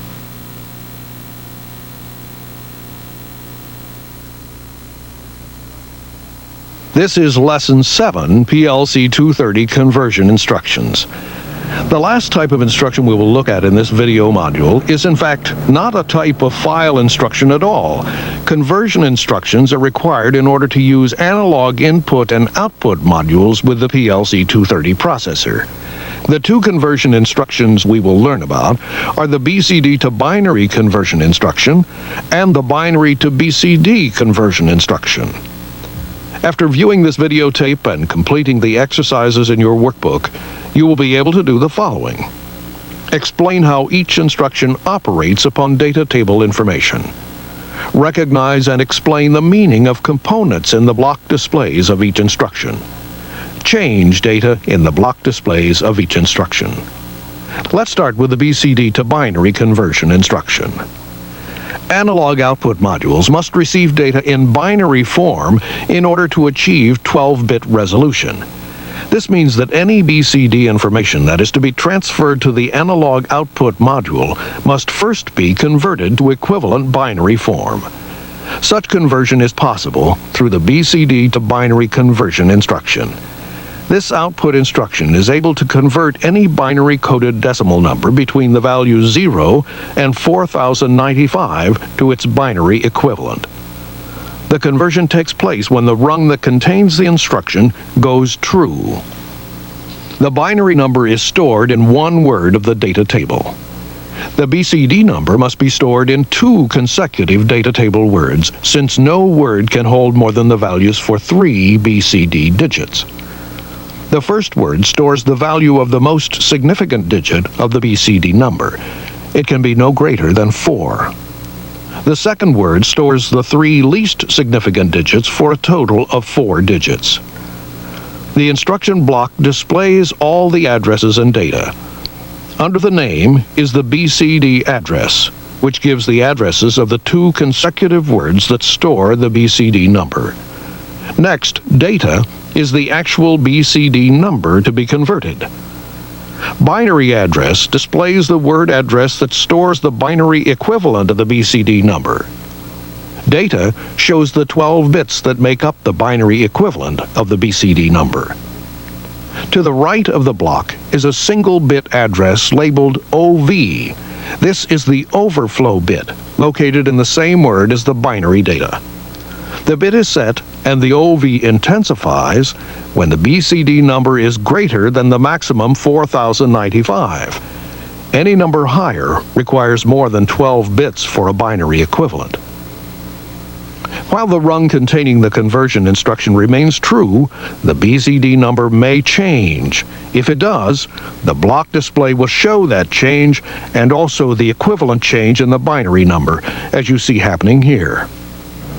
As you would expect, there is no data monitor mode for a BCD to binary conversion instruction. However, addresses and data values can be changed in the block display through Insert or Search 51.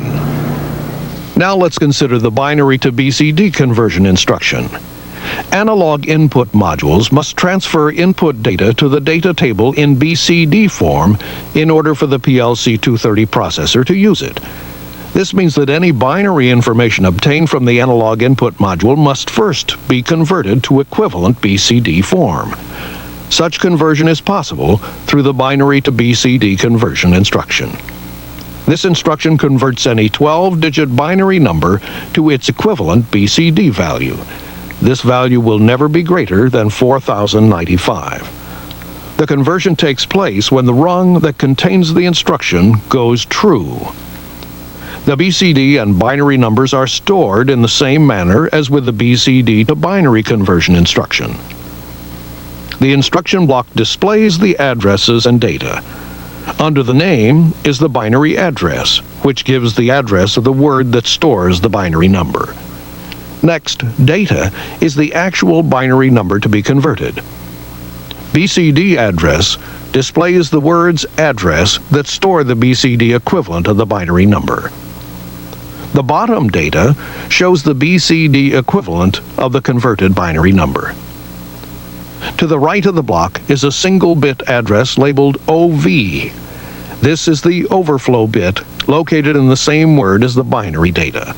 The bit is set and the OV intensifies when the BCD number is greater than the maximum 4095.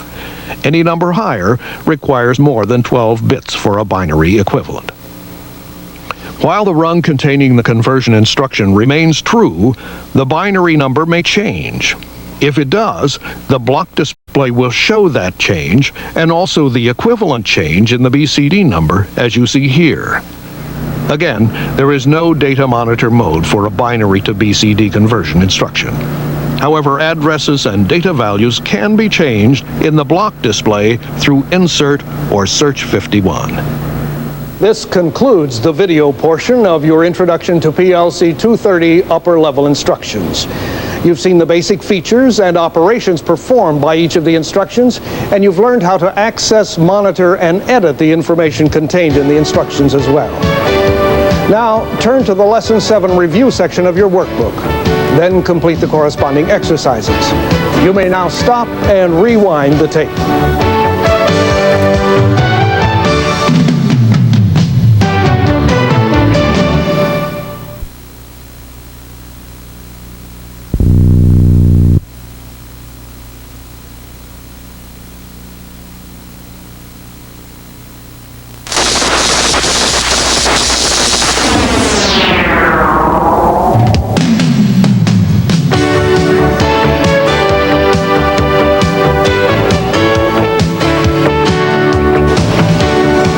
Report generation is a PLC-2 family function that you as a maintenance person probably encounter every day.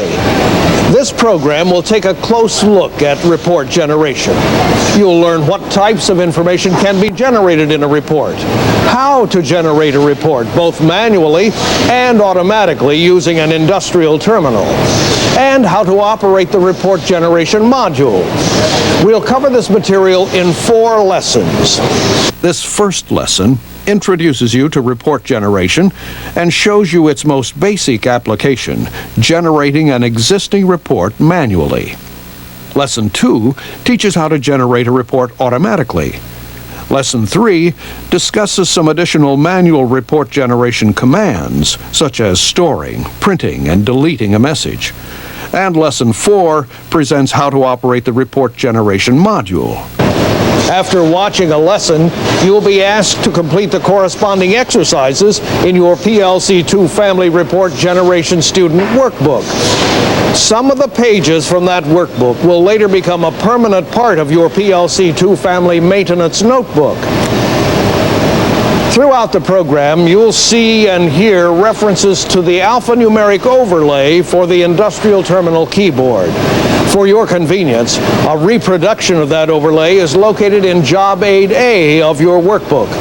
Tear out that Job Aid now so that you can refer to it as the videotape progresses. The remainder of this lesson focuses on giving you some background information on the report generation function.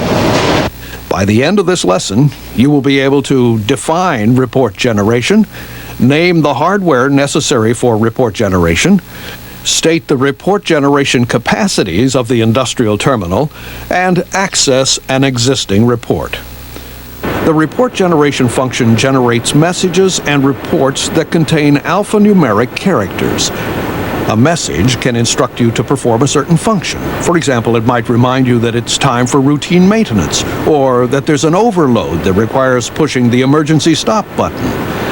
A report, on the other hand, can display current time or product count. Since the procedures for generating reports and messages are virtually the same, for the most part we'll use the terms message and report interchangeably. But keep in mind that the industrial terminal calls both messages and reports simply messages. Messages and reports can be actuated manually by you or automatically by the program. You can generate a report or message using any PLC-2 family processor. To do so, you'll need either an industrial terminal or a report generation module and a keyboard. If your industrial terminal is a 1770 T1 or 1770 T2, you can generate up to 6 messages. With a T3 terminal, you can generate up to 70. And if you use a report generation module, you may be able to generate up to 198 messages.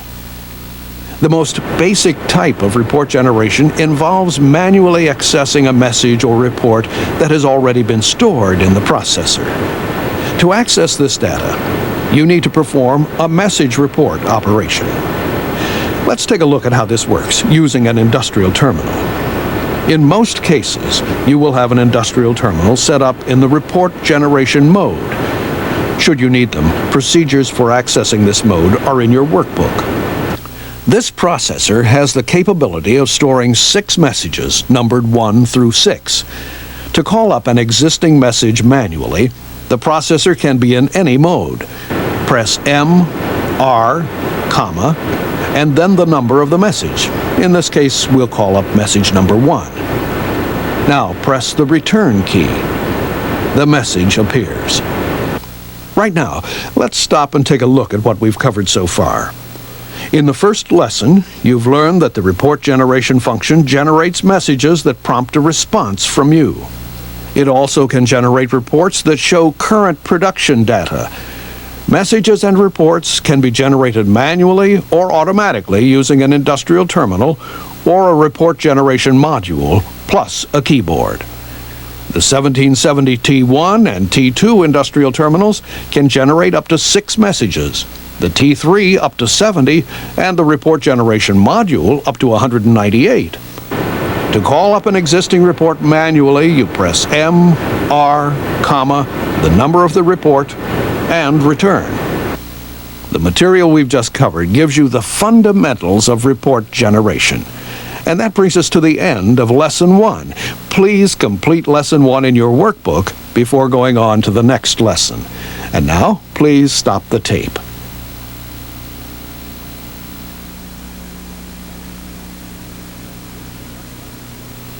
This is Lesson 2 of PLC-2 Family Report Generation. In this lesson, we'll discuss how to generate a report automatically. By the end of this lesson, you will be able to describe how Word 027 accesses messages 1 through 6 automatically, write ladder logic to generate one of these messages automatically, describe how other data table words are used to access the extended messages, and be able to set up an industrial terminal for automatic report generation. In Lesson 1, we accessed reports and messages manually. But reports and messages also can be generated automatically by the program. To understand how to do this, let's first take a closer look at how messages and reports are accessed. Messages 1 through 6 are always accessed through Word 027 in the data table. For this reason, Word 027 can never be used for an output module.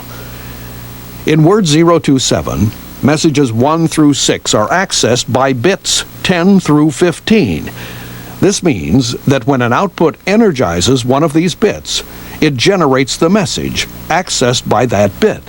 For example, energizing bit 02710 will automatically generate message number 1.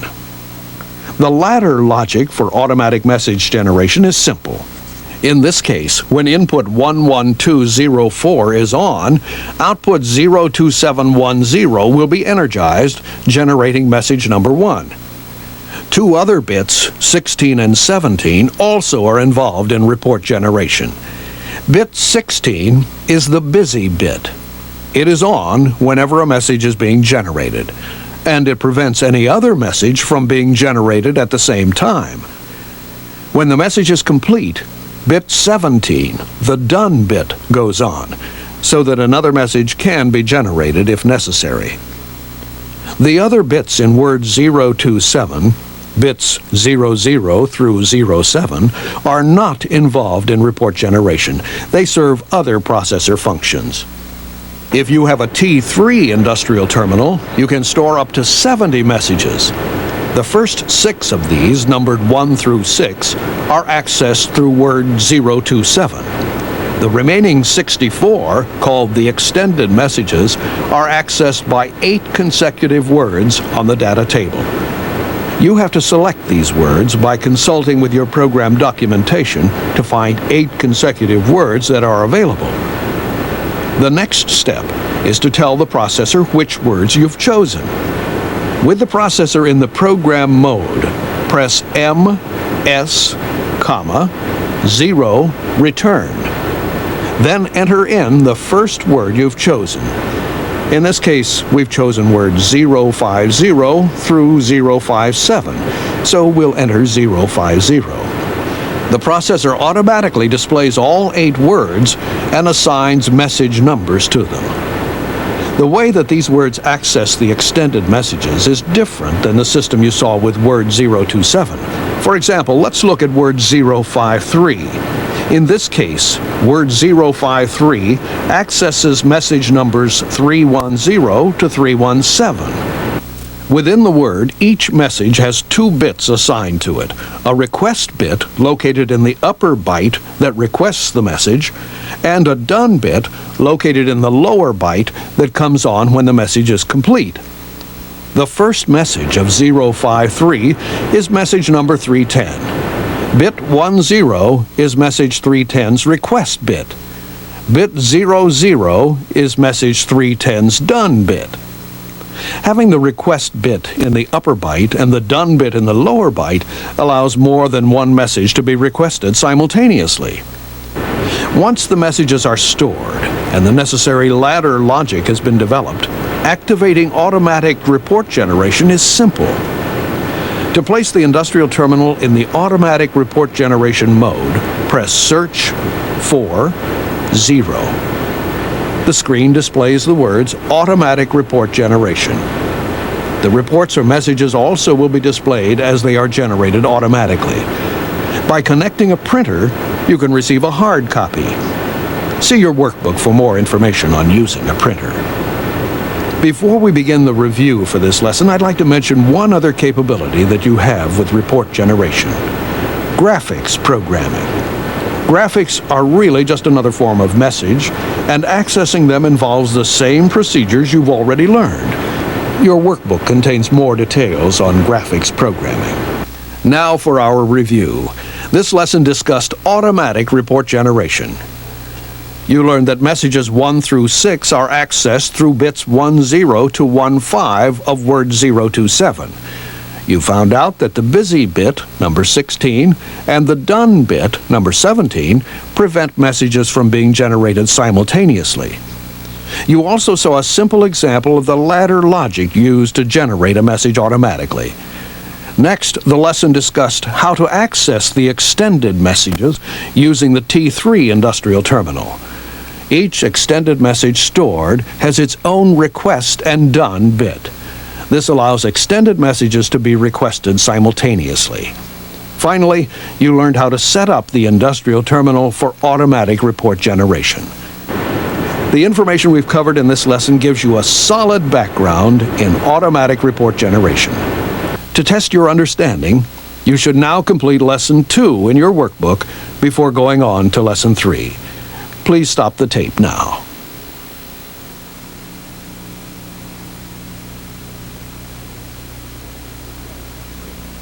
This is Lesson 3 of PLC-2 Family Report Generation. In this lesson, we're going to cover some additional manual report generation operations. By the end of this lesson, you will be able to create and store a report that contains current data, print out a message or report exactly as you entered it, delete an existing report, and access the message index. In earlier lessons, you learned how to access an existing report both manually and automatically using an industrial terminal that has been configured for report generation. Now let's look at how to create and store a new message. If you haven't done so already, put the copy of the alphanumeric overlay in front of you so that you can refer to it as this lesson progresses. To store a message, first make sure that the processor is in the program mode and the industrial terminal is in the report generation mode. Then press M, S, and the comma key. Key in the number that you want to assign to your message. If you'll recall, this industrial terminal has a 6-message capacity. Message number 1 already exists, so we'll assign the number 2 to this message. Then press Return. The screen prompts that you can now key in your message. To end the message, press Escape twice. To make sure that the message is stored, let's request to see it by performing the message report operation that you learned in Lesson 1. It's important to remember that you cannot edit an existing completed message. If you need to change a message, you must delete it and re-enter a new message in its place. Once you've stored a message, make a copy of it using a cassette or cartridge recorder. This procedure is covered in the PLC-2 family peripherals videotape and workbook. You've just seen how to create and store a message, but a report often has changing information such as a counter's value. To store a report that involves changing information, you need to use a symbol called a delimiter. Let's create that kind of report now. Specifically, the report will tell us the current number of products that have been completed. This report will be stored as message number 3. With the processor in the program mode and the industrial terminal in the report generation mode, key in M, S, 3, return. Now let's enter the report itself. First the title, followed by 2 returns for some space. Then the description of what the report reflects.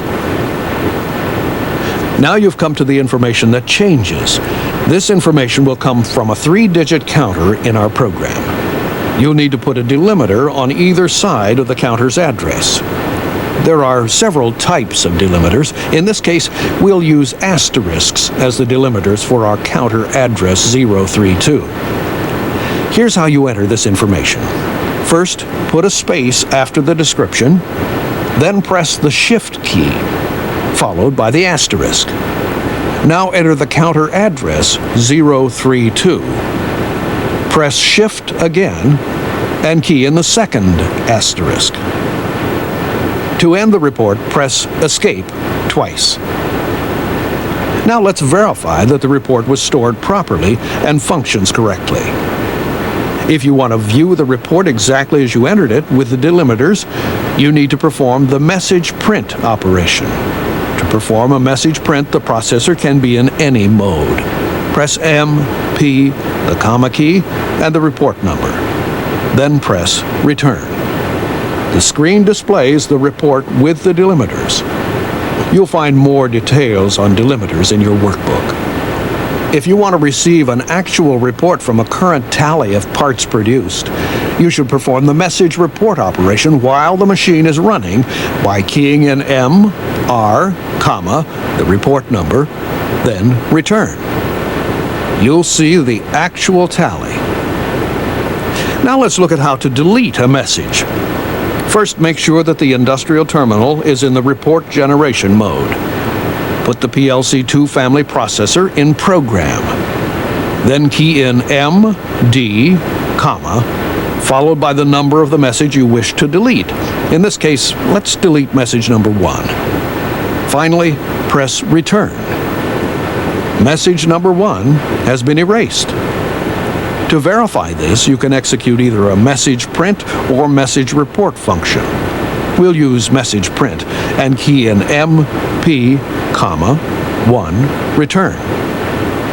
As you can see, the screen prompts that message number 1 cannot be found. The last manual report generation procedure we're going to look at is the message index operation. Message index lets you find out how many messages and reports are stored in memory. To access the index, the processor can be in any mode. Press M, I, return. The screen displays each existing message number and the amount of memory that it uses. We've just completed all the manual report generation operations, so let's take some time to review. In this lesson, you learned how to create and store a new message and how to store a report that contains current data. You learned how to print out a message or report exactly as you entered it, and you also learned how to delete a message and call up the message index. A chart showing the keyboarding steps for all of these operations appears in your workbook. We've reached the end of Lesson 3, which centered on manual report generation operations. You should now complete Lesson 3 in the workbook before going on to Lesson 4. Please stop the tape now.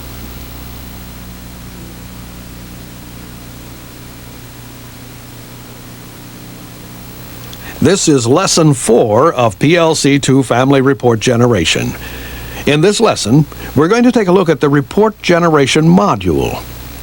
By the end of this lesson, you will be able to identify the components of the report generation module, describe how the processor's key switch can affect the report generation module's operation, set an onboard calendar and clock, edit an existing message through the report generation module, and modify the data of a word in the data table through the report generation module.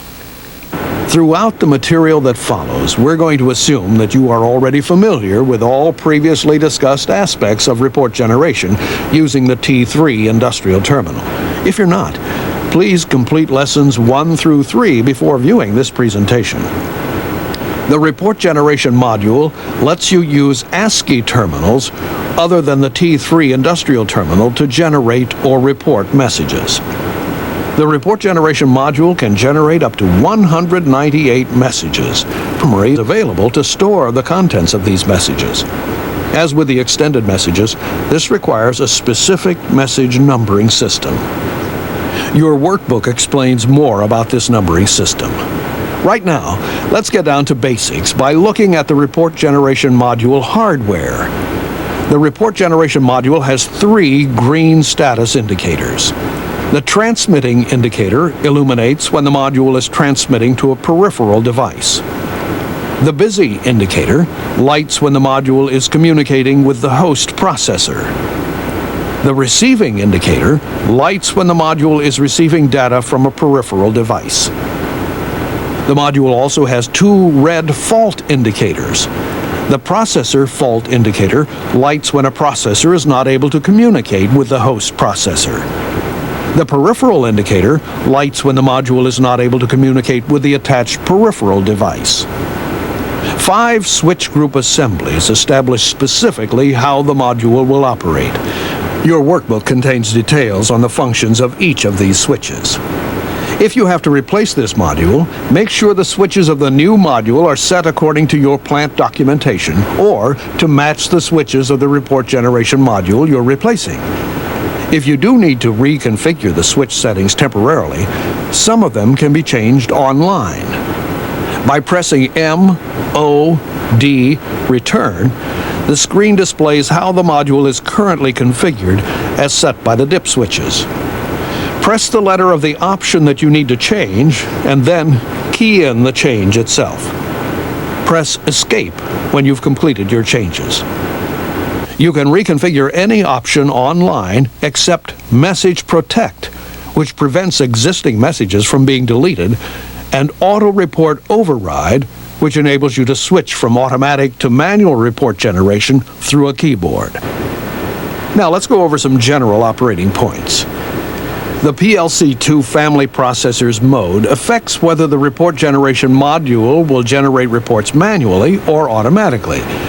You can generate reports automatically when the processor's mode is in Test, Run, or Run Program. If the processor is in the Program mode, you can only generate reports manually. When you first apply power to the module, the screen will indicate Automatic Report Generation or Command, depending on the operating mode of the PLC-2 family processor. If you change the processor's mode, the screen will indicate the new operating mode. With the report generation module, you can perform all of the report generation operations discussed in lessons 1 through 3. You use the same keyboarding procedures, with one exception. You must enter a carriage return at the end of each line of a message. This gives each line a number, which will be needed for online editing. In addition to performing the standard report generation operations we discussed in earlier lessons, the report generation module can also execute 4 other operations: message calendar, message time, message edit, and modify word. Message calendar allows you to set the onboard calendar so that the current date can be displayed in a message or report. To set the calendar, press M, C, return. Then enter today's date using slashes. Press Escape to store the date. The calendar will begin to run automatically. When you need to have the date appear in a report, Use this delimiter. Message time lets you set the onboard clock so that the current time can appear in a message or report.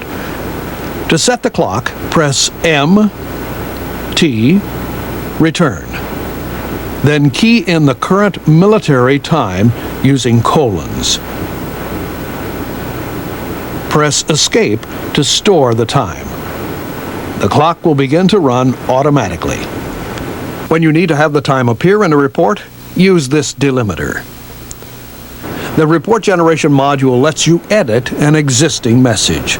Begin by making sure that the appropriate switch assemblies are set to permit editing. Your workbook contains details on these settings.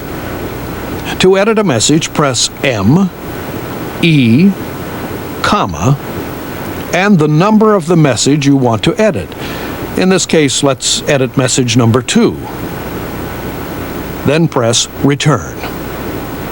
The screen prompts that the processor is transferring the existing message to a temporary storage area in the report generation module. When the transfer is complete, the screen displays the first line of the message. A greater than symbol also appears. You can now begin your changes. Let's say you want to change this first line.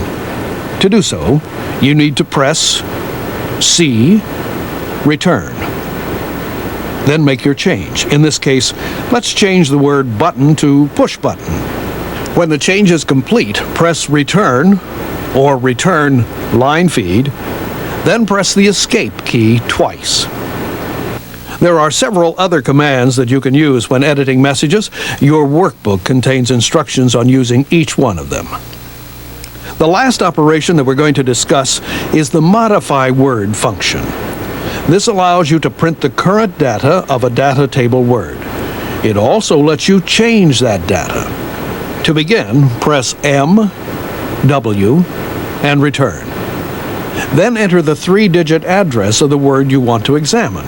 In this case, let's change the preset of counter 032.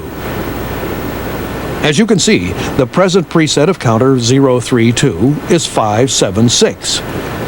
If you want to change that preset, key in your change in place of the letters A, B, C, D displayed on the screen. Let's change the preset to 835. To end this function, press Cancel Command. This concludes our presentation on the report generation module. Let's review what we've learned. We began with an overview of the module's hardware. You learned the functions of the status indicators, busy, transmitting, and receiving, and the 2 fault indicators, one for a processor fault and one for a fault in the peripheral. You learned that the module has 5 switch group assemblies that establish how the module will operate. Most of these switches can be temporarily reset online. You also learned that the processor's mode can affect whether the report generation module produces reports manually or automatically. The report generation module performs all of the operations discussed in earlier lessons using virtually the same keyboarding procedures. The report generation module also performs some additional operations. For example, Message Calendar lets you set the onboard calendar so that the current date can be displayed in a message or report. You can access Message Time virtually the same way to set the onboard clock. You also learned that the report generation module lets you edit existing messages online by first accessing the message you want to change, then using one or more of the available editing commands to make the necessary changes. Finally, you learned how to examine and change the data of a data table word. This concludes our presentation on report generation. Now complete lesson 4 in your workbook. Please stop and rewind the tape now.